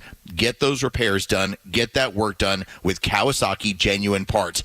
Oil, filter kits, full service kits. They have all of it. Kawasaki Genuine Parts deliver the reliability for your equipment that it deserves, and you can get them all over at Howard Brothers. They work with those trusted Kawasaki Genuine Parts to keep your machines working as hard as you do. Find a location near you over at howardbrothers.com. Xtra 106.3 Sports, powered by 680 The Fan. Good morning. Here are your sports headlines for Thursday, July 23rd. The Atlanta Braves made it interesting last night, taking Game 3 of their 4-game series with the San Diego Padres at Truist Park. 7-6 the final. The Braves blew the game open late, grabbing a 7-1 lead before nearly allowing the Padres back in the game in the 9th inning. The Braves do close out the series with an afternoon matchup today. It'll be Chris Sale on the mound. Griffin Canning will get the ball for the Padres. That's going to be a 12:15 first pitch. You can hear all the game action on our sister station, 680 The Fan, and for free on the Fan app. Around Major League Baseball, the winning streak has finally come to an end as the Baltimore Orioles beat the Boston Red Sox last night 5-1, ending the Red Sox 15-game winning streak. That matched the longest in club's history at 80 years since that first occurred. With your sports headlines, I'm Carlos Medina. Moments last forever. Since 1982, Solomon Brothers has been Atlanta's trusted destination for engagement rings, wedding bands, and fine jewelry. With the largest selection, a price match guarantee, and one of the strongest trade-up policies available, we make buying jewelry feel personal, not pressured. Because for over 44 years, we have helped Atlanta choose jewelry that marks life's most important chapters. Solomon Brothers, helping Atlanta say I do since 1982. Book your private shopping experience online. It's Toyota's Big One sales event at Marietta Toyota now through August 3rd. And if you commute every day, the 2026 Toyota Camry may be the one to see first. It's now all hybrid with up to 53 miles per gallon city, an easy way to cut fuel stops without giving up comfort. And with 50 Camrys in stock, Marietta Toyota has the selection to help you find the trim and color you actually want. Every new Toyota includes our nationwide lifetime powertrain warranty, limited time and unlimited mileage for as long as you own it. And we've been voted Best of Cobb for 2026, Best New Car Dealership, and Best Service Center. For well-qualified buyers, special financing is available on the new 2026 Camry Hybrid, as low as 4.99% APR for 48 months through August 3rd. Visit us on Cobb Parkway South, just north of Truist Stadium. Marietta Toyota, since 1975. We've been here and we'll be here for you. 4.99% APR for 48 months with approved credit through Southeast Toyota Finance. Not all buyers qualify. Offer ends 8/3/2026. See dealer for details. All prices exclude tax, tag, and title and include $699 dock fee and $257 electronic tag fee. Got a home project coming up? Don't miss the All Four Seasons Home Show, hosted by Dan Watkins of All Four Seasons Garage and Entry Doors and Chris Lalamia of the Trusted Toolbox. Every week, they talk with experts from Atlanta's top home improvement companies, sharing tips on plumbing, roofing, landscaping, and more. This week, we have Bill and Daryl Orr from 101 Mobility. So don't miss the All Four Seasons Home Show, Saturday mornings at 9 on Extra 106.3. It's July 23rd, and this is your Fox Daily Snapshot. Today is National Vanilla Ice Cream Day. The second most popular ice cream flavor in the U.S., President Thomas Jefferson had a favorite recipe for vanilla ice cream, which he jotted down during one of his many trips to France. A handwritten copy of Jefferson's vanilla ice cream recipe can be found at the Library of Congress, and on the back is a favorite cookie recipe. If you'd like to taste that ice cream, just head to the ice cream parlor at Mount Rushmore in South Dakota. They serve that exact recipe. Also on this date in 1966. Strangers in the night, exchanging glances. Frank Sinatra's album Strangers in the Night reached #1 on the U.S. Billboard charts. If it's your birthday today, you share it with former Supreme Court Justice Anthony Kennedy, born in 1936, and English actor Daniel Radcliffe. You're a wizard, Harry. Born in 1989. I'm Tushar Saxena, and that's your Fox Daily Snapshot. Field service engineer positions offered by Electa Incorporated in Atlanta, Georgia. Perform low-risk troubleshooting and repairs on the designated modality with a 50% success rate of diagnosing the problem while working within the escalation procedure. Must be willing to travel domestically 50%. Employee reports to Atlanta, Georgia, but may telecommute from any location in the U.S. Please submit resume to sara.henrikasson@elekta.com. Reference job ID 9876725. Fox on Tech. Would you let your kid be taught in school by a robot? A high school on the Seneca Nation Indian Reservation in New York State is now the test case for an artificially intelligent humanoid robotic teaching assistant. The device is the product of Realbotics, a Toronto-based company that's been developing such realistic-looking robots for the purposes of human companionship. Some of their other projects are to help combat senior citizen isolation, but this robot will work with school kids, though it is designed to be a classroom tool and not a replacement for human teachers, despite being given the appearance of a young female adult and the name Sally. Sally doesn't walk around, but can move its upper body and make facial gestures. Its AI system is intended to allow it to have ongoing conversations with individual students, helping them to learn while reducing workloads for classroom teachers. With Fox on Tech, I'm Eben Brown, Fox News. Tug and Los start your day the right way on the Morning Extra. Get this. Cousin Brittany just texted me and said, I had to scan my ID to change my Yahoo password the other day. Oh, my Lord. That seems like that actually seems like a bit of an overreach. I'd feel weird about that one, Brittany. Yeah. Are you sure you're logged into the right website? Brittany, were you looking into adult content? That's right. What are you providing ID for? Because there's certain states now that require legal ID. That's why I don't go to those. That's exactly right. I'm not doing it anymore. You taught me the error of my ways. That's right. I'm out. The Morning Extra, 6 to 10 a.m. on Extra 106.3 and the Extra app. Tug and Los until 10 here on Extra 106.3. Grateful for you joining us this morning. It's, as usual, the show absolutely flies by. I think everybody's been in a situation in life where they have, a group of friends, and there's always one that just takes it too far. There's always the one that does too much, the one that you could say ruins the good time. And sometimes it happens really quick. Sometimes it's a slow burn over the evening. I've even seen it with my son and his friends group. They have one that always leads them down the wrong path. They know when that person comes to whatever it is they're doing that it's going to be problematic.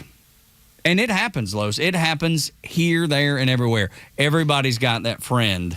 Unfortunately, when that happens, it ruins it for everybody, including you and I. we got a chance to talk about this predominantly during the Biden administration, but we were talking mostly about like 2017, 2018, 2019. Economy's humming. We've got this incredible job market. Everything's rolling right along. And we really saw this big push into trans. And we were like, where is this coming from? Like, why is this happening? And we had brought up that over the course of our history in this country, that when we get comfortable, things get weird. People start getting soft. And I saw this very funny meme that was out yesterday. And it has a woman. Now, she's got the nose ring, and she's got the blue hair. And at the top, it has this, the circular of, like, here's how the order of things goes with her picture in the middle. And it says, hard times create strong men. World War II generation. World War I. Hard times. Strong men. Well, what do strong men do, Tug? Strong men create good times. Good times. Yes, sir. They figure it out. We're going to get through this. We're going to make this work. Civilization's going to improve. It then goes into the next area, which is good times create white liberal women. Yes, they do. Why? And then the next one is so self-fulfilling.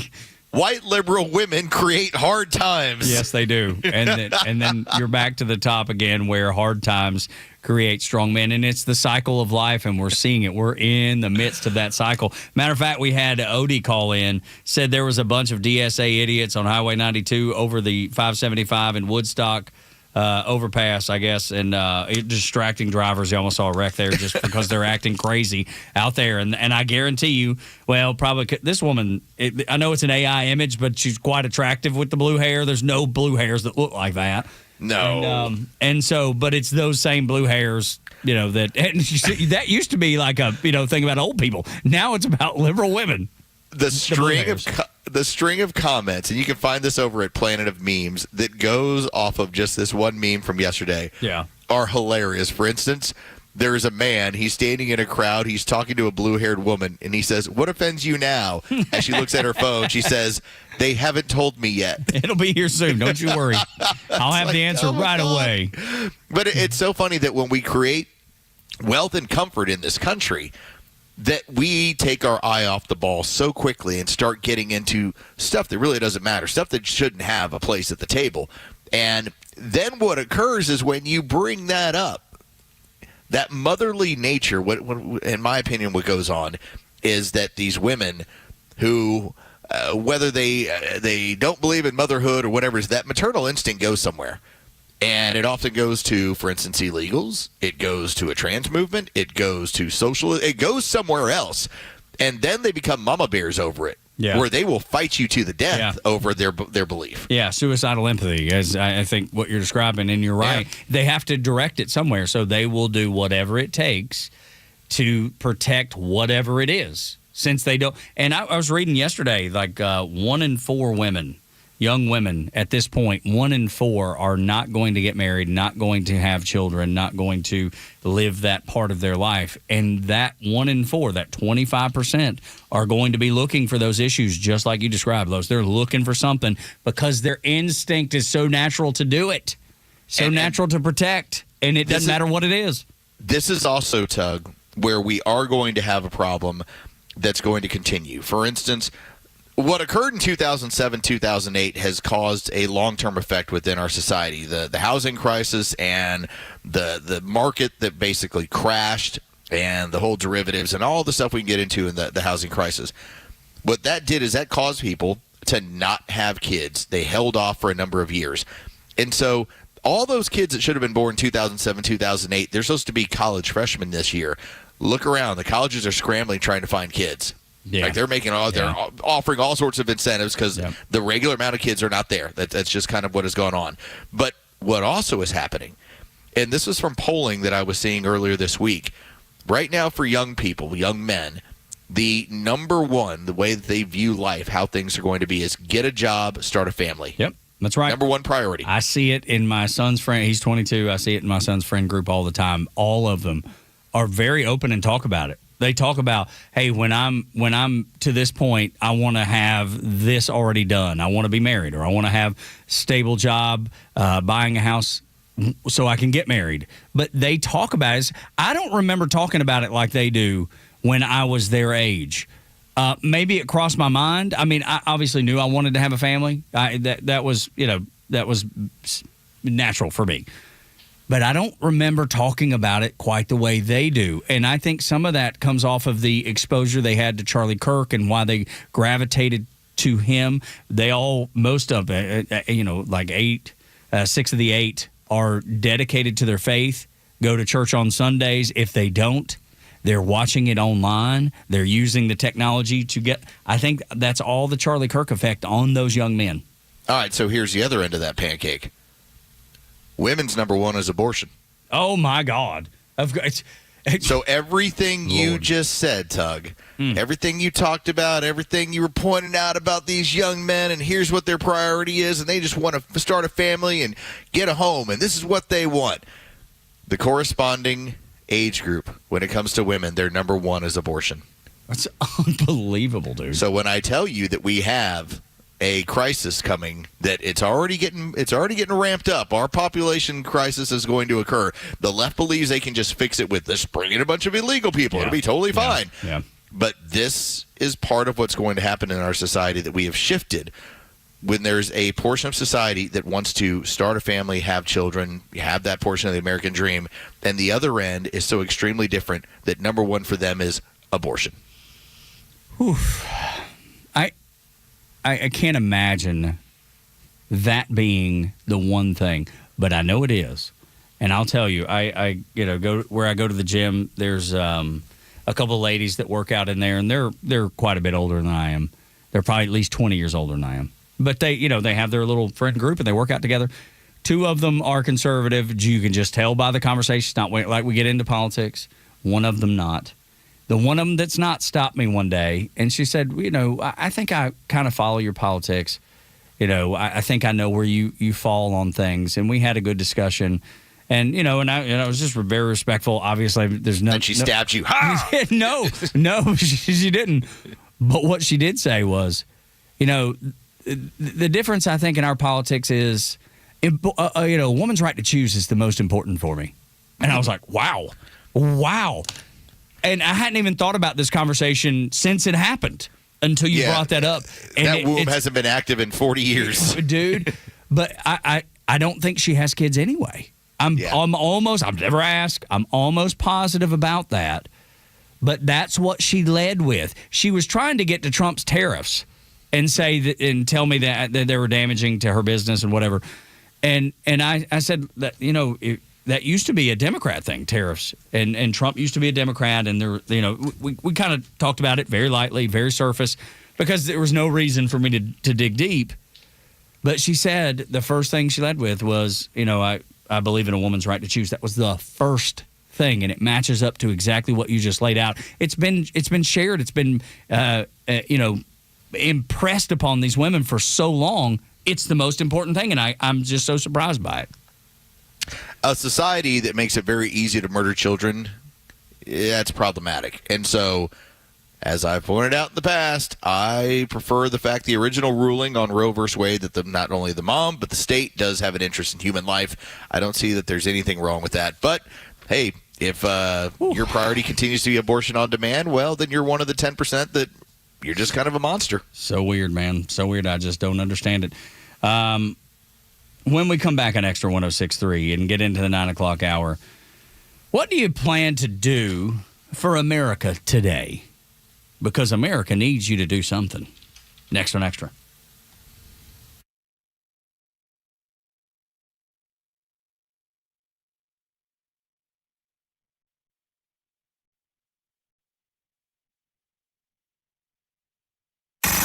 It's time for the Bortz Report, exclusively on Atlanta's only conservative news and talk station, Extra 106.3. Well, I read something today that gave me great joy, but it's not going to take all that time to talk about.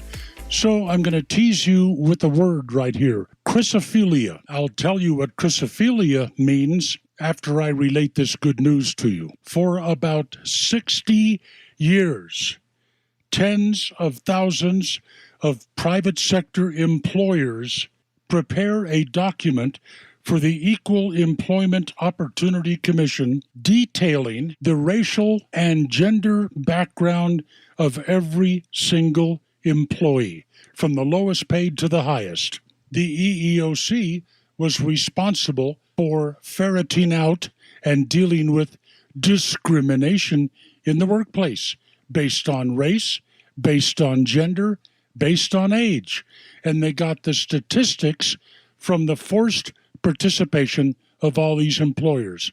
Well, guess what? Donald Trump is working to toss this 60-year-old requirement. And that will mean that employers won't have to tell the government how many black people they've hired, how many white people, how many Indians, how many Latinos, nor will the employers have to report to the government how many of each of the 52 genders they have in their workforce. Happy days, and the left is going to scream bloody murder, which makes it all that more delicious. Okay, so now what is chrysophilia? Remember, we're talking Donald Trump here, among other things. Okay, I hope I can get these words right. Chrysophilia is a paraphilic sexual eroticism that hinges on gold or gold-colored objects. Now, is that Donald Trump or what? Just saying.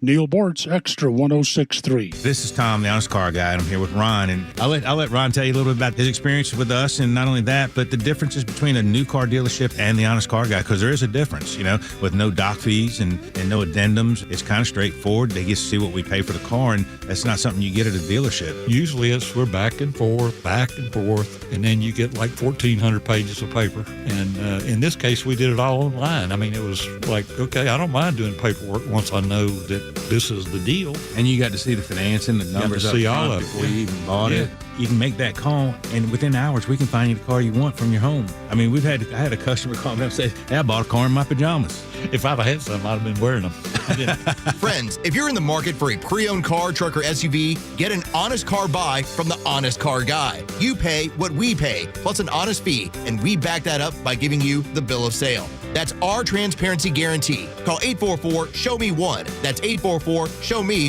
the number 1, or visit honestcarguy.com. The Morning Extra, every weekday morning from 6 to 10 on WFOM and W292 EV Marietta, a Dickey Broadcasting Station. Extra 106.3. Oil prices keep surging. I'm Dave Anthony, Fox News. They are up more than 4% this morning, hitting a 6-week high. WTI back to almost $91 a barrel. Brent crude is just shy of 100. It's up 6% as the price of the gas pump is up 15 cents the last week as a new threat to shipping emerges in another waterway. While no vessels were attacked in the Strait overnight, at least one Saudi-owned oil tanker was targeted in the Red Sea by Houthi forces in Yemen. President Trump just posted on Truth Social a warning that if the Houthis do this again, the U.S. will hold Iran accountable since those rebels are backed by the Iranians. This after a 12th straight night of American bombing in Iran. And as the Wall Street Journal reports, the U.S. is moving more military assets to the region. We get more from Fox's Trey Yingst in Tel Aviv. There's an ongoing effort to prepare both offensively and defensively for the possibility that this conflict does expand. And that involves stationing fighter jets and refuelers at different places, like even here in Israel, and also preparing on defense. And that has to do with the THAAD missile interceptors and the Patriot systems supplied by the United States to counterparts in the region to help shoot down incoming Iranian fire. And while the underlying goal in all this is preventing Iran from having a nuclear weapon, the U.S. has a new agreement to help Saudi Arabia develop nuclear power. In another Truth post, President Trump wrote it'll be non-military and the Saudis would not enrich the nuclear material, adding it's subject to Saudi Arabia joining the Abraham Accords, and that agreement would have to be approved by Congress. But some fear there are no safeguards to prevent the Saudis from developing a nuclear weapon. In Israel, those fears are being voiced by senior politicians. Former Israeli Prime Minister Naftali Bennett says the agreement is a serious strategic failure that endangers our security. That's Fox's Jonathan Savage. On Wall Street, we're seeing a big drop in stock futures. America's listening to Fox News. When it comes to supplements, two things matter most. A, that it works, and that you can trust it. Rather than just tell you about Relief Factor, we'll let our audience do that. We hear from people every single day whose lives have changed, and I want you to hear a few of their stories. Chris spent years doing physical work. It left his feet sore every day at the end of the day. After starting taking Relief Factor, he felt so good he did something he'd never done before. He ran half a marathon. Now he tells his friends about Relief Factor. I'm the same.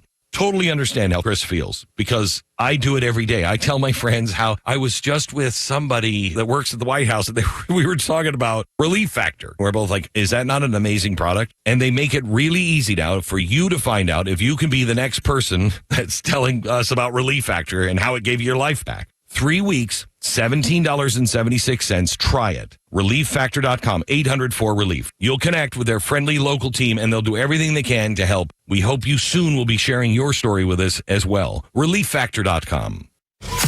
Extra 1063 wants to know, is this what you voted for? Call 404-741-1230 and let us know on the Morning Extra. Little Roadhouse Blues. The Doors getting us into this 9 o'clock hour. I was on a Doors kick last night, man. Listened to a whole bunch of Doors music. And crazy thing, it was a Jeopardy question that got me hooked in. And it was they brought up L.A. Woman, and they're like at the end of the song, and I can't remember exactly how they formulated the question, but at the end of the song, what was the name that Jim Morrison gave himself? And it was Mr. Mojo Rising at the end of L.A. Woman was the answer, and I knew it immediately just because I love the Doors. I hadn't pondered, like, I would have sat there staring straight ahead, and then I would have punched myself in the head for not. Yeah, dude. Mojo Rising. Dude, so good. Yeah, so good. And it's always surprising when something that I know shows up on Jeopardy because it's a bunch of smart people, and I'm not all that smart. So when I know something, I always feel like $1 million, dude. I can't believe that one little thing like that, just knowing one question on that show, makes me feel smarter than I do most days. But they had a whole category, I think it was last night or the night before, where it was all songs that start with the letter G. And one of the answers was Gin and Juice. One of the answers was God Does, the Drake song. Oh gosh, there was a whole bunch of them, but then the night before was the Doors question. So much fun. God, I love Jeopardy. I'm telling you, I'm 90 in this 49-year-old body. I am 90. What time does Jeopardy come on? 8, I believe, 7 or 8. I don't 7 know, or 8, because yeah. I always DVR it and then just go back and watch. So I don't know. I have about 100 episodes that if I get on a roll and I'm like, I've not had enough yet.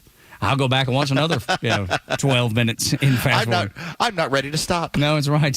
Some people do that with heroin. I do it with Jeopardy. It's what happens. I'm hoping nobody does that. I plug Jeopardy between my toes too. Yes. Nobody finds out. That's exactly right. I don't know what Tommy Lee said, the drummer for Motley Crue, but he was on Dak Shepard's podcast earlier this week. And apparently he's told a story about how he and Nikki Sixx ran out of heroin one night in the 80s and what it was that they did, to make up. I've not heard the answer. I just saw like the teaser. So I've not really partaken in the Dax Shepard podcast before, but this is going to lure me over there. What an adventure. Yes, holy cow. I mean, anytime Motley Crue's involved, it's an adventure. Weekend almost here. I got to drive my son to the airport today. He's going to head to Charleston for the weekend. And so, Laura and I have a solo weekend. I don't know what we'll do, if anything. Maybe just absolutely nothing. Los, I'm hoping that you will come to a finishing point in the painting and just enjoy some pool time or something. Let's see. What do I have left? I'm onto the roof. I'm onto the ceiling. So okay, got it. Yeah. If I can make a big dent in that thing over the next couple of days, and hopefully I can get some pool time. My goal is to be done sometime next week. I don't know. We'll see. It's a lot, man. It's daunting when you look and you go, oh my God, that's a lot of ceiling, and it's just easy to get lost in it. I don't know. I've got touch-up stuff too. Like every now and then I look around, I'm like, because I want it to be perfect. I want it to be, as nice as it's supposed to be. And so, like, I'm looking up and going, oh, okay, I should probably touch up that one little area over there. Oh, what if I touch up that? I'll never be satisfied. It's how it's going to be. You know what will make all this easier, and something to look forward to? Get yourself a honey baked ham. Oh, see, for Friday. Harkening back to like yesterday. 5 o'clock. I kind of get the impression that it's basically Bryce that wants me to smoke a ham. Yes, I think that was what he's hitting. No, that's not at all what I was alluding to. Listen, if I get a little rambunctious, let's say if I said I'm in charge of having to drive over to Creekview High School and pick up the girls. They call it a play date, and apparently they beat the first team like 25-4, 25-3. So nice. It's not going well for the other teams. If I get them and I'm able to put a dent in this thing, maybe I might sneak off at some point and find a small ham. But you cannot tell anybody in my house about this. Buddy. Your secret's safe with me. Yeah, seriously. They will Bryce's be so eyes. upset. Bryce's eyes were just, they're big as saucers, man. He was like, I think I just hit the jackpot. He's feeling good about this. I mean, these girls, like, if they even hear the word ham, they're like, what do we need to do for that, Dad? Well, it's because it's so universal. You can use it at any time during the day. You can use it breakfast, lunch, or dinner. Yes. Or if you grew up like I did, you can use it breakfast, dinner, supper. That's the way my parents called the. And Dupper and Dunch. What now? And Steak Fest. Yeah, whatever. Yeah, you can use it wherever you want to. Y'all would have the meal between dinner and supper. That was Dupper. Yeah, see, I've never heard it called that. Okay, I've never heard it called that before. But yes, we would occasionally. It's Steak Fest. That is the middle of the night between supper and breakfast. I've never heard that one either. The only thing I've ever heard is brunch. I think. Like between lunch and breakfast. Tug, clearly you weren't eating 8 square meals a day. No, I was not. But the 3 that we did eat were gigantic. You know what I mean? Mama always cooked way too much. Still to this day does cook so much. And like, there's only 4 of us. How in the world are we going to eat all of this? But that's leftovers. I know it is. And sometimes that's great. But then other times, it's even too much in leftover form. And you've eaten it 2 or 3 days in a row, whatever, and you're like, oh my God, I can't eat this anymore. And then some of it goes to waste. So I always just encourage Mama to make the small, just a small adjustment and not make so much. She never listens. She still to this day does the exact same thing. And now I don't even bring it up. I just remember bringing it up as a kid, so that's the way it goes. So if we're lucky enough, you never can tell tomorrow, Los may bless us with maybe. With a maybe. It's just a maybe. We're not holding you to it. I'm trying to see what's going on. Yeah, it's a little possibility. I won't lie, I have my hopes up. And we'll be brokenhearted, completely brokenhearted if you do not deliver on this. You're gonna come through for us or what? Yeah, seriously. And if you don't, you're a loser. And I hope you don't have any friends anymore. Those were Tug's words, not mine. No, I can read your face. That's why I was just reading your face, man. Kind of felt like that's what you really wanted to say. That's right. I was just reading his face because that's exactly what he wanted to say. Morning Xtra and Xtra 106.3. What do you plan to do for America today is the first thing to know.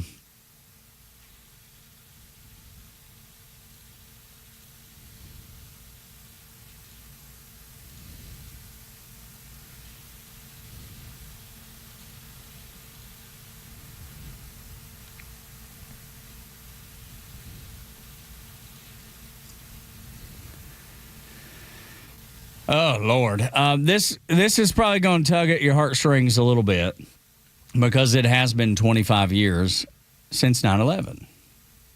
And if you remember, Hassan Piker, the guy that the Democrats go to with regularity, said 9/11 was brought on by the United States itself. They deserved it. We, you, our country deserved 9/11.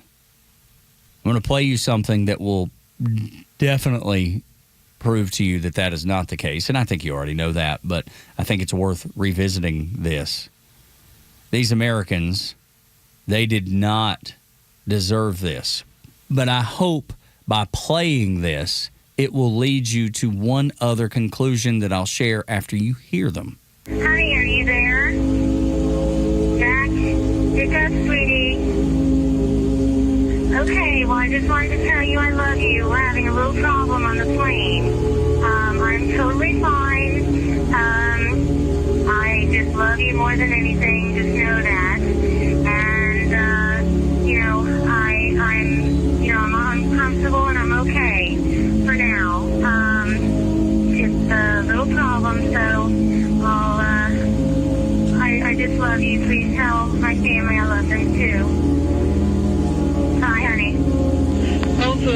in. I only have a minute. I'm on United 93, and it's been hijacked by terrorists who say they have a bomb. Apparently, they have flown a couple of planes into the World Trade Center already. It looks like they're going to take this one down as well. Mostly, I just wanted to say I love you. And I'm going to miss you. Mostly, I just love you, and I just wanted to tell you that. I don't know if I'm going to get a chance to tell you that again or not. All my stuff is in the safe.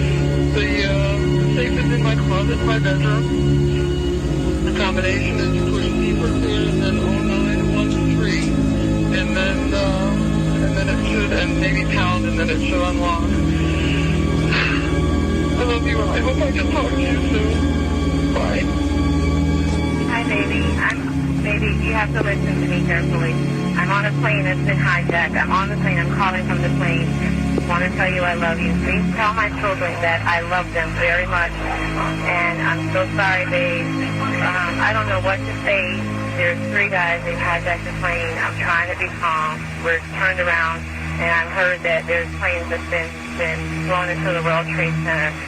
I hope to be able to see your face again, baby. I love you. Bye.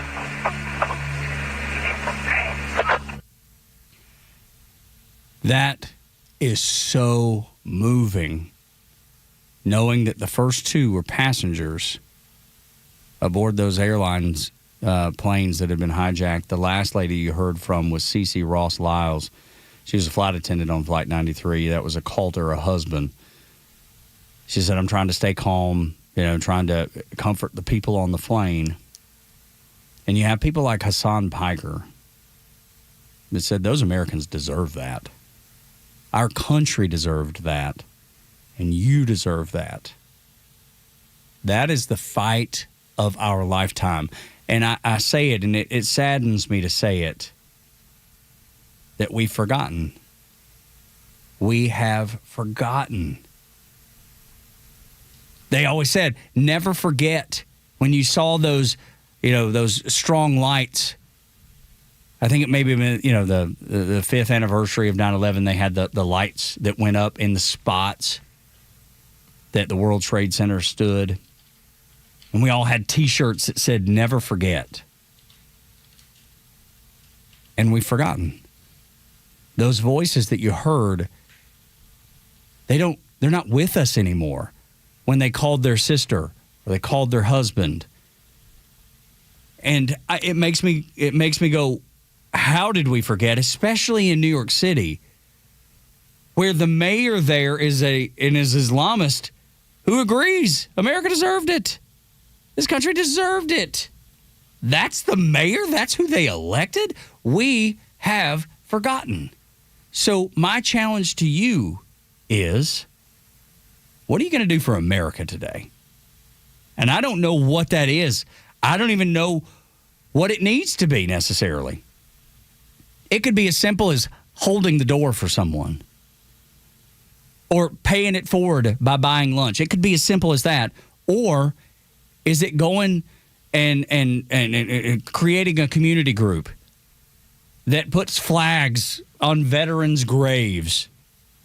Or is it teaching the next generation of kids through a group like Kids Hope or some of the groups that I'm trying to think of, the one that my wife and son did together when he was in high school. It was a mother-son philanthropic group, and they volunteered all over the place. Went and played bingo with the elderly in old folks' homes and things like that. Or will it be something else? Will you run for office? Will you say, I'm putting my foot down. I've had enough.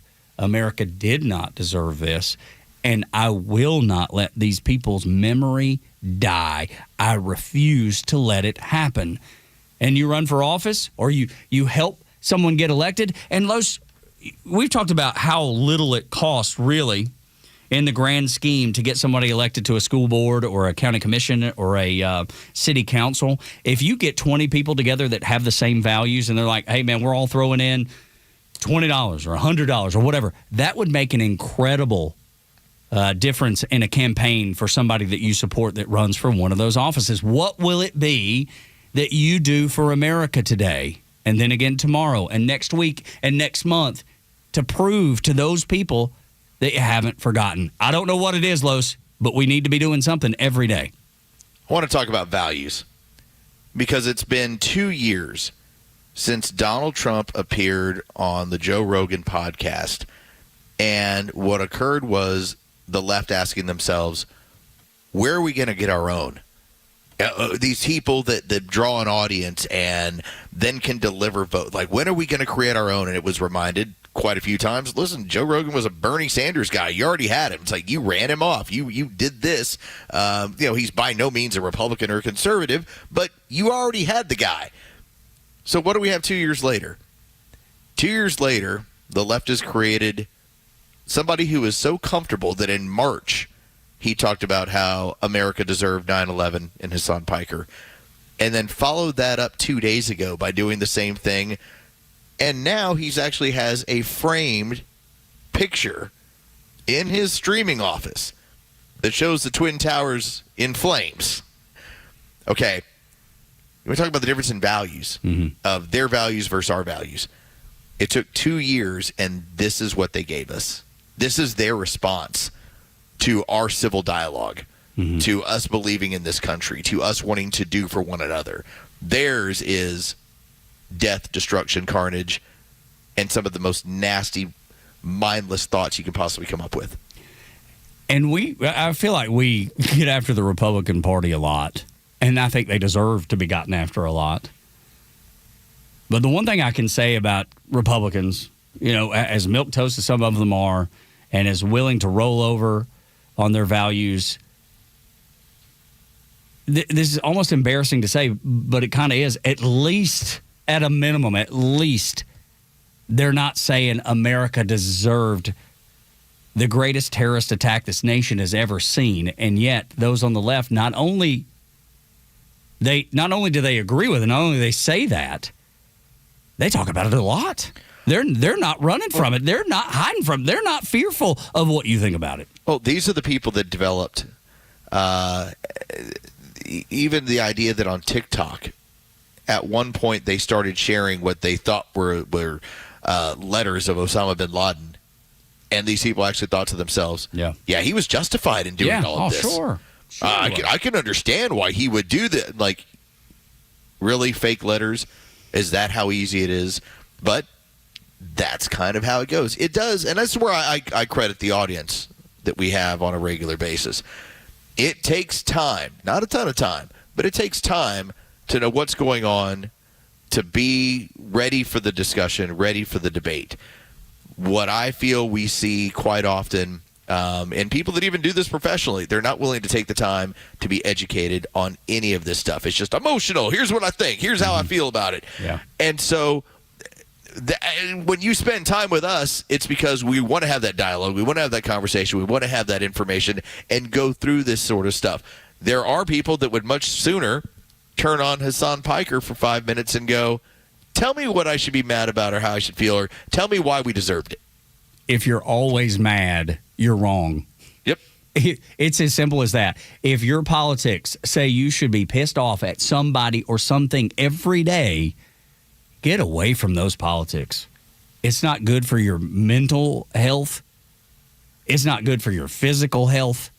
And it's definitely not good for the country. Get away from that.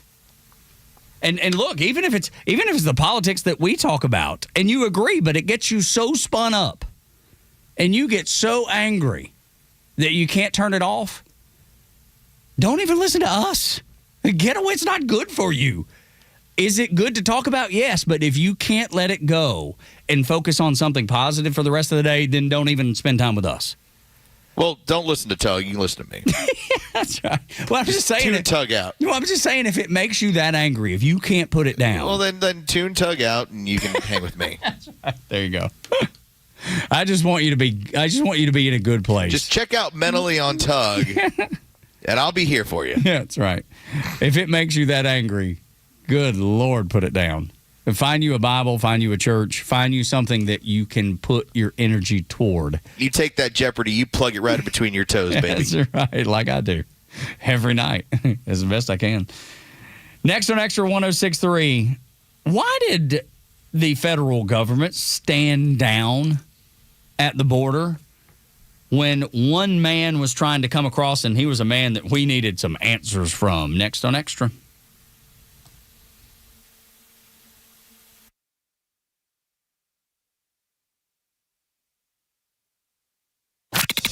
Every day, the border is a bigger story than the day before. And every day, we inch closer to opening it back up. That is, if we don't act. Extra 106.3 covers it without the spin, because this isn't a debate, it's a policy with consequences. Listen live or stream us anywhere on the Extra 106.3 app. Hey Braves fans, it's Tom Glavine, and when my ride needs a wash, I head straight to Tidal Wave Auto Spa. Their friendly team and industry-leading technology give my car the ultimate shine every time. Experience an elite clean you can count on at Tidal Wave Auto Spa, the official car wash of the Atlanta Braves and my go-to car wash destination. My car is happy. I am happy.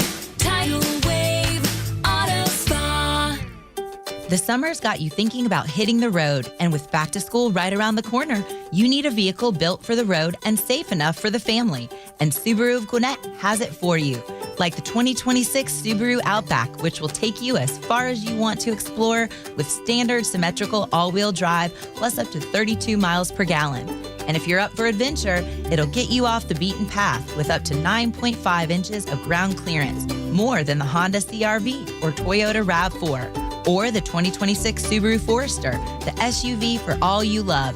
It's the right size SUV for all the adventures ahead, with a spacious and comfortable interior for everyone you want to bring along. And no matter where adventure takes you, it starts on Satellite Boulevard in Duluth with the amazing staff at Subaru of Gwinnett.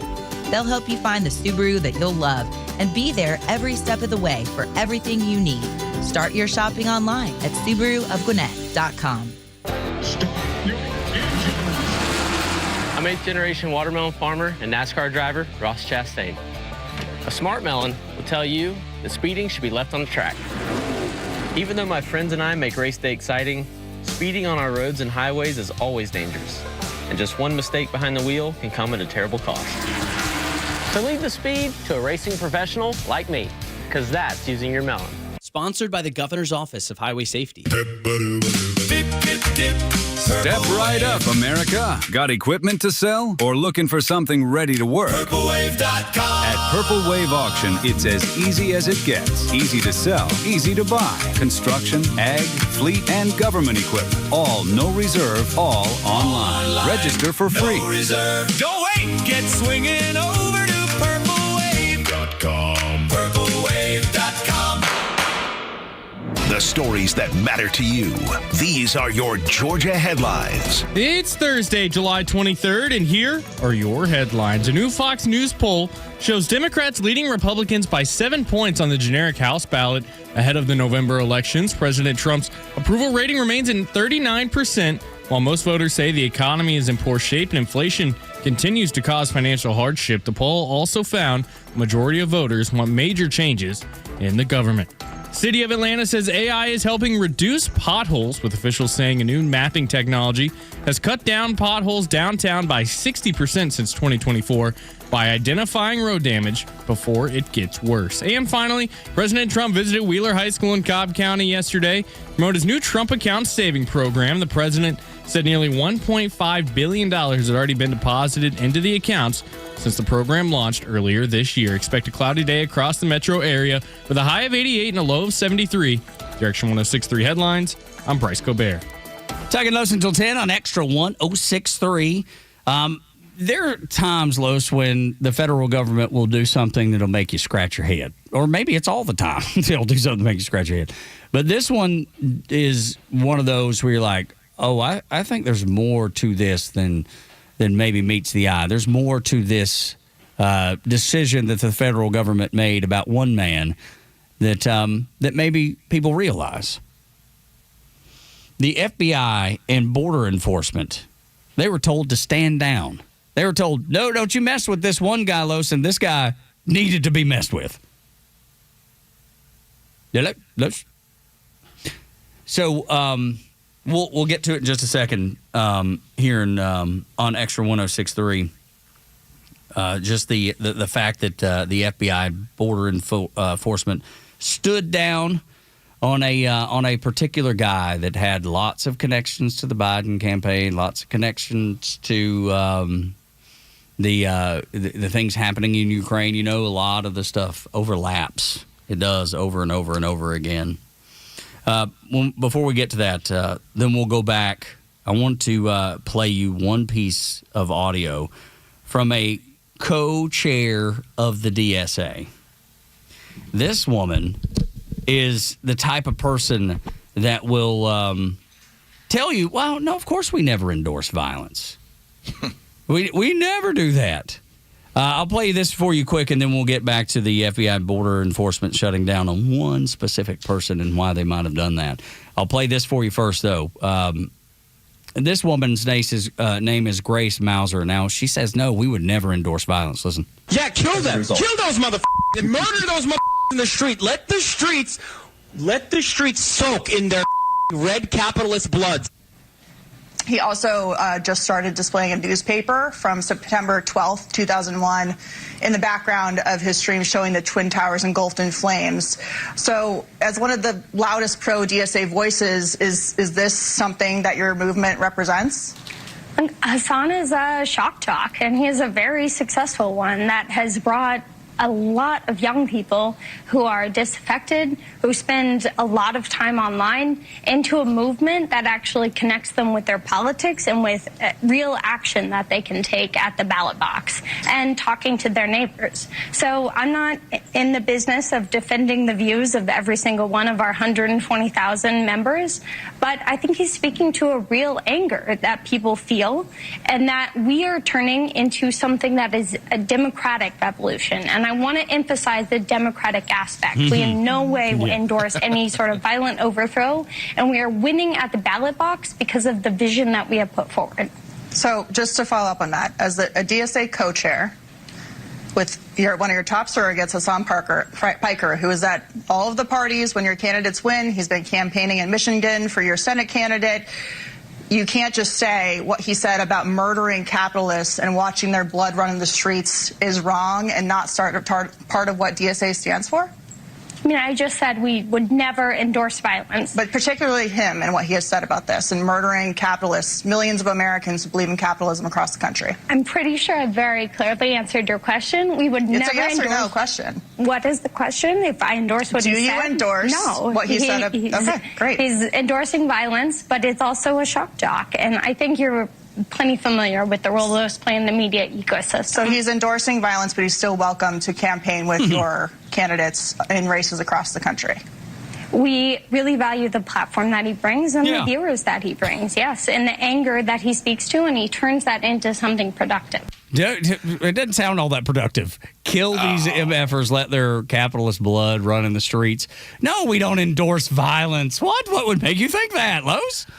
All right, so let me just point this out, the difference. If Tug or I at any point went on the show and advocated for anything of the sort to anyone, we are legally liable for it. Yeah. Like there are licenses involved. Yeah. And so you're asking the question, why is he saying this stuff? You know, why is he allowed to say it? And they're trying to use the whole argument that, well, he's a shock jock. It's like, well, shock jocks have never been allowed to say the things that he is saying. Mm-hmm. I was like, it just doesn't exist. And so to me, and this is the issue about it, Tug, we have created this society of very young, lonely people. This is what they're gravitating towards. And so when she says, like, look at his audience, and, you know, they're predominantly internet. Yeah. Young, lonely people that, as my friend Tug says, and I think it's a simple way of putting it, if you just touch grass once in a while, this stuff doesn't touch you. No, it's right. Get out, take a walk. Yeah, you know, just say hello to your neighbor. Rink. Go say hi to your neighbor. Yeah, just the most simple things, and you don't fall into this trap. I thought it was so glaring how she reduced murder these MFers to he's a shock jock, like he's a rock radio guy. Those are two completely different things. And dude, you did some shock jock stuff. You talk about, you used to make fun of how you did a segment where you went down and interviewed people about their Super Bowl picks. I would refer to it more as being a yuck monkey. Okay, there we go. Fair enough. Yes, however you want to describe it. But it's the whole idea that you were going to listen to something that was typically not something you would listen to. Like, I have a friend of mine that I used to work with in Dallas, and he would do a character. And I suggest you check it out at any point. It's called The Overcusser. Okay? That's like 20 years ago. Okay. And The Overcusser would do an interview, and he would just continuously curse as he asked his questions. Now, the difference in like a Overcusser and a Hassan Piker, all of it was beeped. Yeah. And it was all comedy. Yeah, that's right. So there was nothing funny about what Hassan Piker was saying, and he was not trying to make it funny. I still remember, this would be Corby Davidson in Dallas. He asked Vernon Maxwell, who used to be known as like Mad Max. He won 2 rings with the Houston Rockets. And he asked him, how many MFing rings you got? And Vernon looks at him and goes, I got 2 MFing rings. He just fired it right back at him. I just fired it right back at him. I was like, pretty well done. But yeah, the whole idea that they're trying to say, well, he's a shock jock, that you're advocating for the murder of people. There is nothing about that if you were to do it on actual broadcast, whether it's on television or radio, that you could actually survive doing it. That's why that little troll does it, basically sitting on a Twitch channel. Yes, and the crazy thing is I think he probably believes it. I think he even invests in it. I think he is part of the underbelly of communism, DSA, and all that people are going. They're going to be people misled and listen to that woman, Grace Mauser, the co-chair of the DSA, go, oh, he was just being silly. It's just hyperbole. It's not anything to really worry about. And then you see, what was it earlier this week? The dude that went in front of the ICE facility and lit it on fire, and the only crazy thing is the only person damaged was an illegal that was going to be deported. That was the only person that was hurt in that. And yet, it didn't matter then because it's not about the immigrant, the actual person. It's about the power that person represents, the power that they get, through voting or whatever it is, apportionment and all those things. It's all about the power, and that's the thing that she won't tell you. Piker is just a guy that was a political nerd that studied politics that then decided through nepotism to get a leg up by using Cenk Unger. That's his, I believe it's his uncle with the Young Turks.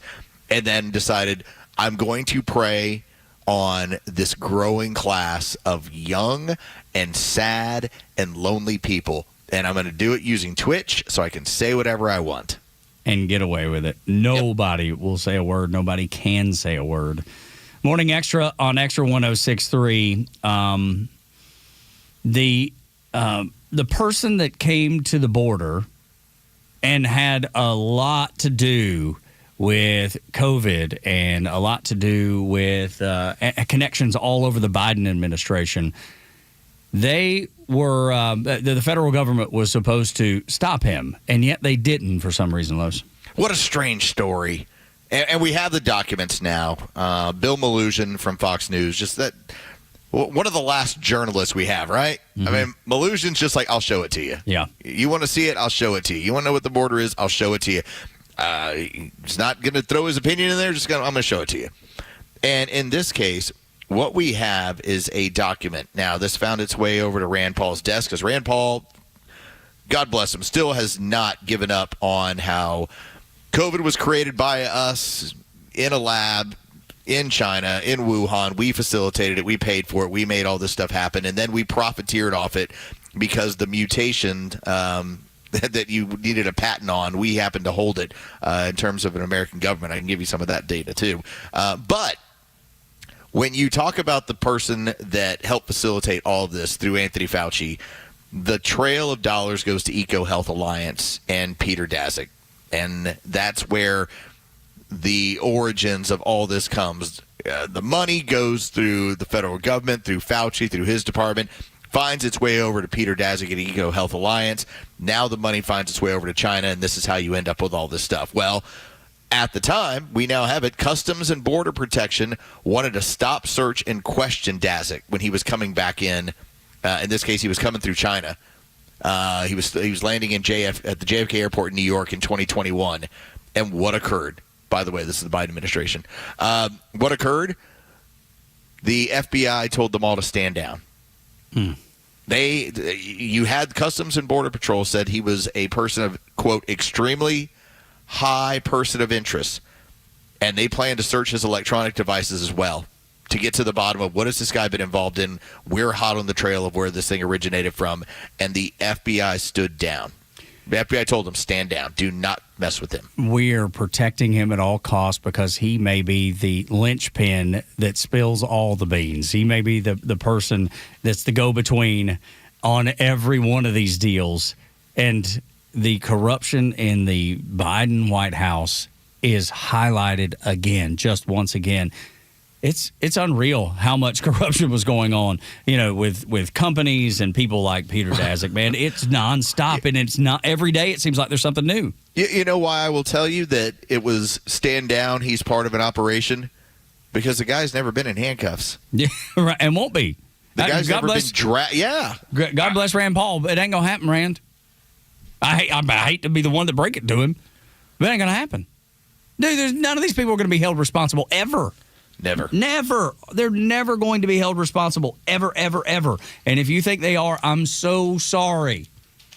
Do they deserve to be held accountable? Yep. Did they do things that changed the entire trajectory of the world? Yeah, they did. Will they ever see a day of incarceration? No, they won't. I mean, Fauci got a pardon for the rest of his life. There's no chance, and he's the ringleader. And Daszak, what the federal government decided to do was they decided that EcoHealth Alliance would not receive any federal funding. For 5 years. Boy, that's tough. Boy, I hate to hear that. Man, what a punishment. They dismissed him as president. Like, I wonder what his job's going to be here in a couple of years. Yeah. When the money's flowing again. Yeah. And it will. It will flow again. And it will. And, every now and then there's like those movies where the bad guys win, and it leaves you with a weird taste in your mouth where you're just kind of like, oh my God, the bad guys just won. Mm-hmm. Oh, that's kind of weird. I like the greatest one ever is Arlington Road. I don't know if you've ever seen that one where the terrorists win. Mm-mm. And it happens at oh my God. That is Arlington Road? Arlington Road's a movie from about, maybe like 25 years ago, 30 years ago. And it's about, it's about domestic terrorists. Mm-hmm. And one of the guys is kind of a conspiracy theorist. He thinks his neighbor's a domestic terrorist. I'm going to just ruin it for you because you've had plenty of time. Yeah. By the end of the movie, the neighbor wins. Oh, wow. Yeah. But it's not a happy ending, huh? As they blow up the FBI building. Goodness gracious. And guess who drove the car in there? The guy who was accusing him of it. Yeah. They fooled him into doing it. Goodness. So it's like, oh my God, as they're watching off in the distance, the building explode, and you're like, the bad guys just won. Yeah. The bad guys won when it came to COVID. And in real life. They won. And in real life, the bad guys still win. And they will never be held accountable. They will always they'll always have skated. They'll always have gotten away with it. And they know that too. Morning Extra and Extra 106.3. When we come back, Jake Tapper, man, I sure hope he enjoyed all that money that he got from that book that he wrote. The one that had all the information from way ahead of time and then just, later on decided, now I'll use it when I can make a grip of money. Next on Extra.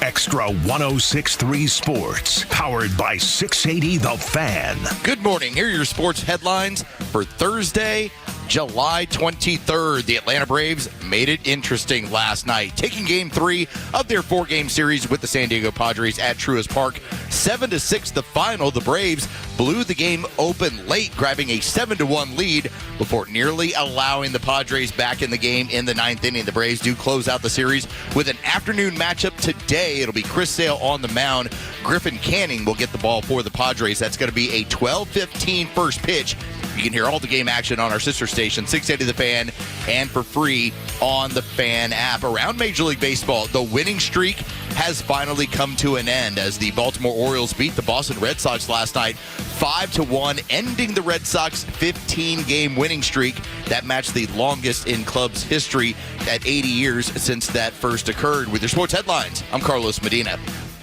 I had to say, I don't know that I ever even thought that I would tell you that Central Heating and Air Conditioning, Chuck and his team, who are a second-generation locally owned AC company in Atlanta, serving Atlanta for like the last 78 years. I never thought I would tell you that they solved a plumbing problem for me. Yet they did. They solved a plumbing problem. Or what I thought was a plumbing problem. My wife and I had this discussion last night. We can't believe that it was the AC system leaking that caused water to go behind the shower in our newly remodeled bathroom that we had to rip out because we thought the leak was coming from the shower or, the bathtub, the faucets, and it wasn't. It was to the left of them. We didn't find that out until we tore out the bathroom, and it was upstairs coming from the AC unit. Condensation building up. And it was dripping pretty heavily and doing it for months and months and months and months. They come in, fix that. Guess what? The plumbing problem went away. It was never a plumbing problem. It was an AC problem. They figured it out. They helped us get it solved. Now we got to rebuild our bathroom because we thought it was a plumbing problem. They can help you too. Maybe not with your plumbing, but this is kind of a unique situation, but it's amazing that it happened the way that it did. 770-GET-HEAT, centralheat.com. They can solve all your AC problems, whether there's a leaky pipe or there's an AC unit that's down. And, Lord, it's going to be a warm one today. What are we, about 90? We're going to get up to 90 plus today, a little bit, right there around. The humidity will be hot as the devil, too. If your AC system isn't working, they can solve the problem. Get a maintenance agreement today. They come out twice a year, tune it up. That way you have less problems to begin with. 770-GET-HEAT, centralheat.com.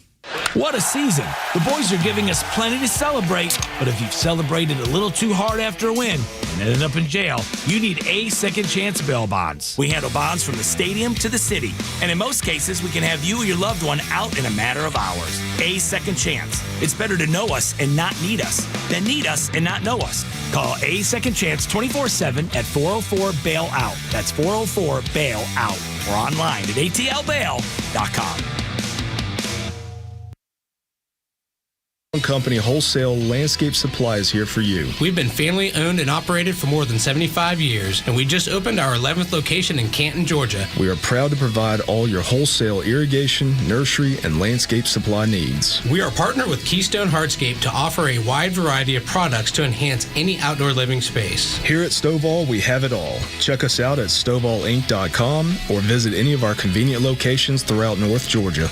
This is Tom, the Honest Car Guy, and we got a surprise call in from a customer of ours, Travis, out in Jefferson, Georgia. Travis, good to hear from you, buddy. You want to tell a little bit about the experience you had with me at the Honest Car Guy? The whole experience, honestly, was one of the smoothest car experiences that we've ever gone through, meaning that there's no pressure. There's no runaround. It's just straight up honest service. The price that you guys present or find for you, that's what you are going to pay. And you just get a great deal. I've been educated to a newer process of the car dealership game. You guys have not come in and you're setting the benchmark for how car dealing and car buying and car selling really should be. Friends, if you're in the market for a pre-owned car, truck, or SUV, get an honest car buy from the Honest Car Guy. You pay what we pay, plus an honest fee, and we back that up by giving you the bill of sale. That's our transparency guarantee. Call 844-SHOW-ME-1. That's 844-SHOW-ME, the number 1, or visit honestcarguy.com.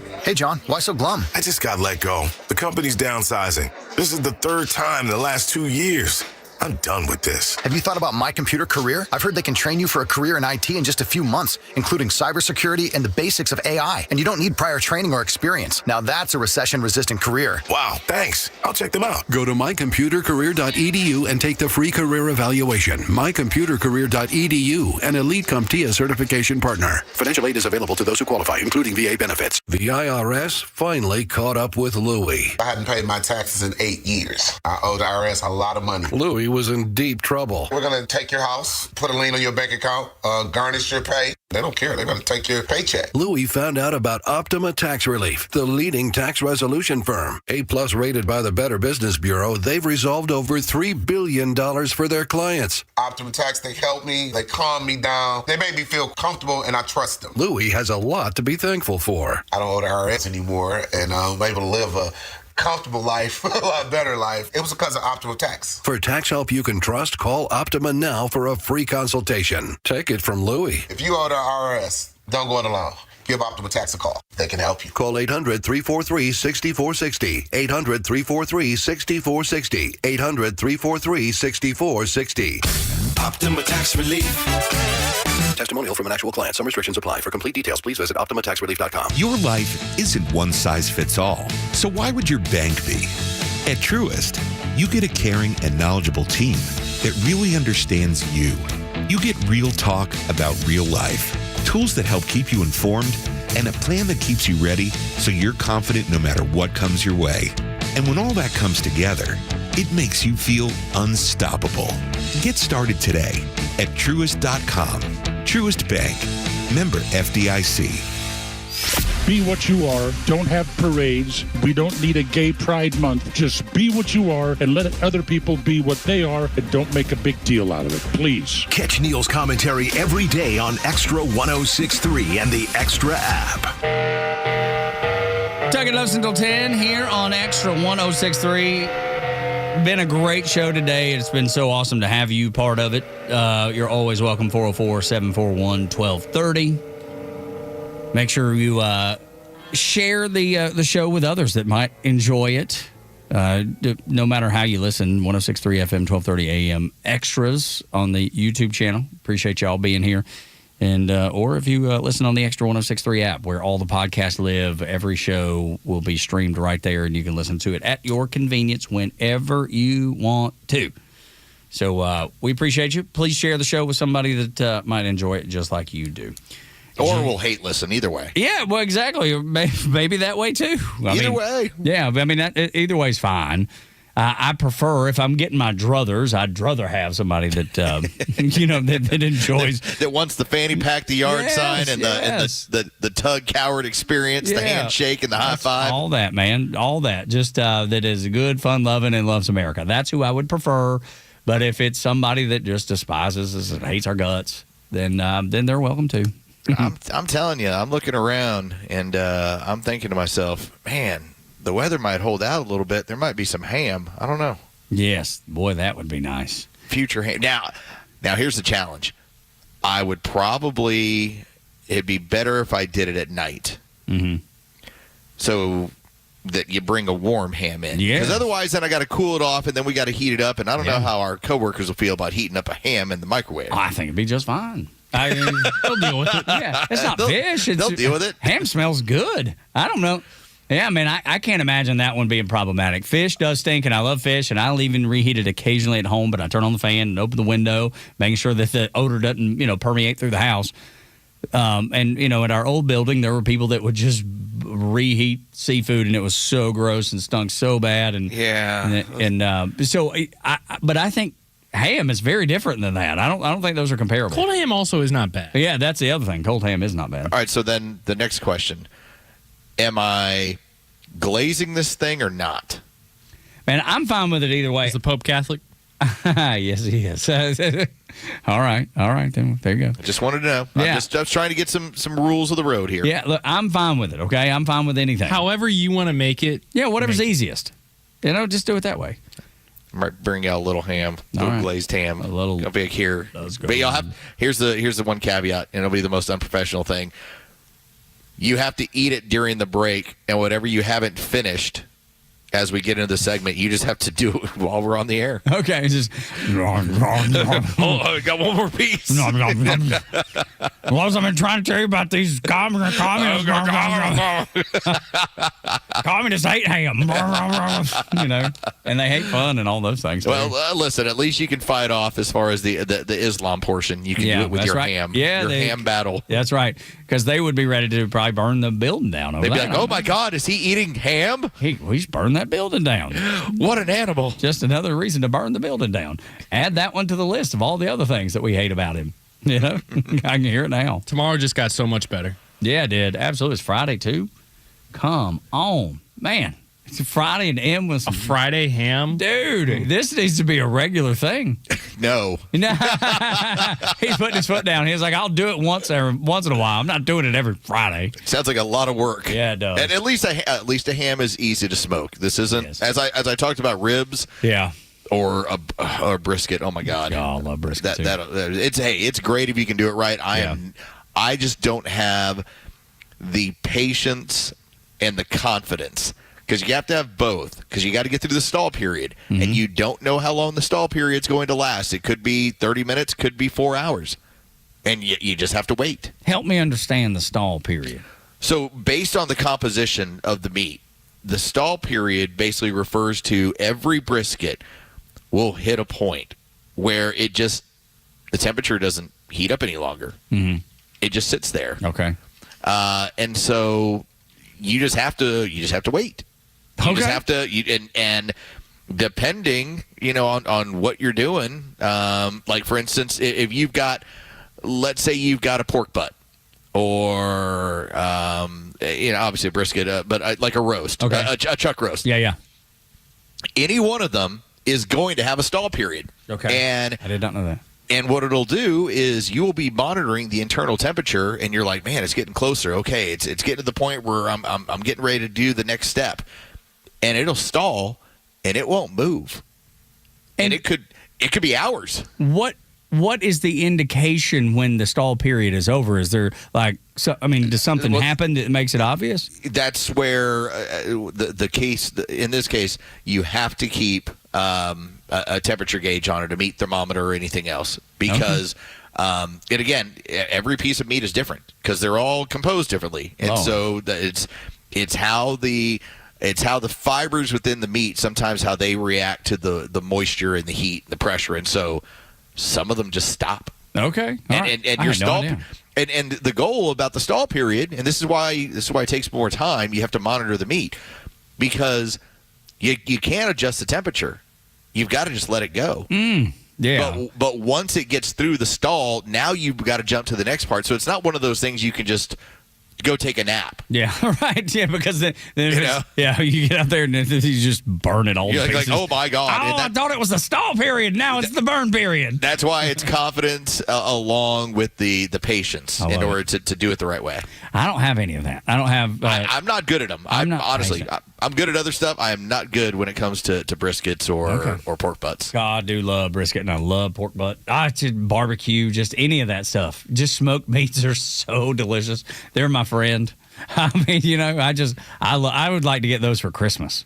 Some people want, a new pair of shoes. I'll take a pork butt. Just wrap it up in a box and put it on the tree. I'll get it later that morning. Well, like for instance, there's people that will. Have you ever seen people that have the water bottle and they'll spray the meat? Yeah. Mm-hmm. Okay, they're doing that because it's reached the stall period. Oh. And it tends to lessen the stall period. I had no idea. I knew people did. I thought they were trying to make sure the flames didn't jump up. There's also people that will, they'll wrap the meat. Mm-hmm. That, tries to hasten the stall period. The longest way to go through it is just don't touch it. But I bet that's the best way too, right? To me, I think that's the best way. Yeah, it makes the most sense. But you have to have the most patience, and you have to monitor it just as much. Dude, I have gone from just thinking about ham to starving.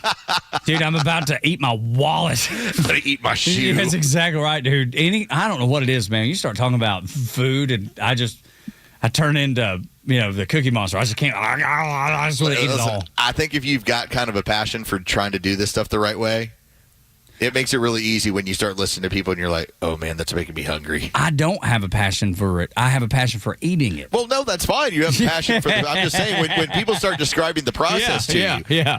Like the first thing I do when I get ribs is I very carefully take a paper towel and a very sharp knife, and I start getting rid of the membrane so that when you bite into the thing or when you pull it off the plate, it just falls apart. It's just there. It's glorious, yes. I'm telling you, I'm not much of a cook. I'm not even good on the grill. I'm not good at any of those things. But, man, I appreciate it when people are. Like, there's nothing better. I've been invited once or twice to be like a judge at a chili cook-off, and then one was like a barbecue kind of thing. Dude, there's nothing better. Just going around sampling barbecue and sampling chili for, and there's 50 or 75.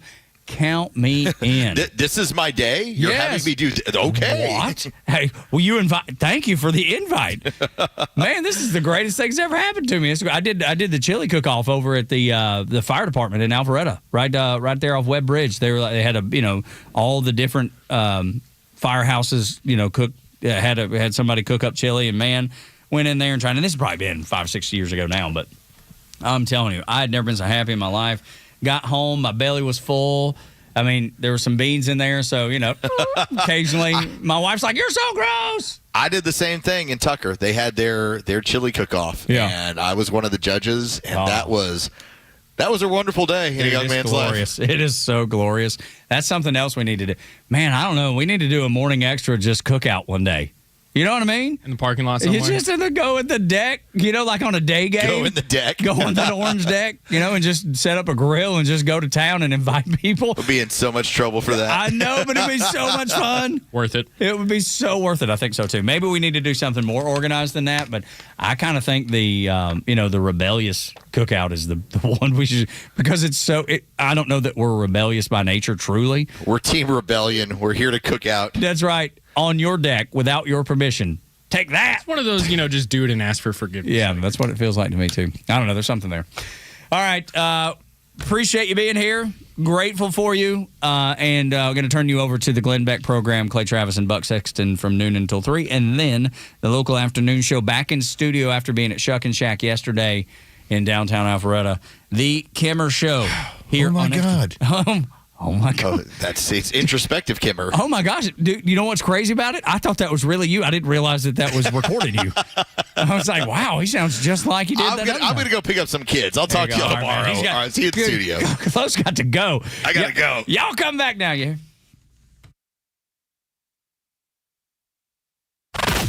Need more than just headlines on your ride to work? It's the Morning Extra, live from 6 to 10 a.m. tomorrow morning, only on Extra 106.3 and the Extra app.